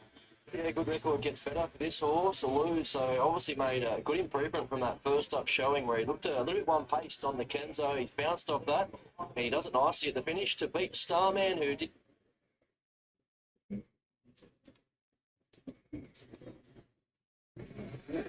So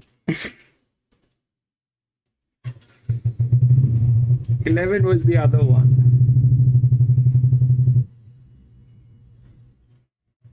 11 was the other one. Now, what is the difference here? What is the difference? The difference is the jockey. This will work, but you need a jock with that. This will work, but you need a jock with that. This was a bad jock on 4. 11 had that, and then the 13, obviously, that we spoke of, the 13, and what, 12 and 5. 12 was right here.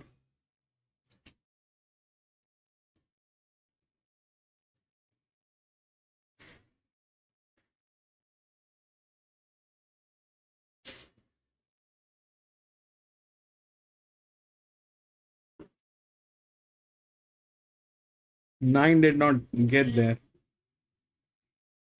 So how that happened is this, that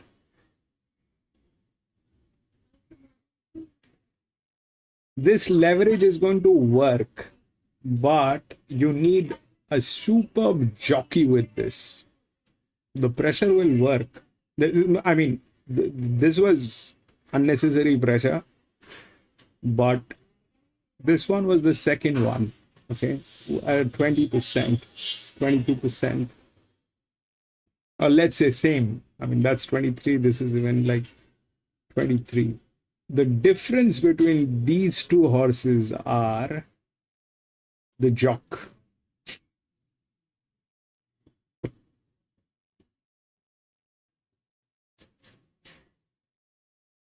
So this will work. It is not that it will not work. And the 13 was very much there in the game. It was here with the highest advantage ever possible. The 9 could not encash this. Why? Because it did not have the pressure. The pressure was here on 11. So how it worked is the pressure, the advantage, then again some advantage. But that is how it will work. So if we look at the horse pressure, then 11 comes here, right? That is the pressure on that horse. This is unspeakable. This is huge. 115 is huge. The 11 was given a raise, all right? That 11 was a system preference. This is a system preference. This leverage is system preference. So it's not that this will not work, but to make it work, you need to have a jock. You need to have a superb jock on this.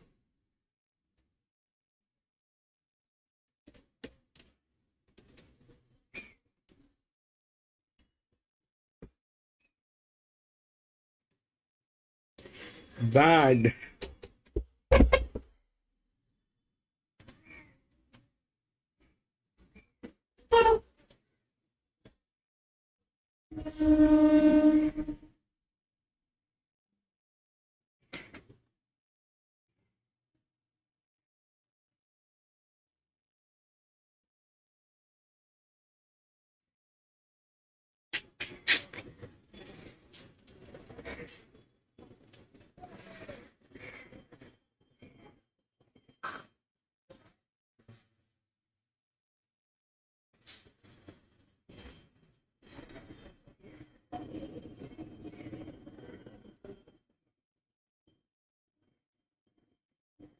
Thirteen, 7, 10, and 11.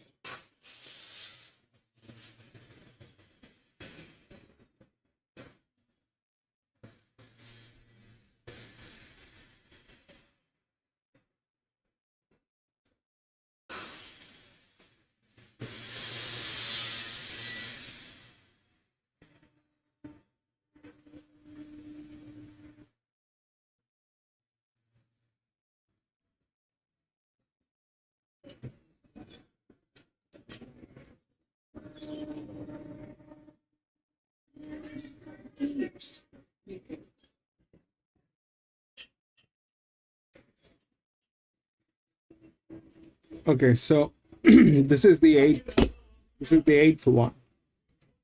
Let's get this one. Okay, they nailed us back to back in 2-3 races. 13, 7, 10, and 11. 13 is the favorite. Okay, 13 is the poster boy. 13 is the poster boy. Okay, why? Because this is a class dropper and it's dropped 5.5%, and it is not even the highest. It is not even the highest. So we look at leverage. We get 8 and 5 and then 7. Okay, on 5 we have one of the best jocks. 13 definitely has the best jock. That's a class drop of 5.5. This one is a drop of 1. And this is a dedicated jock, the 5.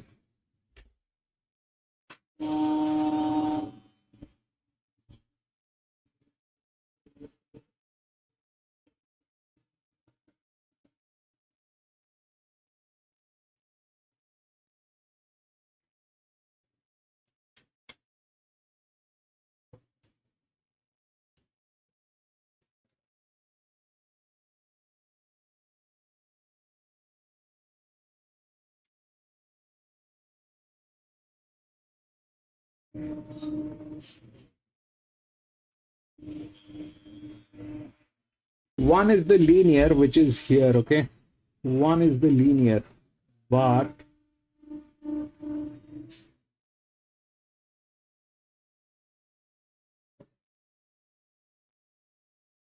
that's a 56. 7 is a 81, 79 drop, 1.5. The highest one is, it's 1100. So they've taken that 11, which is here, 83, 4.5. Then this, all that is there up till here. Okay, so all drop in class. This is what they are doing. And then they're putting the leverage. So here the 11 won. Why? Because of the jock. Okay, the leverage. Here the 12 won. That's a separate thing. Here this one actually won. This was the benchmark 88. Why? Because of the jock. Now we are here. These are the two highest leverages. These are the two highest leverages. This is a 73 that became 69. This is a 77 that became 75. 13 is a 76 that became 71 with a drop. Okay, the drops are here also. 7 is a right one. 7 is good. 7 is intact. 11 is the highest, that is also intact, but they are all drops. And if that's the leverage, that is also the leverage which is working. And it is working in a way where you need a jock to support this. Here we have a jock.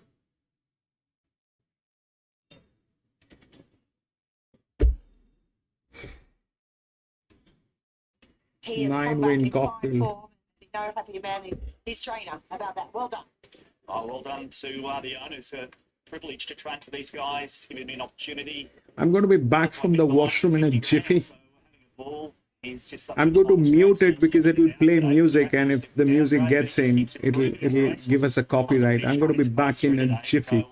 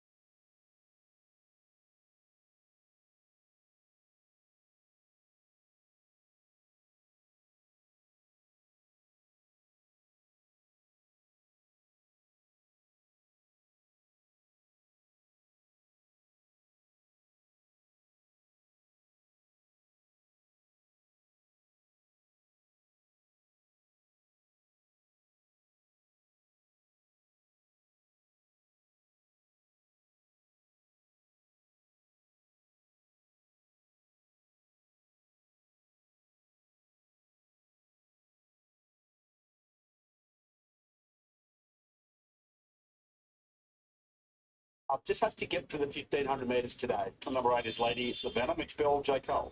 Yeah, didn't have a lot of luck there behind Audrey's Lane last start. It was a bit of a drifter in the trade, but just had its momentum holding at that. Azhar, welcome back, Azhar. Into it well enough there to let down. So be very forgiving there. If she can get back to that wire and run 2 back, she has beat that $3.80 behind Cosmic Lad. Just from the smother here doing no work. She's one of those horses that if she gets the gaps at the right time, she might just be in the finish. 9 Noble 1 is Louise Doe running for Matthew Smith. Yeah, just clearly needed to run there first up at Wyong, then never really improved, and SP $71 there. Again, a Wyong over the 13.50. So out to the 15 suits, but just need to see more. 10 Via Varello, Molly Fitzgerald claims 2 from Amanda Turner. Was well back there, now a 2 back, breaking through for the maiden. Did it with a lot of ease that day. Then straight to a class 1 at Hawkesbury. It was up on top of the speed behind Celtic Sin, but was suited on that race shape. The 1,500 metres suits again. It looks like one of the best influences. At 11 is a night test here for Balloon 3. Points it up there at Tari. That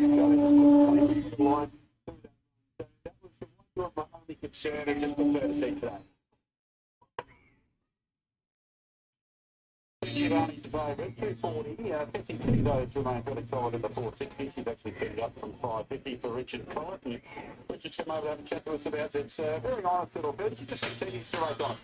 Yeah, look, she does. She's consistent. She's got a bit of tactical speed in her races. She won a 1,300 metre maiden, and we'll probably put off stepping her up on her pedigree. She said she won't, but by the way she works in it, she will. So we'll find out. Yeah, she's had 4 runs this prep. I think she had a little question up in between there. But where is she fitness-wise? Oh, look, she's rock hard fit. She's had a nice hit out the other day, 1,300 start before that, but something like the 200 metre step up distance-wise for her. But just going to ride her where she's comfortable. Yeah, she's certainly changed some speed in the race in the forward back. She won when she was comfortable in her own rhythm. A couple of times with Dawn Ordinary, and they've done a bit of work on her early and got her out of her comfort zone, and she hasn't got balanced again, and that was the reason to step up. Good luck with the day, Rich. Thank you. Richard Collett. With Tessie T going around at second favourite at 460. Some support. Did touch a little bit shorter than that, but it's been around the money up in the top couple there. But San Giovanni certainly the best bet for you, Nick. Which way you going? Yeah, I'm 2, 5, 4 and 1. I was happy to make Casablanca Express a good result here, Jace. I just think can really improve today. I'd like to see a bit of a colder ride. There's plenty of speed on paper here, so if we could just go back like it did prior to going out for a spell last preparation, just make that classic Kembler run, just blend into the race at the right time and be very strong later. I think he can definitely come over the top of them. $8 is still a fair enough price about this runner. I get it with the San Giovanni. I clearly had to mark him favourite, but just wow, it went off this morning, $3 now into $2.25, so very well fancy. Everything about that last start or debut run suggested the 1,500 metres is only going to be a plus. Hit the line hard, good late splits, and pricked his ears on the line. So he's a nice type to beat the 4. Jamarani, who obviously had no luck here. The wickets go on, gear change in the 1. For Chris Waller, just forgive its first up run there in the inferior ground. But at the $8 here, Jason, I'm pretty keen to play the 2 Casablanca Express, 2, 5, 4 and 1. Like a bit of value, Nick. And punters, however, I'm pretty keen on the 2-year-old. It seems here, Ant. San Giovanni, what price now? 2.30 on tap fixed odds here, Jace. Bottomed out at 2.25. We bet as much as $3. The most popular runner here. About 30% of all bets on San Giovanni. Tessie T's been hard to lay. It's now $5. That's the best price we've seen throughout betting. It's difficult to lay at even that price. Casablanca Express had a good firm, as Nick mentioned, 15 early. It's now into 8, and it's the second most popular runner. Germani's at 8. Swexon is soft out to $14. Lady Savannah 15, and Hippolyte Rock. We have laid it actually. It's a $17 chance, and it's one of the worst results from the tap. We've played it at longer odds if you're keen to play one outside the favourite. But San Giovanni, best back here by far. Casablanca Express next best. Okay, thanks, Sam. So Hippolyte Rock with some support there. I can understand that as well. It might be over the odds there as well. Yeah, especially coming from that stable as well, Jace. You can always see some support there, but yeah, just think needed to run there first up. And it's always that type that's looking, I think, for the 1,500 metres. So yeah, a bit of a couple of late moves here as well for the number 2 and number 4. So just around the favourite, getting out to the 6 to 4 quite now. 3 or 4 to load, maybe less than that now. So San Giovanni, the dominant favourite, he's looking to make it 2 for 2 for Michael Freeman and Keegan Nathan. Let's get up at the end of the call of race 6. Sits pretty open by the favourite there, San Giovanni. We're set to jump. Ready at the 1500 metres. Swexon just not quite right. Ready, and they're racing it. Tessie T began nicely, goes to the early lead. Via Varello's looking for speed out deep on the track. Then came San Giovanni and Noit not far away. Swift Gunner is bursting through the pack as well. Then Swexon, followed by Noble One, Lady Savannah. They were followed by Jamani. Then came next was Hippolyte Rock, 3 wide, and Casablanca Express goes back to last. They go to the first turn, and Anoit strides out by 2 via Varello. Swift Gun is third, and Tessie Tina gets cover on the inside, fourth. Then Noble One, San Giovanni, followed by Swexon, Hippolyte Rock, Jamani. Lady Savannah's on the rail, and Casablanca Express starting a little run there, 3 wide. 700 metres left to go. Anoit led 3/4 via Varello. Tessie T tucked up the rail, third. Then Swift Gun, Noble One, followed by San Giovanni, midfield the railer. Swexon on its outside, then Hippolyte Rock. Now Casablanca Express takes off around Jabani and last Lady Savannah. Anoit led at the top of the straight from on the inside, Tessie T. Trying to wind up via Varello. Swift Gun getting going. Hippolyte Rock, Noble One, Casablanca Express the widest. 2:20 to go. Tessie T got the run, got to the lead from Anoit. Then came San Giovanni starting to wind up in the middle of the track now. Tessie T in front. San Giovanni mowing it down. Then came Anoit. Then came Casablanca Express. But San Giovanni race clear and won. Beat Tessie T, Lady Savannah, Giovanni, Anoit. Then Casablanca Express followed by Swexon. Then came Hippolyte Rock, Noble One, via Varello. And Swift Gun was the last one. He's quite a nice horse, I think, this one. The 2-year-old, son of Zeus, San Giovanni, had plenty to do there with 100 metres to go, but gee, quickened nicely, didn't he? Really accelerated. And he's got a turn of foot to Keegan Latham. Bursting in through the gap there for Michael Freeman. Tessie T, she ran a usual honest race, looked to have it in a keeping there at one point, but no match for the winner. It looks a really progressive type, Nick. Yeah, nice horse, Jace. 1200 to go from a maiden there as a 2-year-old against the older horses straight to the 1500. When he came out, he really wanted to lengthen out, so he'll be off to bigger and better things. The 7 there for second, Tessie T, another honest race, and it was good to see Lady Savannah just back on top of the ground and improved effort, but that winner was quite a strong effort. Yeah, I think he'll go straight to the midweeks off that. Yeah, he's one to follow out of the meeting for sure. 5, 7, 8 and 4 in the frame. And it's by Zustar at a grinny red shoes. 2-year-old gelding, 2 for 2 now. 2 starts, 2 wins. In gate 1, Keegan Latham's piloted him beautifully to get home by a length between second and third. They run 1:29.96 for the 1500 metres, and they got home in sub 35, 34.97. San Giovanni, favourite, wins the 6th race here at Kembro's River. One more.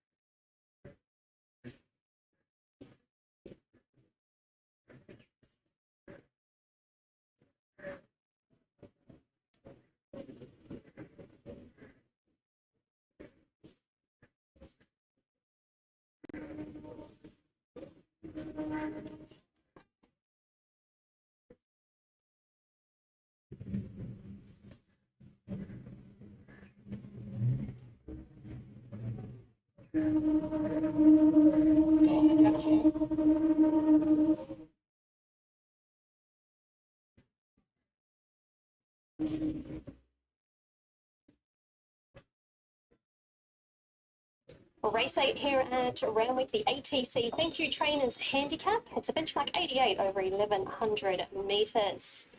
Storm the Ramparts is the first horse we look at here this afternoon. Adam Hieronymus and Joe Pride. What a preparation this 4-year-old has had. 6 runs, 3 wins, 3 seconds. All of those seconds were by narrow margins. That included last Saturday in the July sprint. So a proven weight carrier. He won with 62.5 2 kilos ago. Well, 2 starts ago, I should say. So He'll slide forward. He's hard fit. He's very consistent. The wetter, the better for him. So what you see is what you get with Storm the Rampart. Yeah, he's a beautiful horse to look at in the mounting yard. I saw him 7 days ago there at Rosehill, where he was narrowly beaten. He presents much the same. He carries good natural condition all over. He's a fairly thick-set individual, but he's right at the peak of his condition now. He's deep into his preparation. He's just a traditional sprinting type. So needs luck from the draw, and he does carry weight here today, but he's a horse in form.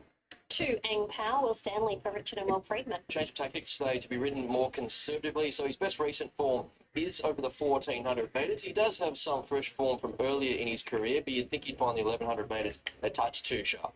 He's a big scopy fellow. He's definitely going to be better suited out over a little bit further. He's still got some finishing to come coat-wise, so wait for him later on in the preparation. This is a nice starting point today.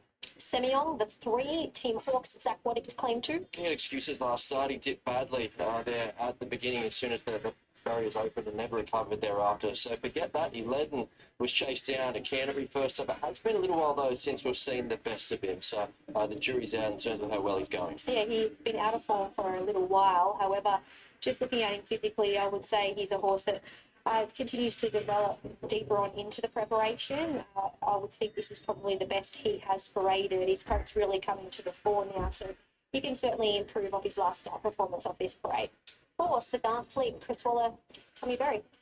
No luck at Rosehill 3 weeks ago, suited by the tempo of the race, but ran into a few dead ends there over the concluding stages. So Tommy Berry sticks. He's the last jockey to win aboard her. I think you have to ride her a certain way. You cuddle her up and then just give her last crack. So her pattern makes her hard to catch, but if the leaders overdo it, and this track obviously is a little bit wet, so she'll appreciate that, and she could make her presence felt if things fall into place. She's the ultimate professional. She just conserves her energy beautifully, wanders around the yard without a worry in the world. She's a petite mare. She doesn't hold a lot of excess condition, but she's very, very healthy.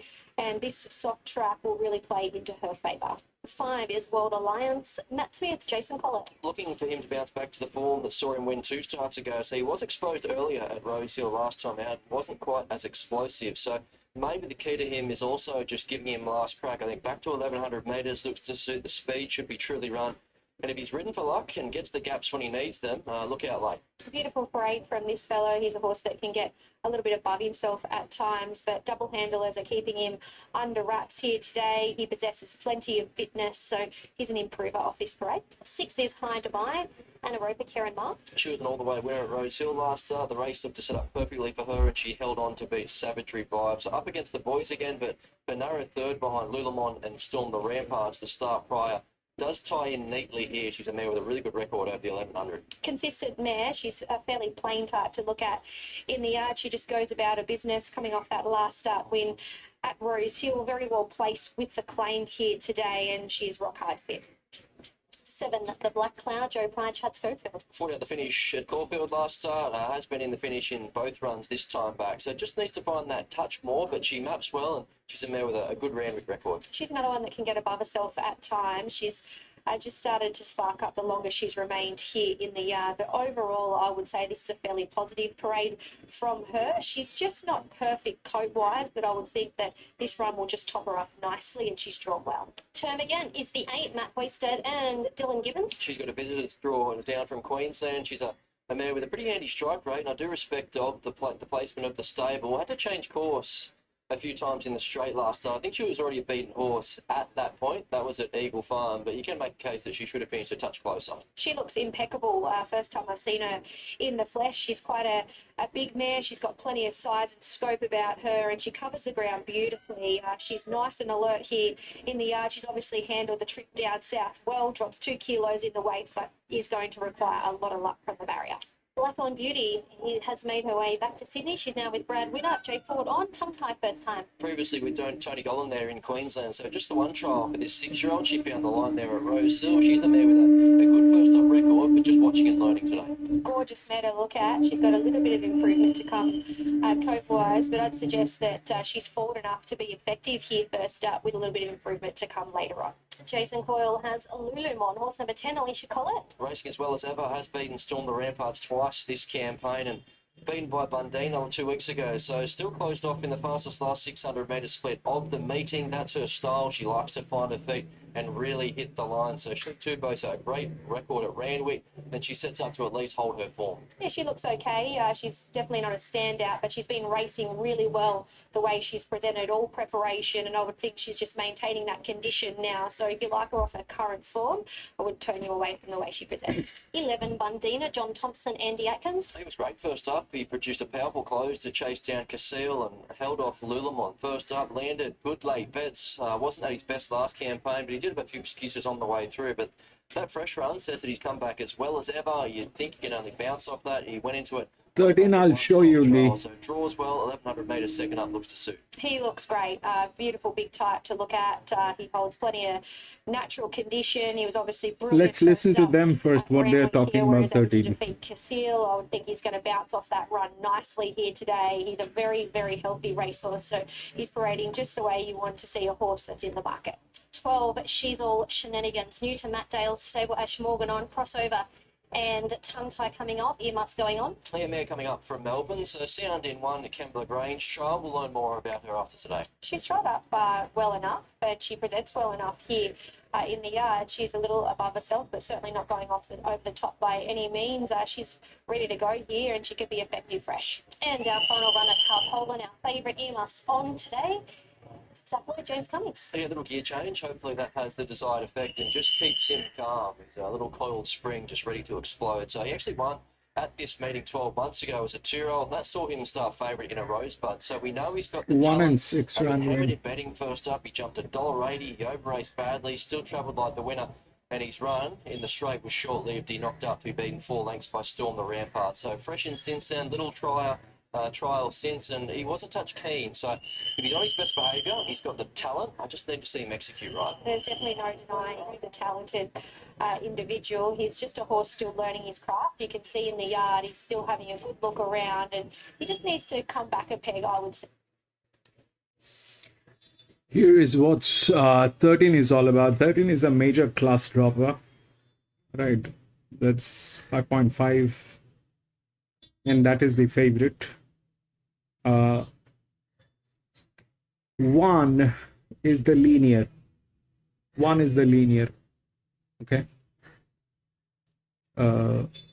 It's a 56, 59. It got raised 3.5%. It's a very good horse. All right. It has advantage as well. Being a linear, it is not pressurized, but that also is a thing that needs to be taken a note of, because this thing doesn't have the right leverage. The leverage is here and here.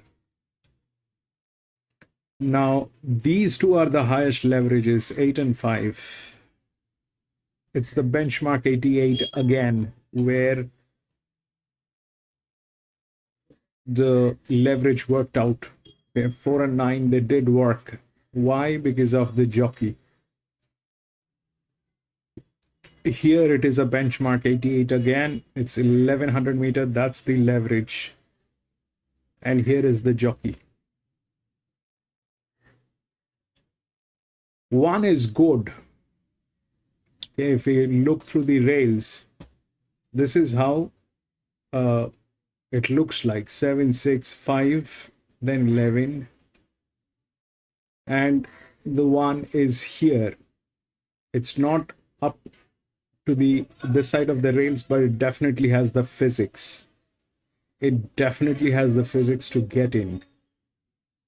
So through the rails, we have 7, 6, 5, and 11, wherein 5 is with that leverage. 7 is the next. 11 is here, which is also there. But this is a very strong leverage on this horse. And the 13 is here.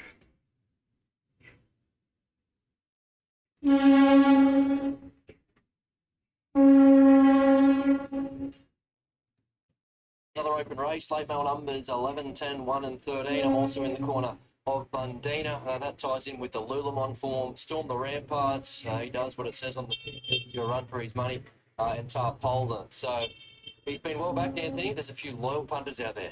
Indeed, he's been 4 into 360 tarpaulin. The Black Cloud has just been a little easy late, out to $5 after getting to as short as 480, but it's the most popular runner. There is more money on the Black Cloud compared to tarpaulin, and at longer odds with late Cigar Flick.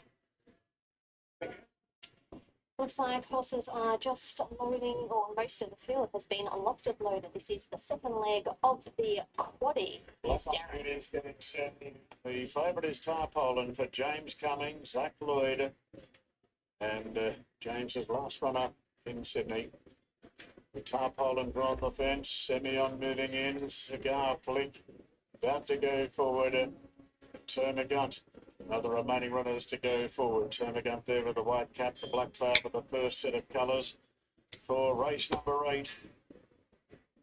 Blue winning the previous, double figures to kick off the quaddie. Investment at $51, winning race 6. Semyon moves in now, and they're all locked and loaded. Stand by. HCC, thank you. Owners on the rock and racing. No speed by tarpaulin off the inside, and Termagant gets back. They're jumping quite sharply, storm the ramparts as usual with High Dubai and Semyon going forward. The Black Cloud positions well now. Tarpaulin makes up to the average start there and is quickly improving on the rails. Black on Beauty out wide being snagged back. Bondina gets underneath it with She's All Shenanigans. Hung Powell's very wide on the course from Lulu Minor. Well back Border lines from Cigar Flick and 2 lengths away to Termagant. Coming up to the turn and it's stormed the ramparts on the outside of Tarpaulin, stride for stride. Semyon third, the Black Cloud right behind them. Bundina's creeping right into the race on the inside and Lulamont tracks it through.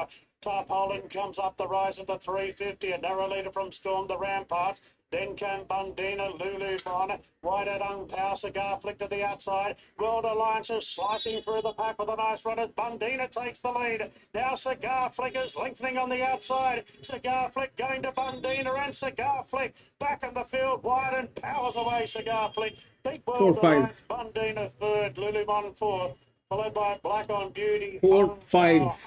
By Semyon. She's All Shenanigans from Termagant. A gap back in the field of the Black Cloud Storm, the Ramparts and Tarpaulin. Number 4, Cigar Flick. Chris Waller trains the 8th winner here, and Tommy Berry on board. So that gives Tommy a winning double here this afternoon. Defeats World Alliance. Back in 3rd spot will be Bundina, and Lulu Monfort finish in 4th spot. So the numbers will read 4, 5, 11 and 10. Brad? Yeah, they went fast in the early stages. You're looking for 4, 5, 11 and 10. it turned out that So what happened is the 4, which was the EW, got through because of the low pressure on this horse, which is a 4-year-old mare.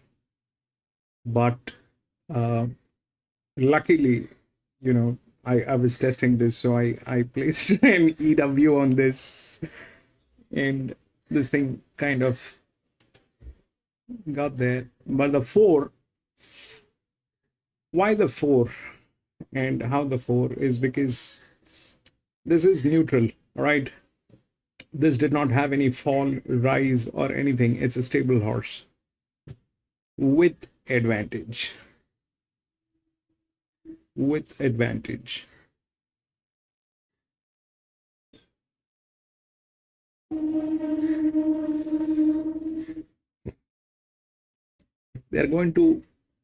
They're not going to make it easy. They're going to make it 5 and 6 actually. So they were tailing, and that happened. This was gate number 5. This is gate number 6. I had a feeling, but I just stayed numb because I had to test this, and that one just went through.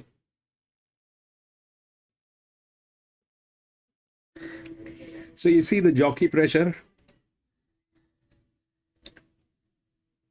You see the jockey pressure. 13 had the best jock. Okay. 13 had the best jock, but that is not an advantage, not a disadvantage. It is just there. Wherein these two were the other two jocks, and this one was with advantage. This one was on leverage.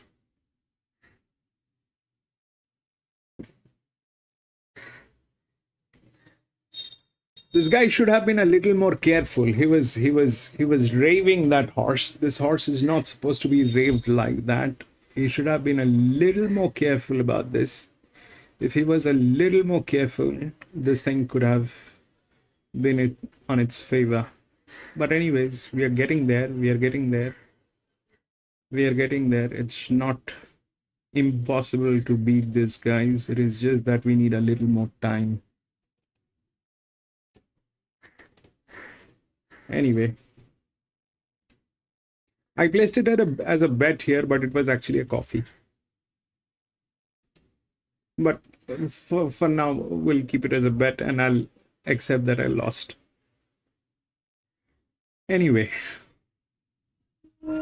so that happened. 9. Huge scratchings. 1,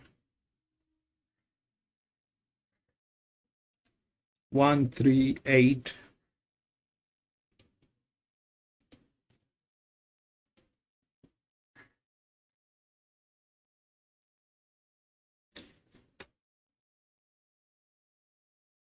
$11, 16, 17.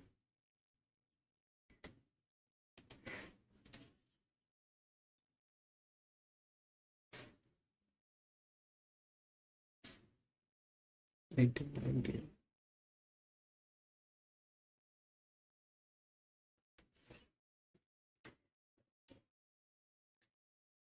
$5, 12, 10, 13.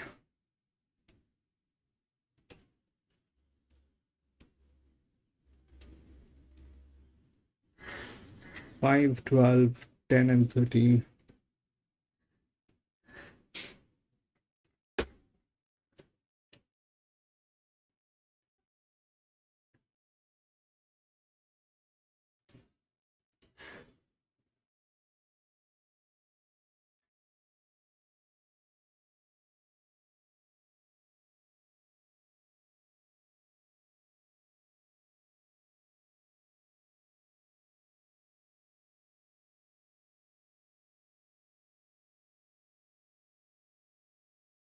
The winner here not all that long ago, Abdul.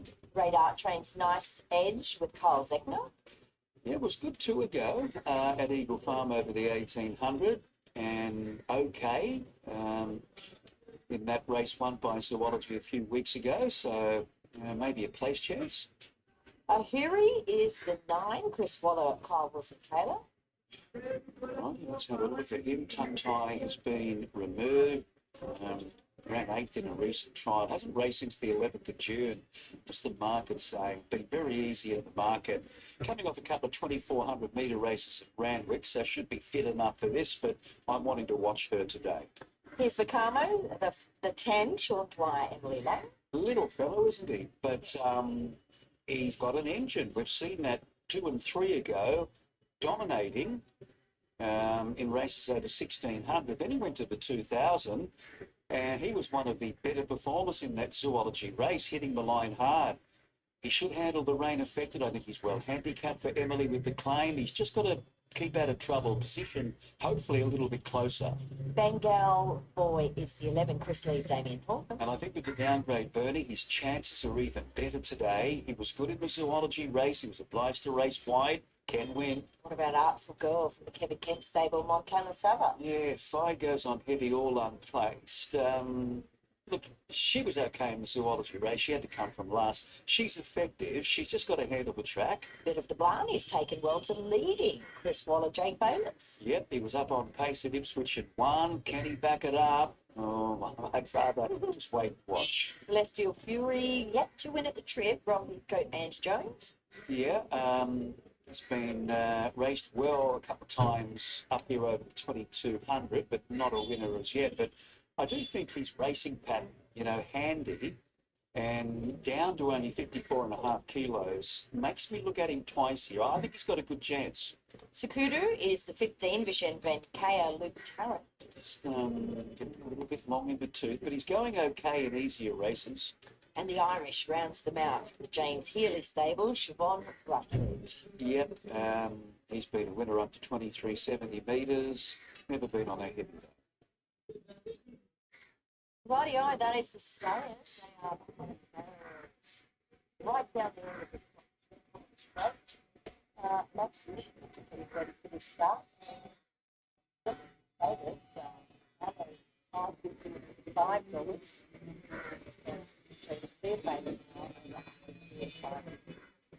Yeah, and there's a little bit on running for Celestial Fury, 8.50 and a point and a half to 7. I've got those in my numbers. I'm happy to go with the little guy on screen there, Becca Mo. That's Emily Lang. She has dropped back to be 2 wins behind Ange. Ange rode a winner earlier, but I think Emily can pull a win back off her here with Becca Mo. I really like him, especially with this rain and the lighter weight. And that claim, I think, is going to be like gold here. So Becca Mo, 10, the big one, Acrotiri, 14, Celestial Fury, then number 6, Phillipsburg. Yeah, I'm with him as well, although I must say, Acrotiri is a lovely, big, strong horse, equally as good. It's just more on a handicap basis. They both looked exceptional in the yard. One's a giant, one's not so big. Huge one, and Dumben. Best of luck, PC.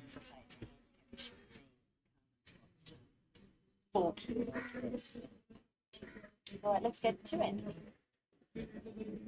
Okay, Bernie, take your pick job here. Acrotiri and Bacamo, $5 each or two. I can tell you there's far more money on Bacamo, about double the amount of money on it compared to Acrotiri, despite them being both $5 favourites. Good support Celestial Fury here, late $10 into 7. A bit of a blind, he's at $8. Bengal Boys at 9. And we always seem to lay Phillipsburg. He's got his supporters. He's a $10 chance. And it's actually the third most popular runner. Benazzi off the inside and Celestial Fury both began well. Beckamo tucks in behind them early. Now Artful Girl, the Irish, they're sweeping forward. So too Bit of the Blarney and Acrotiri right down the outside, heading up towards the top. They'll sort themselves out of the first call. The Irish is just behind them. Phillipsburg settling a touch first in midfield, then Bengal Boy. Followed by Pico Rocks, he's drifting well back as they head down to the winning post the first time. Then Knife's Edge, Ahariri, and Sakudo, the roughie, settles at the tail end. Into the bottom bed, 1,600 left to run. They have sorted themselves out.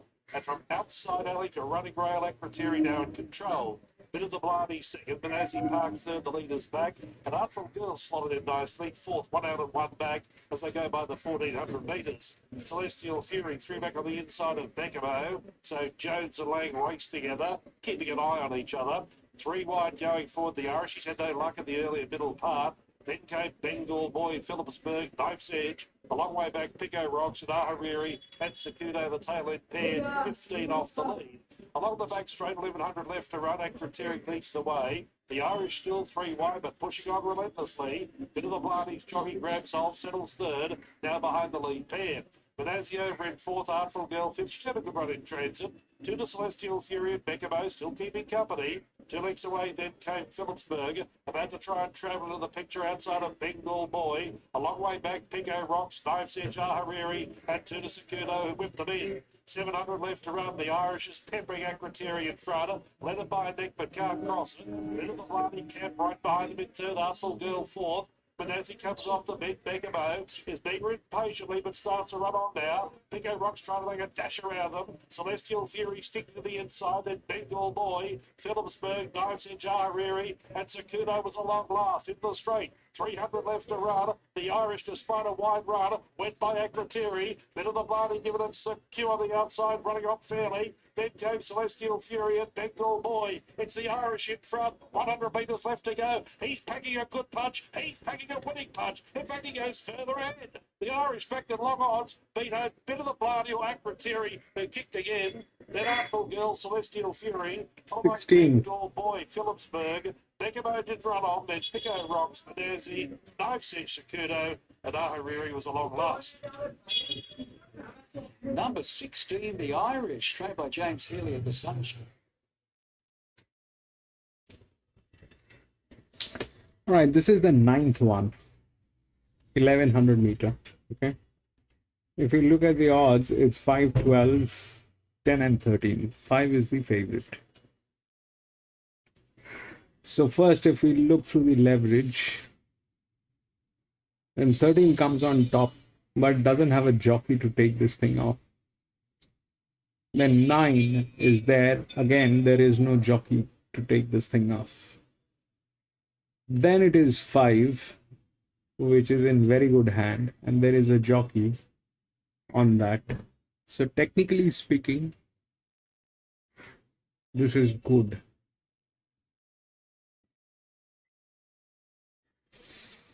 This is good. And right next is 7, which is from the next gate. And this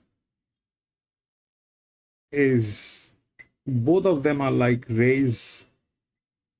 7 is a better horse. Leverage is more on this guy. We don't know the jock of the 7. The jock of the 7 never raced here at this track at Randwick. That I can see. And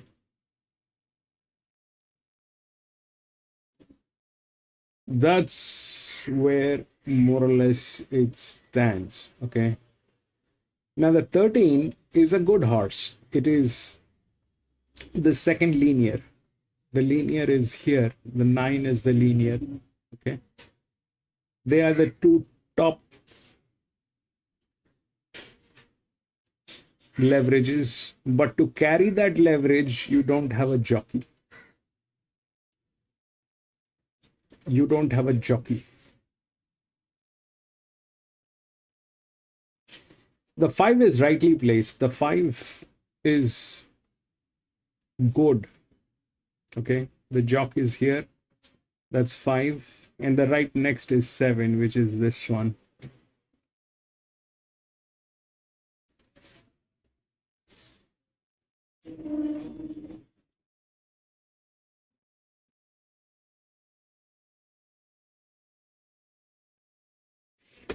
Now that's that part of the story. The other part of the story is 14, which is here.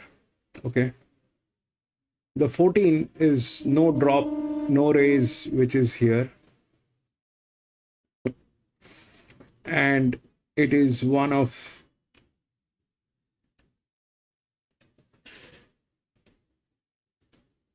the average, this is one of the thing that has the advantage.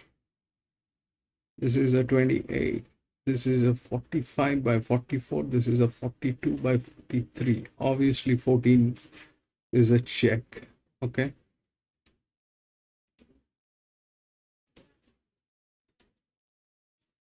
$14.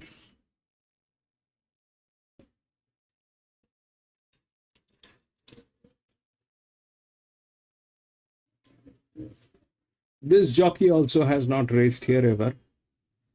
So they play these tricks. We think that the jockey, we had a very bad hit on at Sandown where I thought this jockey is not going to be working, but they put them in a very careful way. They put them in a very careful way. So now if that's that, now let's understand how things are different. Okay. 5 is going to run neutral. 5 is going to run neutral.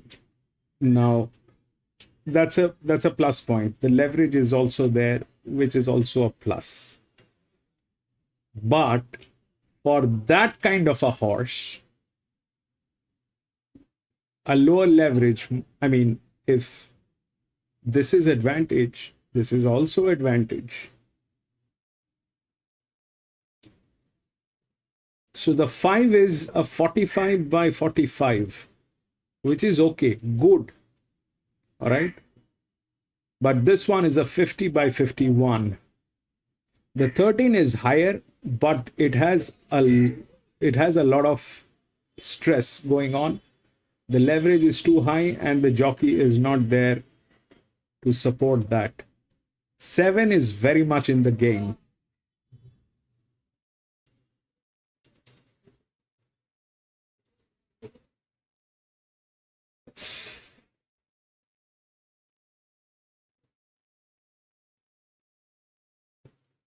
Often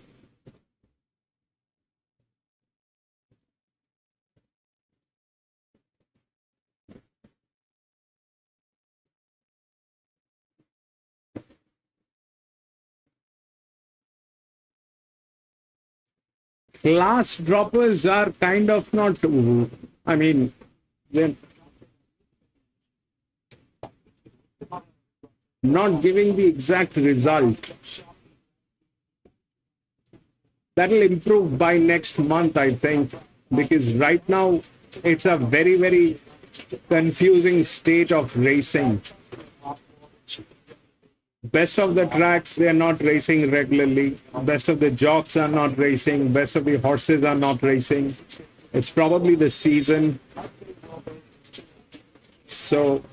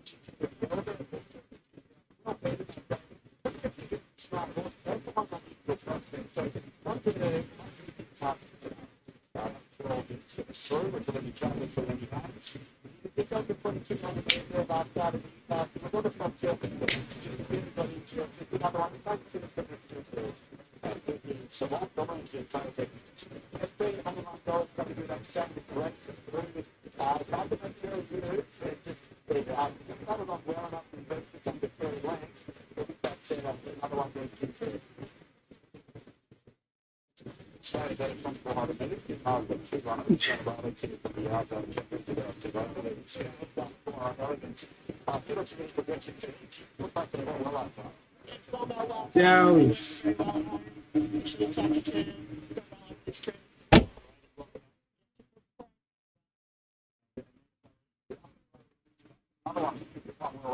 Yeah, no last stop. Really as well. She played very well today. Thank you.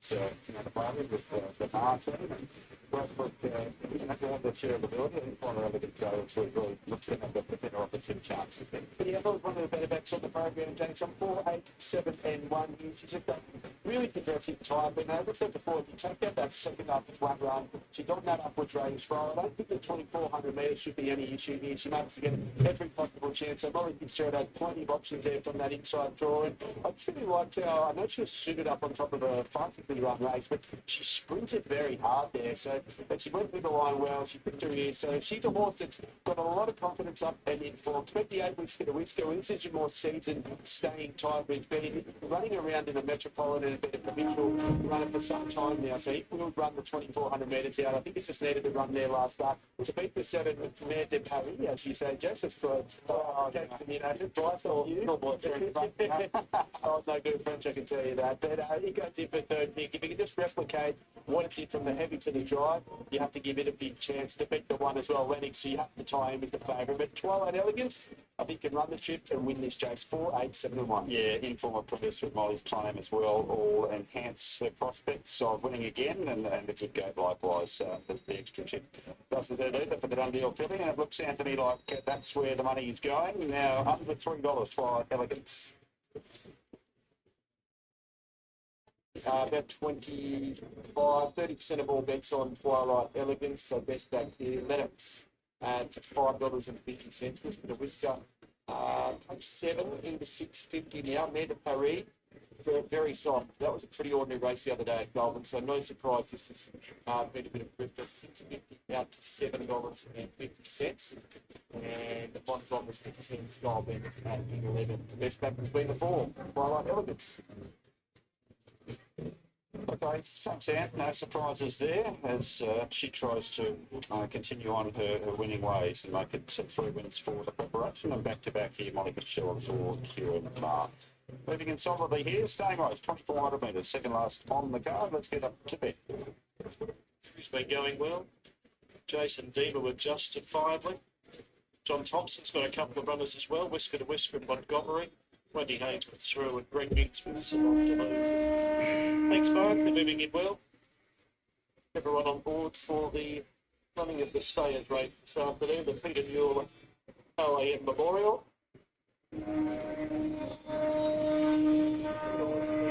General Manager of the Laura Mercury. Chair of the Clubs New South Wales and then Clubs Australia. This is his race here this afternoon. Just about set to run, 2,400 metres is the journey. The red lights are on. Twilight Elegance is the favourite. Molly Fitzgerald for Kieran Barr. Right to jump.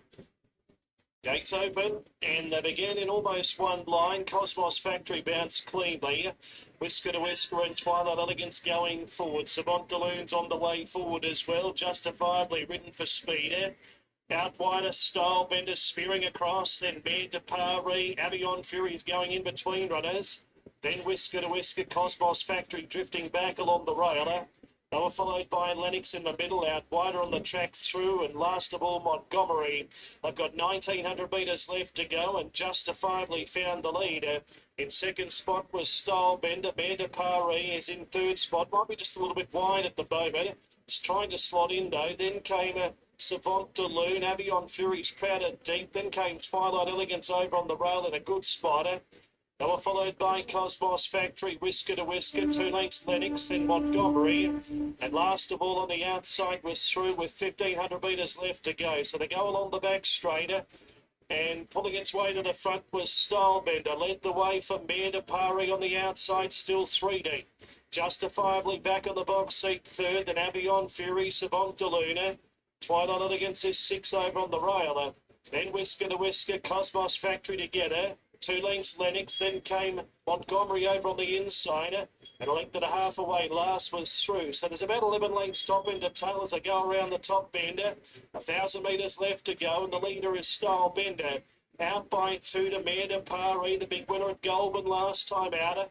Avion Fury is nice and handy third, then Justifiably fourth the railer. Savant Delune fifth. Whisker to Whisker is out a little bit wide on the way forward. Now Twilight Elegance has got shuffled back along the fence, passed by Cosmos Factory, and Lennox on the way forward deeper. Then Montgomery back towards the tail of the field as they run down the side. Through is out even deeper, seeing the ball. Down towards the turn, race on in earnest here as they come up towards the home corner.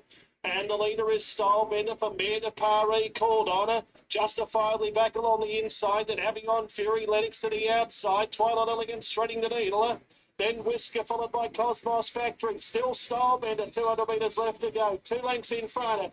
Mare de Paris trying to peg back the margin with Twilight Elegance. Then Cosmos Factory, Whisker to Whisker. Stylebender still in front at the 100. Led by 2, Mare de Paris slowly getting there, but they won't get Stylebender. Stylebender won by 2. Twilight Elegance finally got going and got second in front of the stablemate Mare de Paris. Then Whisker to Whisker, Cosmos Factory, Justifiably, Savant Delune, Lennox, Avion Fury, Through, and a big breakaway Montgomery. It'll be 2, 4, 7, 8. I think the numbers there. Style back from the Grafton trip. The Tavistock 7-year-old for Christian Buchanan. Christian doesn't bring a lot down here to Kemper Grange, but certainly on the back up there from Grafton about 3 weeks ago. It's paid well over the odds here. $16 nearly on the tote. Twilight Elegance and its shots got into an awkward spot by Nick, but not able to find a passage through, but the horse had kind of bolted by that stuff. Yeah, the race just about that 800 metres just got shuffled back into a tricky situation there, Jace. But on the winner, that's turned into quite a form line now, that Grafton race, where we saw Full of Sincerity win the Tab Highway. Now, obviously, Stylebender's come out and won here, so maybe a couple of horses might be able to follow out of that Grafton race. But good honest win there.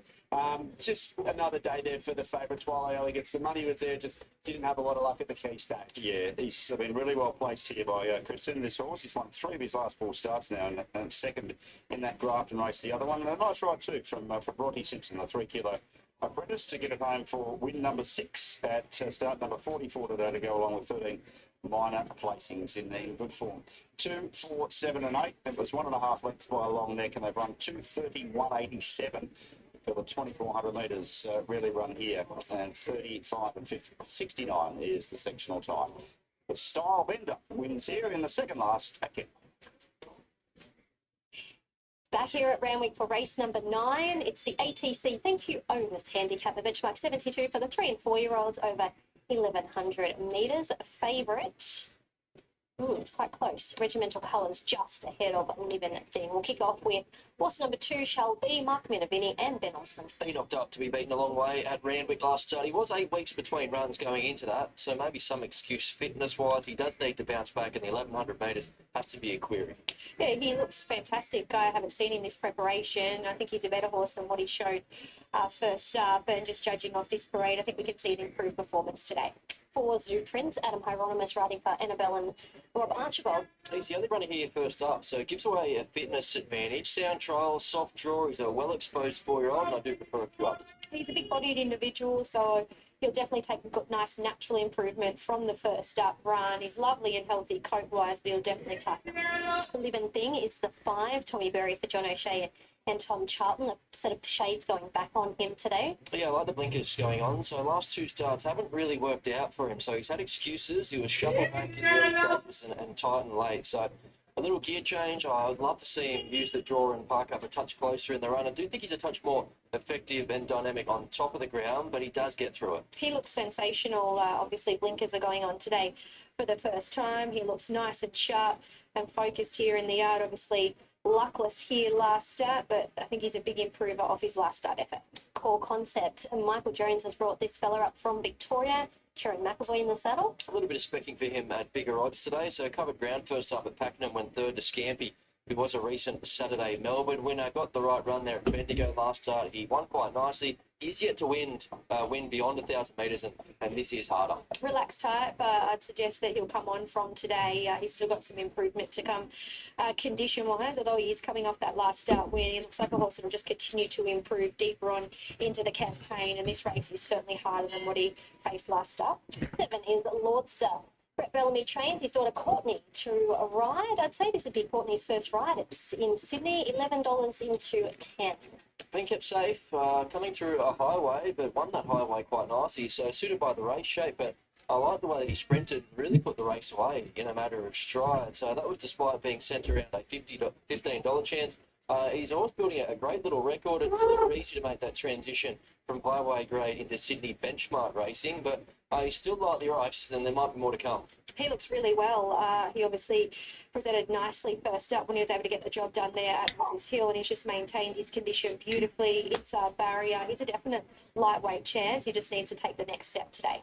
9, Royal Commodore Terry Prof J Ford. Resumed a winner at Wyong from outside the lead there, and he won quite nicely. So it was a midweek winner last campaign to break his maiden. All 4 starts to this point have been over the 1,000 metres, so he deserves his crack over a touch further and in something slightly harder. And the obvious angle with him is the fact that he's still got upside, so he's so early in his career. He's a big leggy individual, and I would think he's only going to be a better horse next preparation. But I did see him first up when he was able to get the job done there at Wyong, and he's really come on coat-wise from that first up run. It's just a matter of how much work he has to do from the awkward barrier. 10 is Rantan. I went up at decent odds. She's been well supported. Ron Quinn and Josh Parr. Yeah, the market support continues for her. She continues to firm up. So $26 first bet. Now a $5.50 chance. So you are looking at an 18% deduction. Casile being a late scratching with this track downgraded. So hasn't had a lot go right in 3 runs back. She was disappointed for a run in 2 of those, and the one in between them, she was back and wide throughout. Never really got the chance to get into the race. So there's less depth to this benchmark 72, and again, she needs things to fall into place, but with speed on, gets back, hits the line like Cigar Flick did in the last, I think she gets a chance to round them up. She's a gorgeous filly. She's really developed this preparation. I've seen a lot of her early on in her career, and she's just the furnished product now. Obviously, very unlucky in all 3 runs this preparation. Again, she's going to need a touch of luck from the awkward barrier, but she's at her absolute peak now. 4th up into the That's 6. 12 is Regimental Colours, Bjorn Baker, Jason Collett. She's come back well. She's a winner. I was going to step out of this.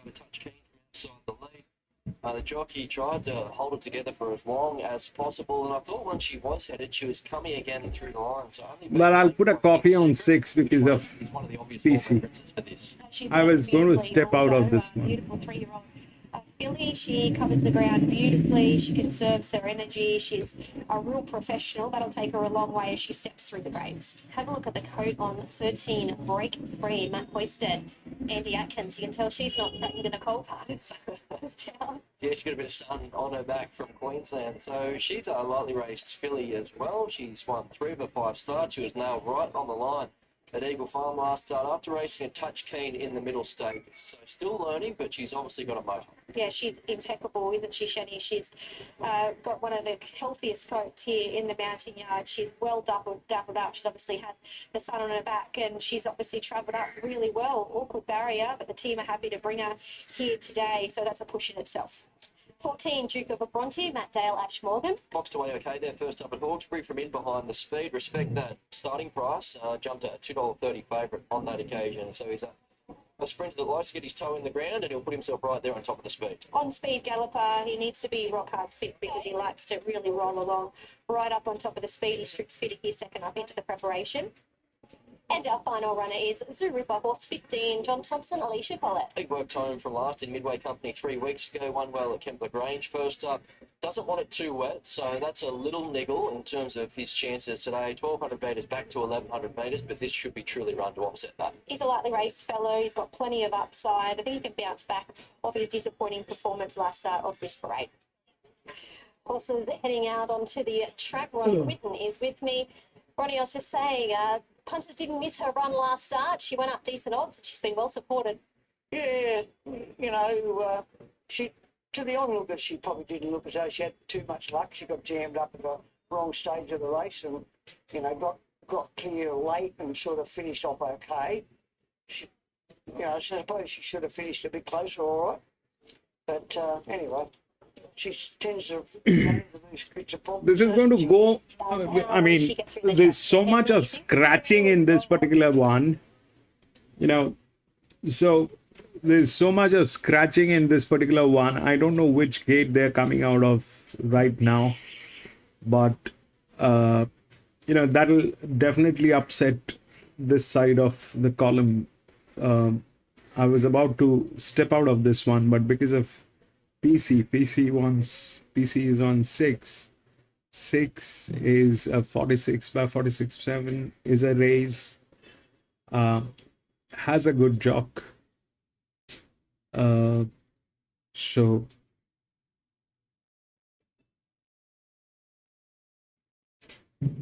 yeah, why not? We'll go with PC. We'll go with PC. Well, the 7 is pretty much there. Even they spoke about the 7. The 7 is pretty much there. The 5 is the odds, I think, is probably right.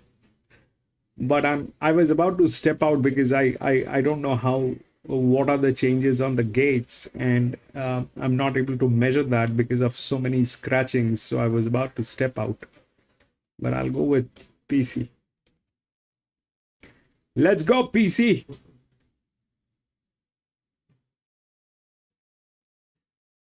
Finds the right race to balance up and really charge through the line with Josh Parr in the saddle. Regimental colours, a touch keen there last start. That brought about her undoing somewhat, so she needs to just harness that speed, but she can bounce out and put herself right there. She can be hit and miss at the gate, so see how she jumps today, but she's a pretty promising filly, and she's won a couple this time in. 11 thing, I'd be more confident on top of the ground with him, but he looks to fit in quite nicely. Similar vote to Rantan in that he hasn't had things work out at his past couple. So he's going better than the form guide does suggest. I like the way that he won at the midweeks. 3 back when everything did fall into place and he really put them away. And best of the rest is Break Free coming down from Queensland. So 10, 12, 5 and 13. Yeah, the scratching of KCL earlier sort of threw this race wide open, and you'll see some wild fluctuations. Living Thing is currently your favourite at $4. Regimental Colours $4.20. Of those two, Regimental Colours is the more popular runner. About 25% of all bets on Regimental Colours, as opposed to only about 20% on Living Thing. Rantan, Brad mentioned the big price early, $26. Obviously subject to those 18 cents worth of deductions. If you were fast enough to take that $26 earlier on in the week, you're sitting on a ticket worth $21.32, and it's currently $5. So you've shopped well. Hard part to come. Zuripper $9.50, Break Free $12, and we've laid Lordster as well. It's a $12 chance, just into 11 now. And we have laid in. So, yeah, very wide open race. Best backed overall is Regimental Colours from Living Thing. And at longer odds, Rantan, obviously that big firm early. And Lordster at sort of double figures, Shenny. So, I don't know if I've been any help. But take your pick here. It is. It's a bit like that, isn't it? Any Okay. money, hopefully someone can find the winner here of race number 9. They are moving up. Here's Darren. This 1100 metre dash coming up at Randwick, and number 5, Living Thing, has got the blinkers on today, is the $4 favourite in front of Regimental Colours at $4.20. Rantan at $5. They're the market leaders.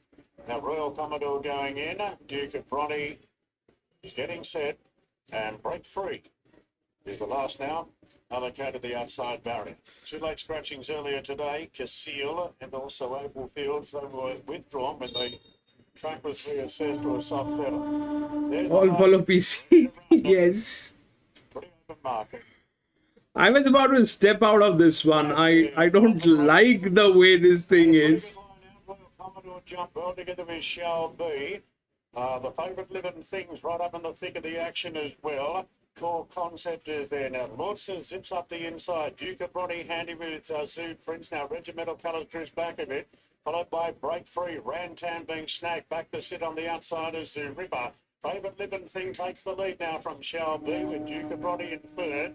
Then came Lordster pushing through on the inside of Zoo Prince. Royal Commodore out wide. Core Concept under a punishing ride before the bend.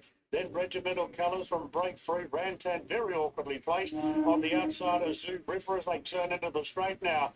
And the front runner is Living Thing coming to the middle of the track, nicely clear, coming even wider. Duke of Bronte down the outside, back on the inside, Regimental Colours and Rantan. Living Thing in front. Duke of Bronte's running a big race on the outside. Duke of Bronte moved up to Living Thing, then Regimental Colours. Duke 14. of Bronte wide out. Regimental Colours knuckling down, they hit it. 12. Yes, got up. Regimental 12 Colours and 14. got up in the last bound to beat Duke of Bronte.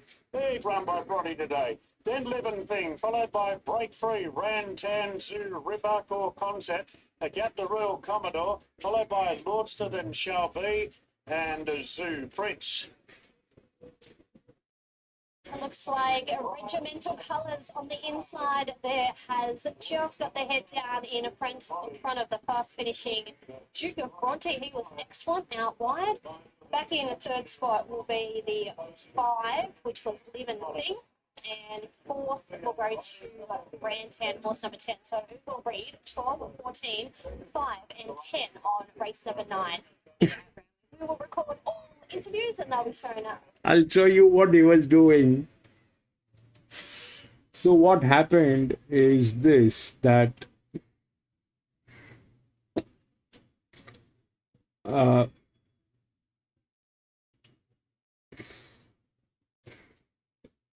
you said about the distance, but the distance is with 12. Okay, PC, the distance has been with 12. 6 is not the one with the distance. The distance is with 12.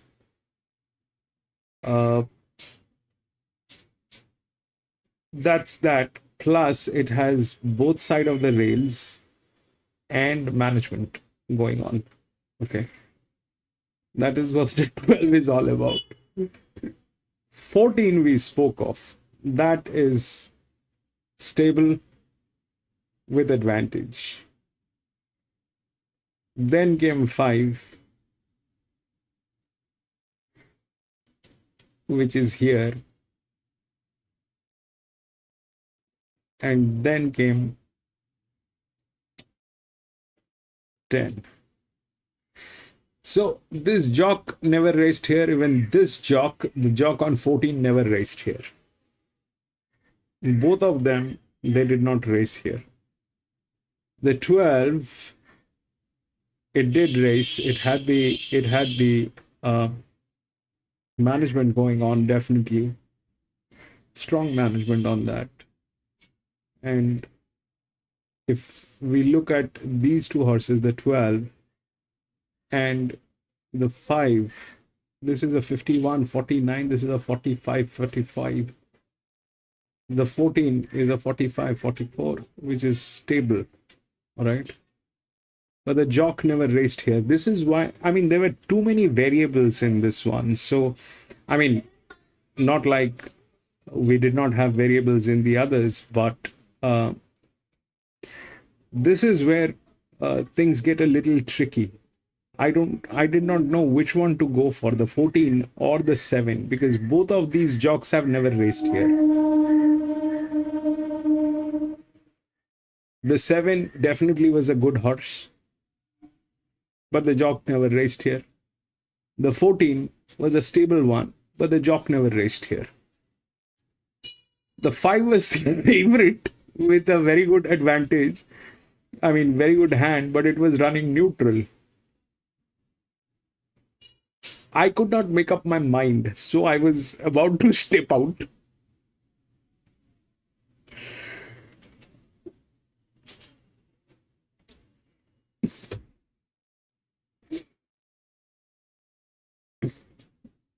"12 is terrible at distance. It came from Melbourne and the jock." I don't know why you're saying 12 is terrible for the distance, because 83%, it's 83% of the races, 12 has been on this particular distance. Though it has 6 races only, but out of that, 83% of the races are on this distance. That's the program. All right, that's the program.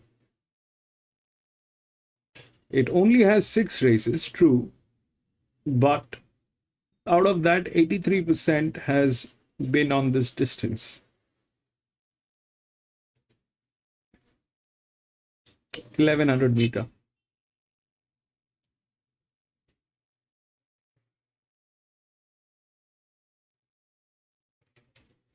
Yeah, that is a different thing. How much it won, PC, winning, PC, the thing is, winning has got nothing to do. Winning has got nothing to do. What will work is what is the arrangement today. It may not have won in the previous races, but today it had the management going on. It is one of the top-notch horses. 5 was not there. 6, the one, is not a bad horse. It is not a bad horse. The 6 is here, okay? It's the third linear. It is the third linear. But the problem is today it did not had the right arrangement with it. It did not have the right arrangement with this. They probably have changed the stable or something on those lines, and the pressure was there, the jockey pressure was there, but they are almost neck to neck. They're almost neck to neck, wherein this one had the physics and the management. This one, I still gave it a benefit of doubt because there's a data loss on this. So I thought maybe 6 with the jock will go through. But there's a difference between these two horses. There's a difference between these two horses, and the difference is not bad. So if you look at this, now this is here is a drop in class. The 13 was also a drop in class. This is also a drop in class. The 13 was with that leverage. It did not have the jockey, so I stayed out. I couldn't make my mind on that. But this one was a drop in class with the management, physics, everything. So that thing had it. And the 14, I couldn't make up my mind. I did not know whether it is 14 or 7 that is going to be there. 12 was not in my top list, but that just worked.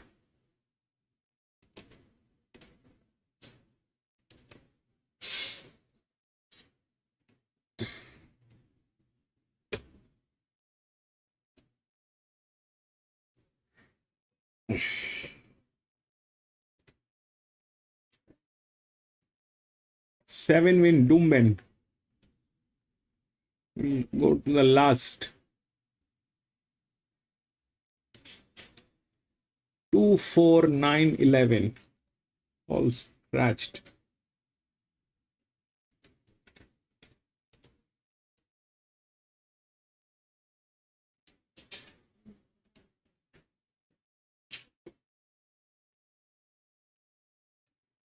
Six, 10, 7, 3.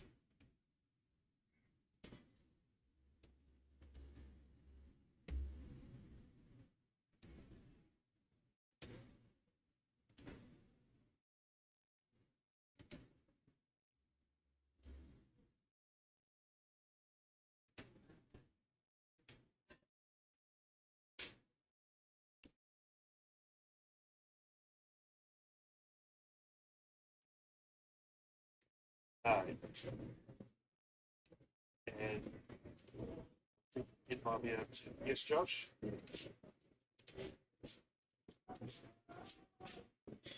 Thank you. So both Don't Stop and Set to Shine are out. Both have failed the vent test. Don't Stop and Set to Shine, both late scratching. Sultry Sirens moved up. Red light on. Racing now. Winston Smurfield, normally a good beginner, missed the kick. Super Duck flew out. Swiss Exile showing early speed. Castilian was third away. Winston Smurfield after the slow start improving along the rail. And a moves out 3-1 with the jock taking hold. Then came Deep Respect, Cunnamulla Fella into the depleted field. It's Sultry Siren at the tail end. Down by the 1,000 metres, Swiss Exile outside of the lightly weighted Super Duck. And Stacey Callow has a good hold on Super Duck, leading Swiss Exile by 3/4 of a length.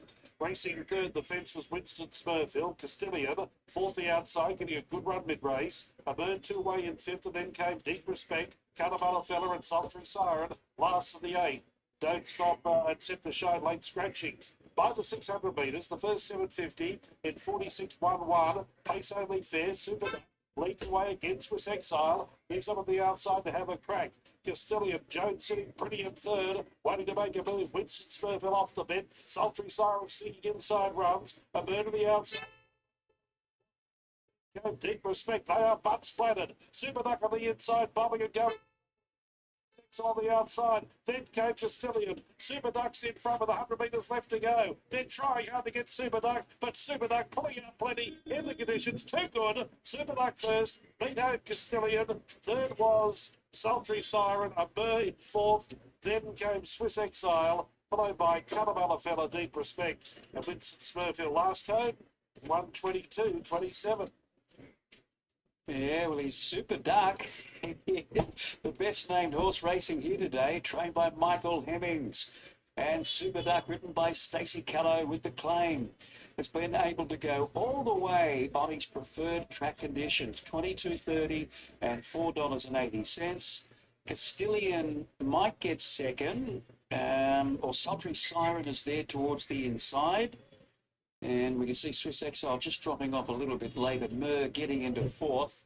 So past the post, it looks like Castilian will clearly get that second, and Sultry Siren, then a Mur. But it's all about this winner, number 14. He absolutely flew out of the gates. I think most of us expected Winston Smurfield to have a play for the lead, but he clearly missed the kick. Whereas Super Duck, Shanghai out of the gates, he went straight to the lead like he did away, and he went all the way, beating Bernardo Smythe in the BM78. But today, the BM85, he gets similar conditions underfoot, straight to the front again, and home he goes. 14.9, 15.3. We saw the conditions of that race in particular when they were going down the back. This track is really deteriorating, isn't it? And then again, we saw that in the home straight. Some of the colours were hardly recognisable. So, folks, we'll keep you posted on race number 8, which is our last race today. But for now, we need to get to Kembla Grange for their next. Right on there. Right, this is the last one here today. If we look at the odds, it's 6, 10, 7, and 3. 6 is the favorite. 6 is the linear. If we look through the rails, we get 6 on top. It's an 1800 meter. Now here is the problem. To the leverage, that is the highest. It's a benchmark 78. So we've seen on benchmark 78 the leverage working, but for that leverage to work, you need a jock, which unfortunately is not there.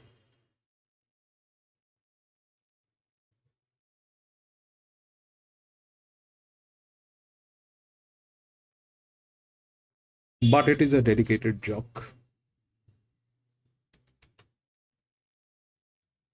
But it is a dedicated jock.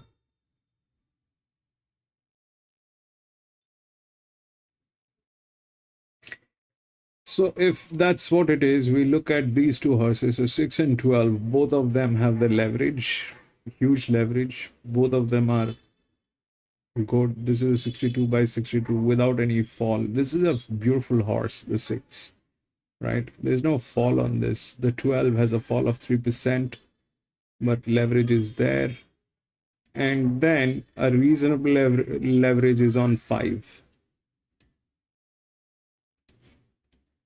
All right, and here we have a jockey. This is a rise, 52 to 53. So that 5 is gate number 2. All right, this one is gate number 10. And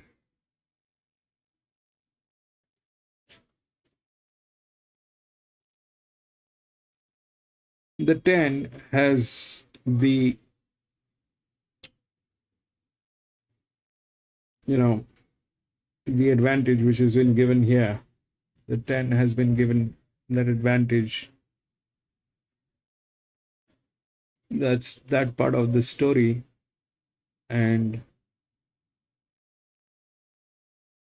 5 is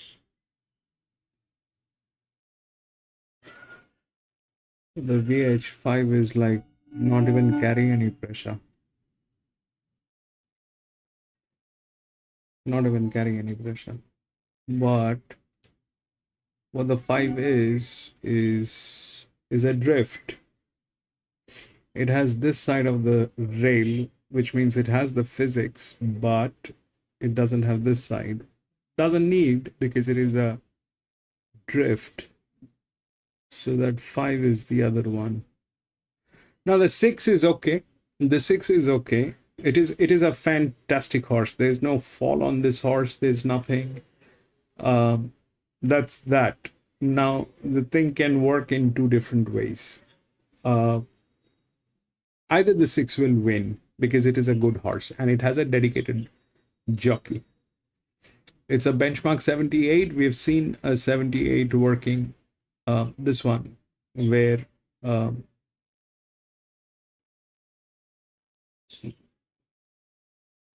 11, all right, the 11 won here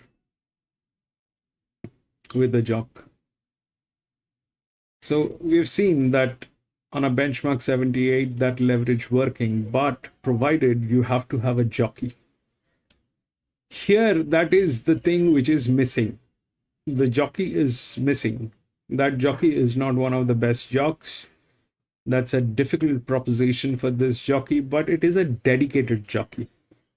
So if that dedicated jockey can pull this thing off, that's a separate thing altogether, but that is a steep thing that needs to be taken care of.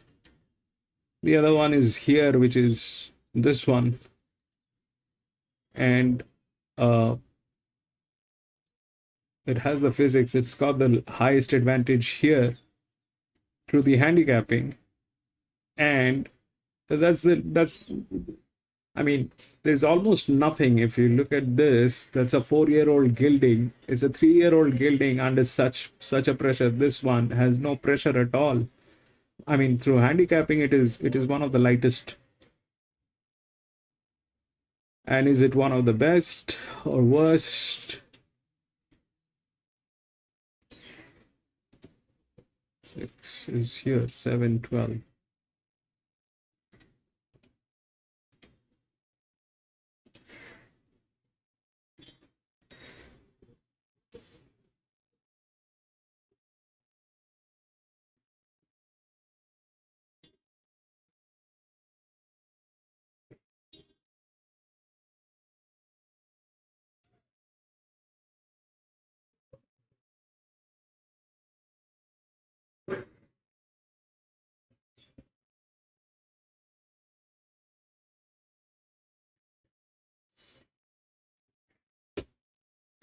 That's where it stands. If the jockey can pull this thing off, this will win. But if the jockey can't, which doesn't look like, that's a very steep thing to achieve for a jockey like that. And the 12 is also like that. The 7 is in a good hand, which is a good horse, 63 by 62.4, which is probably good. 7 is good. And then the 5 is here with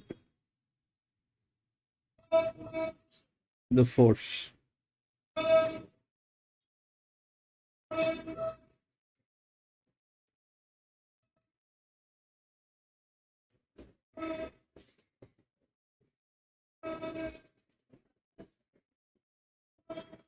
Seven is more reasonable. I think 7 is more reasonable. PC. 6, I don't know if that can actually happen. 7 has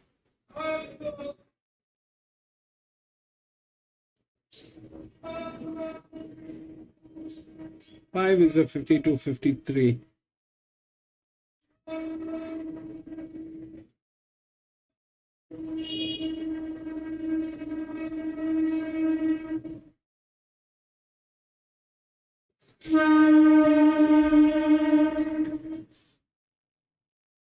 Smart type, and he said Kirimar's track record rider. We've ridden him a couple of times and thought he might be, up to almost Stakes company. So, Beds 9 continues his winning way, 2 for 2. And we saw it with San Giovanni earlier in the day, 2 for 2.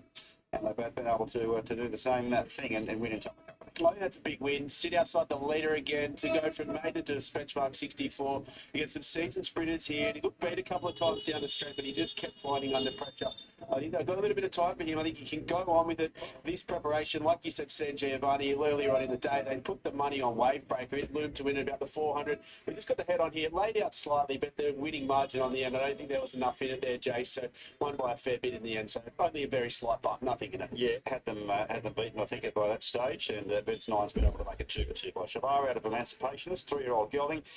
For John O'Shea and Tom Charlton and Keegan Layton. They've bookended the day, the O'Shea Charlton team. They had Meticulously win the opening one, but we've seen a nice day's racing. I think Wild Thought certainly wanted to follow out of today. Nick, what were your highlights? Yeah, definitely. Other Wild Thoughts probably getting out to the 1,800 metres, but as we said, those two lightly raced runners, I think we'll see them in the midweeks or even, well, it's still winter, maybe a cheeky Saturday race sprint. I was about to call you Richie, Chase, before obviously the spring stars come back. All right, Nick, good to see you down here. Had to work with you today. That wraps it up here from Kim Lagrange, 6, 5, 11 and 3 in the final race. Long neck by a length, 57.19 for the 1,000, 33.53 with Wicket's last 600 of the day. Nice performance from Beds 9 to send favourite backers home happy.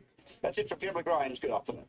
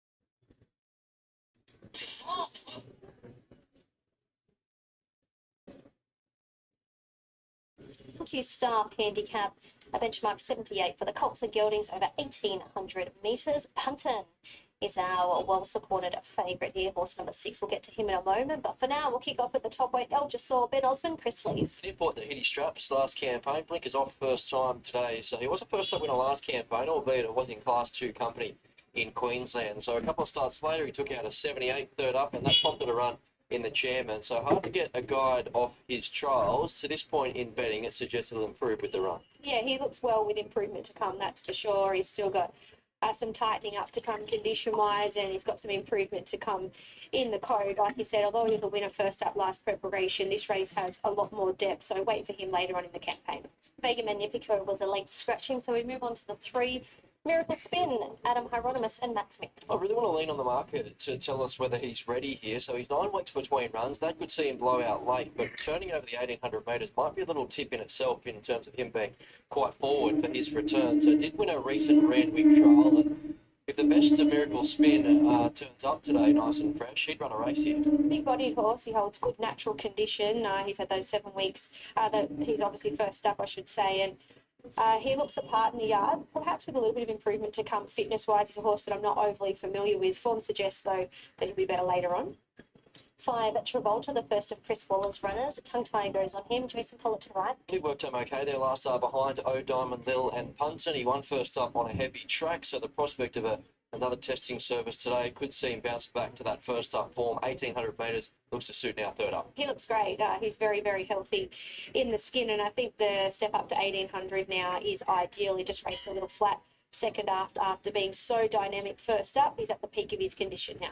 6, Punton at the end. Baker, Ash Morgan. This is our favourite. Yeah, he's popular, isn't he? So slightly tidy away last start, and that did prove costly. So originally he thought he was going to jump straight onto the back of O Diamond Lil, and had he done that, the result may have been different. So we saw that form reference upgraded earlier in the program. The stable have long held the belief that he's a 2,000 metre horse, so 1,800 metres looks fine. He'll roll across here. There isn't a lot of speed on paper. We did get confirmation of that change of tactics to be ridden further forward with the intention to lead. So he's got the right form lines, and he's still improving. He looks great. He doesn't present like an out-and-out stayer. He's fairly neat and compact, but the way he ran through the line last start here over the mile suggests that 1,800 metres looks no concern. He doesn't mind getting his toe in the ground, and he's a horse in form, so you don't know until you try, but just judging off his last start effort, you would think 1,800 looks ideal. 7, Pure Alpha, Chris Waller, Rory Hutchins. On the topic of 1,800 metres, he ticked off that box last start to suggest that it is no drama. So fresh in 4 weeks, he fell just short to his stablemate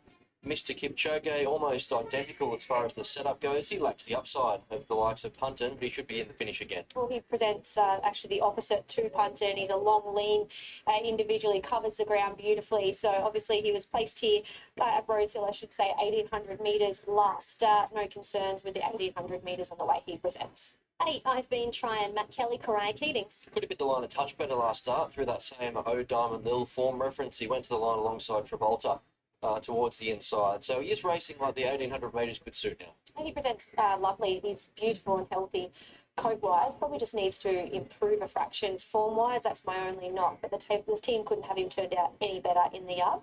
10, Mr. Kipchoge, Chris Waller, Tommy Berry. He was a winner 2 starts ago to break a run of outs. The market got it spot on with him last start. He was completely friendless in betting, and he never looked likely. Interesting enough, today there is market support. So if he bounces back to the form that we saw 2 starts ago, it's obviously a deep enough form reference to run a race here. He's a typical staying type also. He's quite angular. He doesn't hold a lot of excess condition, and he just wanders around the yard, conserves his energy beautifully. He's a horse that doesn't win out of turn. His strike rate suggests that to 22, but if he puts his best foot forward, I have no doubt he's got the ability. 12, the Western Front for the Hayes boys and Regan Bayless. He showed nice turn of foot to round up his rivals at Gawler last start. I'm not sure how that measures up here, but it was the 5th quickest last 600 metres of the day that he clocked, and the 3rd quickest last 200. So visually good, on the clock good. His appeal has to be the fact that he at least brings a different form line here. So many of these we have a pretty confident line on in terms of where they fit in ability-wise, whereas he's the wild card. He's got plenty of upside. He's a lightly raced fellow coming off that last start win, and he's a horse that generally, once he finds form, he holds it. He was able to put 2 wins together last preparation. So if you like him off his current form, there's no reason why he can't put another win on the board today. And our final runner here, Aeon Pavon, Sarah Ryan, Andy Atkins. Change of tactics to be ridden further forward, so he wants to take that free trail across from Punton, who has drawn to his immediate inside. 3 wide with cover in Midway Company last start. He was 1 pace to the line, so needs to improve off that, but worth a try. 1,800 metres, and his first up win suggests that he is a horse that does like wet ground, so that's a tick today. He looks really well. He's been presenting the same way all preparation. I actually seen him first up when he was able to get the job done there at Newcastle, and he presents much the same, just needs luck from the draw. All right, Matt Smith is with me.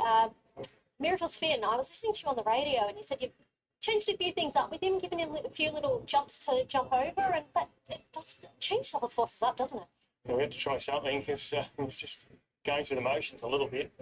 Good to see him a bit up and about today in the paddock too, and a good positive trial from him a few weeks ago. So, look, everything is good with him. His work's been good, so hopefully he can sort of bounce back. He likes these sort of track conditions too, so hopefully a little bit of a freshen up will turn him around.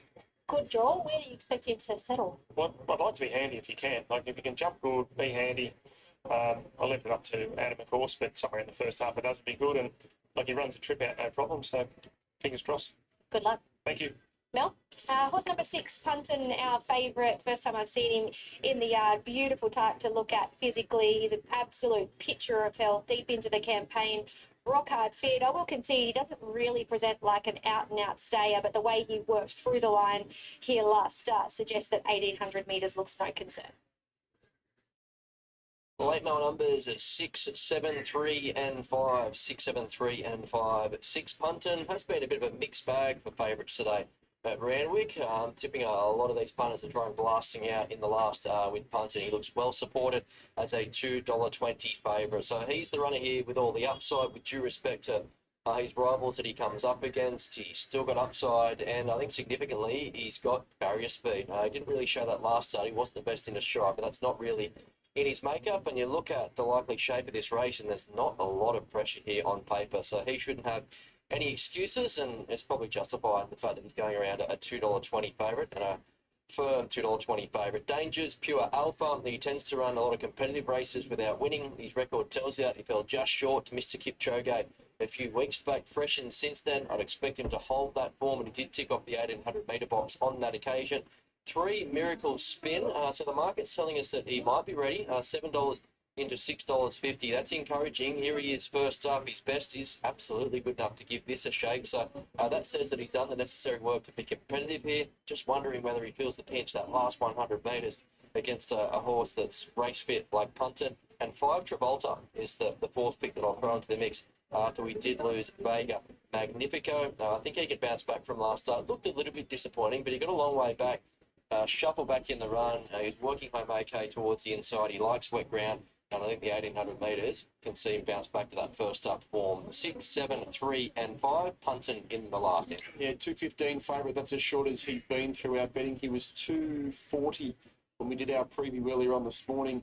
And just with the weight of money, he was holding nearly 70% of all bets. So I sort of suggested at the time I could see him trending closer to the even money quote. He's 215 now, and he might even get a touch shorter by the time they jump, because he's still holding 70% of all bets, so he's entitled to be an odds-on chance. Miracle's been 7 into 650 late. Mr. Kipchoge 750. That's comparable with where he has been basically all day.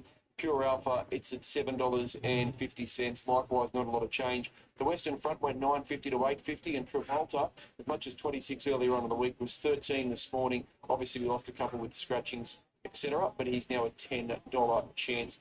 Aix-en-Provence at 23. So Punton 215, Shanny. That's as short as he's been. We're just keeping him there for the moment, but a very popular favourite in the last. Exactly. Last race, Baker. Can he take out The final race, the final Saturday race of the season. Brad, just in terms of speed, we saw a steward's note come through that is to be ridden further forward. Does he lead and dictate out in the front? Yeah, I think that's the intention. So change of tactics will be written further forward with the intention to lead. So slides forward, potentially gets complete ownership. I think Axon Province also has that change of tactics to be closer, but other than that, there's a lot of horses here that don't have the speed to put themselves right there. Miracle Spin, the Western Front, Travolta, I've been trying. They're all in a very similar category, so I can't see this being a truly run 1800 metre contest. Let's see what happens. This is race number 10. Here's Darren. Punton and Aix-en-Provence. Punton, the short price favourite, $2.15. The lone 3-year-old of the field, Punton, runner up to O'Diamond Mill last time, so that form's been franked earlier today.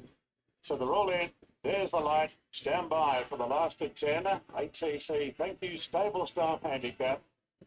Ready to go. And they're racing. And is that Mr. Kipchoge bouncing out in front? Punton goes forward, Aix-en-Provence goes forward, and Pure Alpha, followed by Travolta. I've been trying Miracle Spinel Dessous. Settling down last is the Western Front. Punton takes the lead. It's the last favourite in front, Punton. Aix-en-Provence goes to second, and Mr. Kipchoge jumped nicely today. He's up running leaders back third. On the inside of Pure Alpha, 2 further back in the field, then to I've been trying. On the inside of Travolta, a couple further back to El Jasur, then Miracle Spinner, and the Western Front is the last one. So it's the favourite punted in front. Under a good grip in the lead by a length and a half to Aix-en-Provence. Mr. Kipchoge third, now a length further back to Pure Alpha. They're followed then by I've Been Trying in advance of Travolta, Miracle Spinel Jasur, and 2 off to the Western Front. Down the High Street side of the course, and it's the short favourite in front, Punton, by 3/4 to Aix-en-Provence. Then came Mr. Kipchoge from Pure Alpha, 1 out, 1 back. 2 to I've Been Trying from Travolta, Miracle Spin, third last from El Jasur, and the Western Front still last. 600 to go. Punton under a really good grip here. Lead the way narrowly from Aix-en-Provence, and Pure Alpha gets going 3 wide. Mr. Kipchoge stays in 4th. Then came Travolta making ground. Coming around the turn, Punton coming well off the fence from Aix-en-Provence, Pure Alpha. Mr. Kipchoge takes the inside runner. 2 further back, 2. Travolta stoked up, getting pretty wide. Going to the front here, still in front is Punton. Down the outside, Pure Alpha. And Travolta's trying the outside fence, and with success as well. Travolta moved up to Pure Alpha, and they're broken clear. It's Travolta a half, 3/4 in front. And We'll wind up in a third, and that was the Western Front. Just ahead of, in 4th spot, Mel, we had 6, didn't we, Punton? So the numbers will read 5, 7, 12, and 6, Brad. 5, 7, 12, and 6.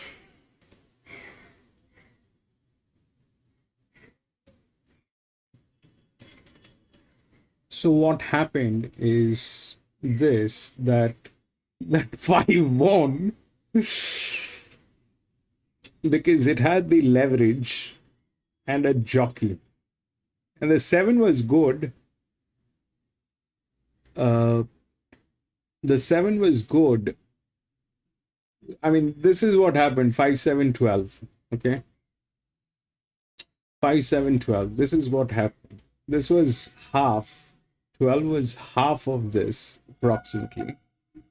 So this thing went through, though it did not have a good jock, it just went through. 5, 7, 12, and then 6.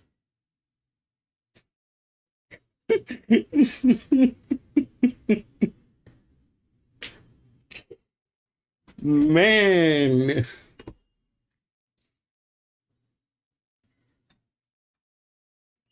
Anyway, that is it. That is it, ladies and gentlemen.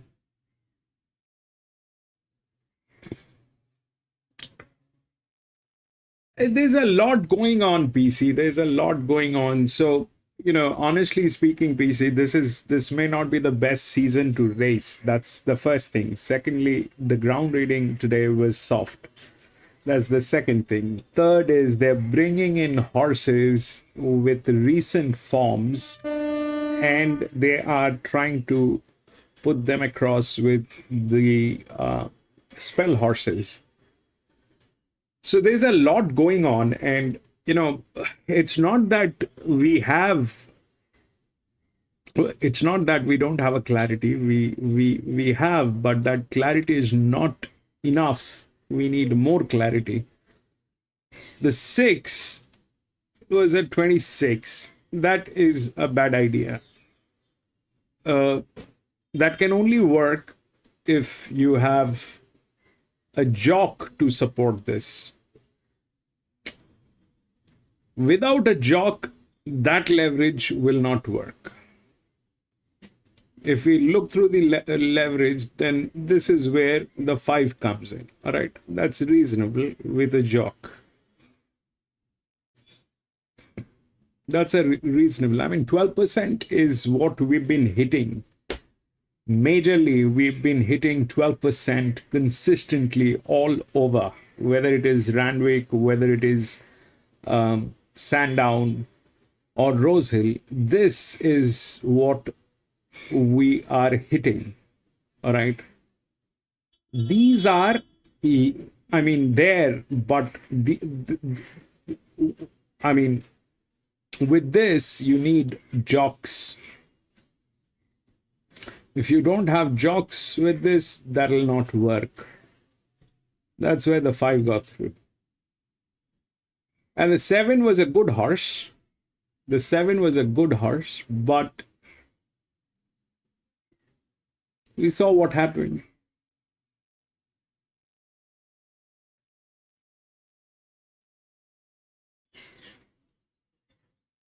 $52, $53, that was a raise. Okay.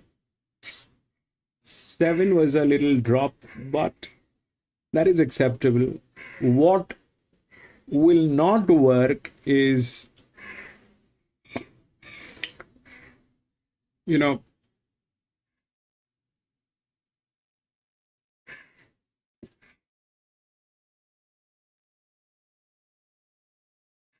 let me get a little more clarity on this. We'll work on this and we'll see what exactly is going on.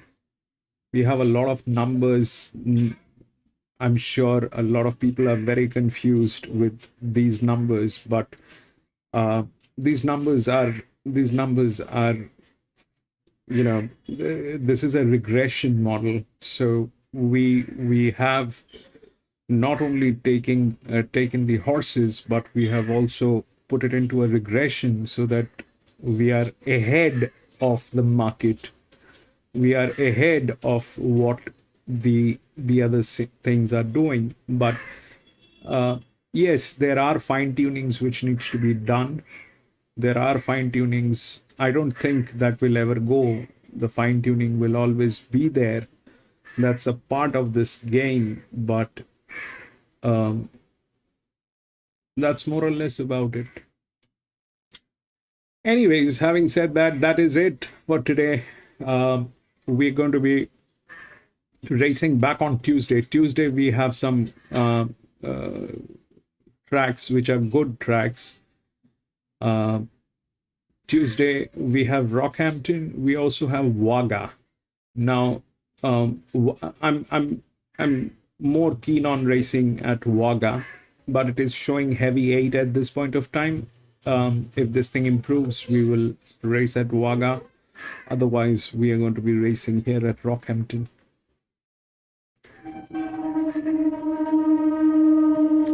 To win Doomben.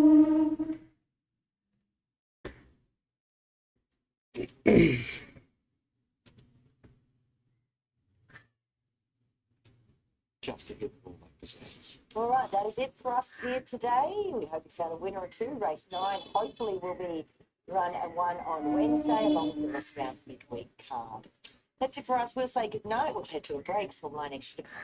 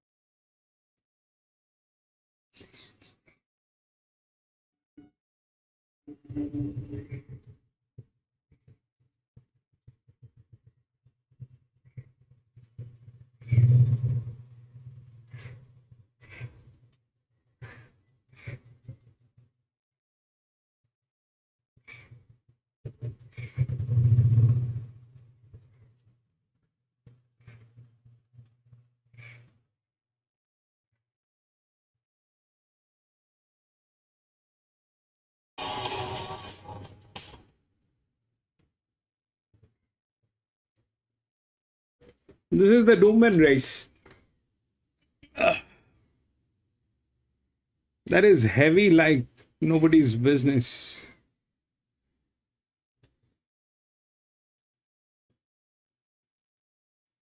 Nine.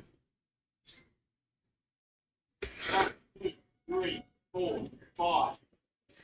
That is it, ladies and gentlemen. Doomben had 9 races. That was the last one, PC.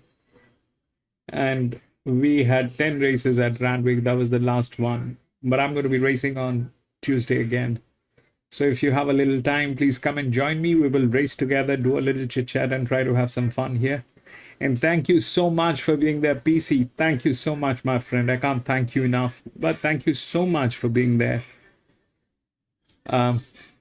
Lee, thank you so much for being there, my friend. Dowes, thank you so much for being there.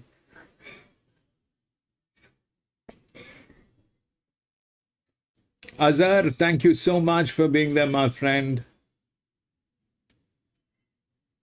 Adaman, thank you so much for being there. Joey, thank you so much for being there, Joey. Lewis, thank you so much for being there.